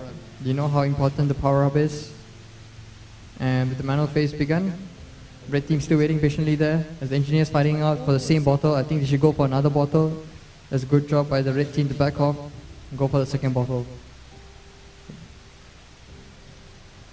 Red team standard chasing away the blue team standard. Red team engineer bringing the bottle safe back home. Now with the blue teams with enough ammo, they're chasing away the red team standard. Blue team engineer coming back for another bottle. Red team would still like the power up they were waiting patiently so far. While red team still going for some small shots at the blue team's outpost to get the first hit in. Now whichever team wins this is the championship. So both teams going slowly first in the first 2 minutes of this round. 1 minute, 3 minutes to go. Engineer still collecting bottles there as the red team standard just weaves its way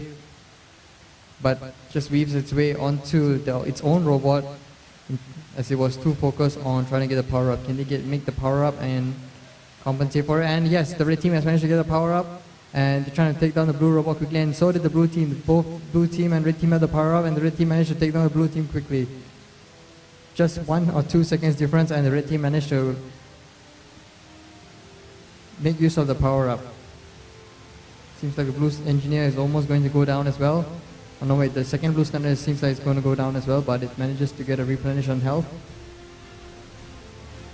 Blue team still has the power up and the red team power up as well. Not much happening, 20 seconds and 2 minutes to go.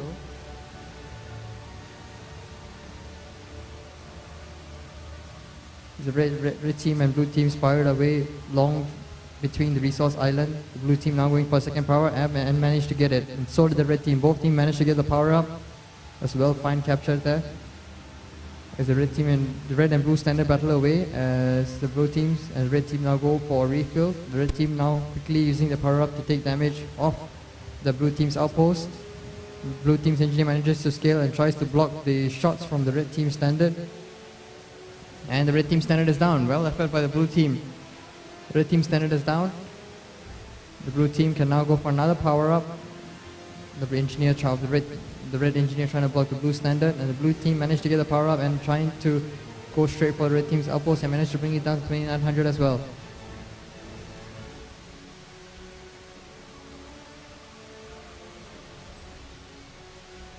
Both engineers powering it off, and we've got a blue team got the 100% attack buff, which means now they can deal twice the amount of damage.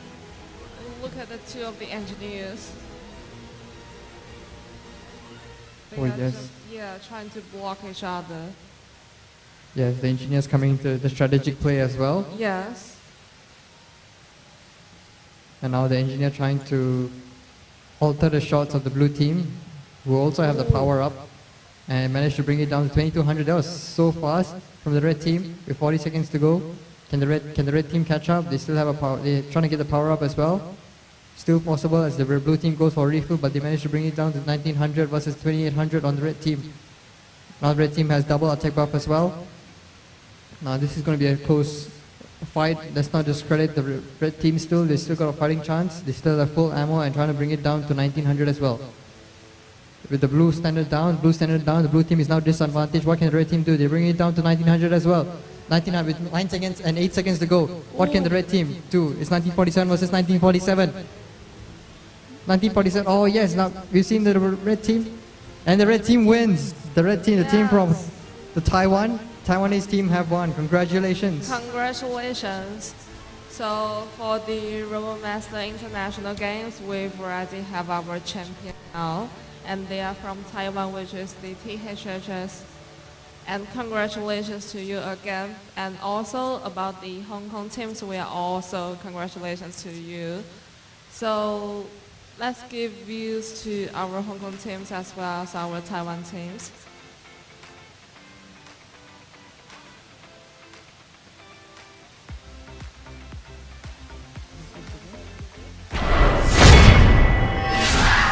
Alright, that was a championship battle between both teams. As we see on screen, we have the Hong Kong team. Both teams gave a really good championship fight, with the Hong Kong team winning the first round, Taiwan team winning the second round. The last round being so close. Yeah, it's just so close. Even it's the same thing. It's Yes. 1847. 1947. Yeah, 1947. Just on 1947 for the past 5 seconds, on the last 5 seconds, and then the red team just managed to get more shots in as Yes, they managed true. to save their ammo. Yeah, what amazing That was games. That's the fight we want to see. So I think we have a little bit delay here, and the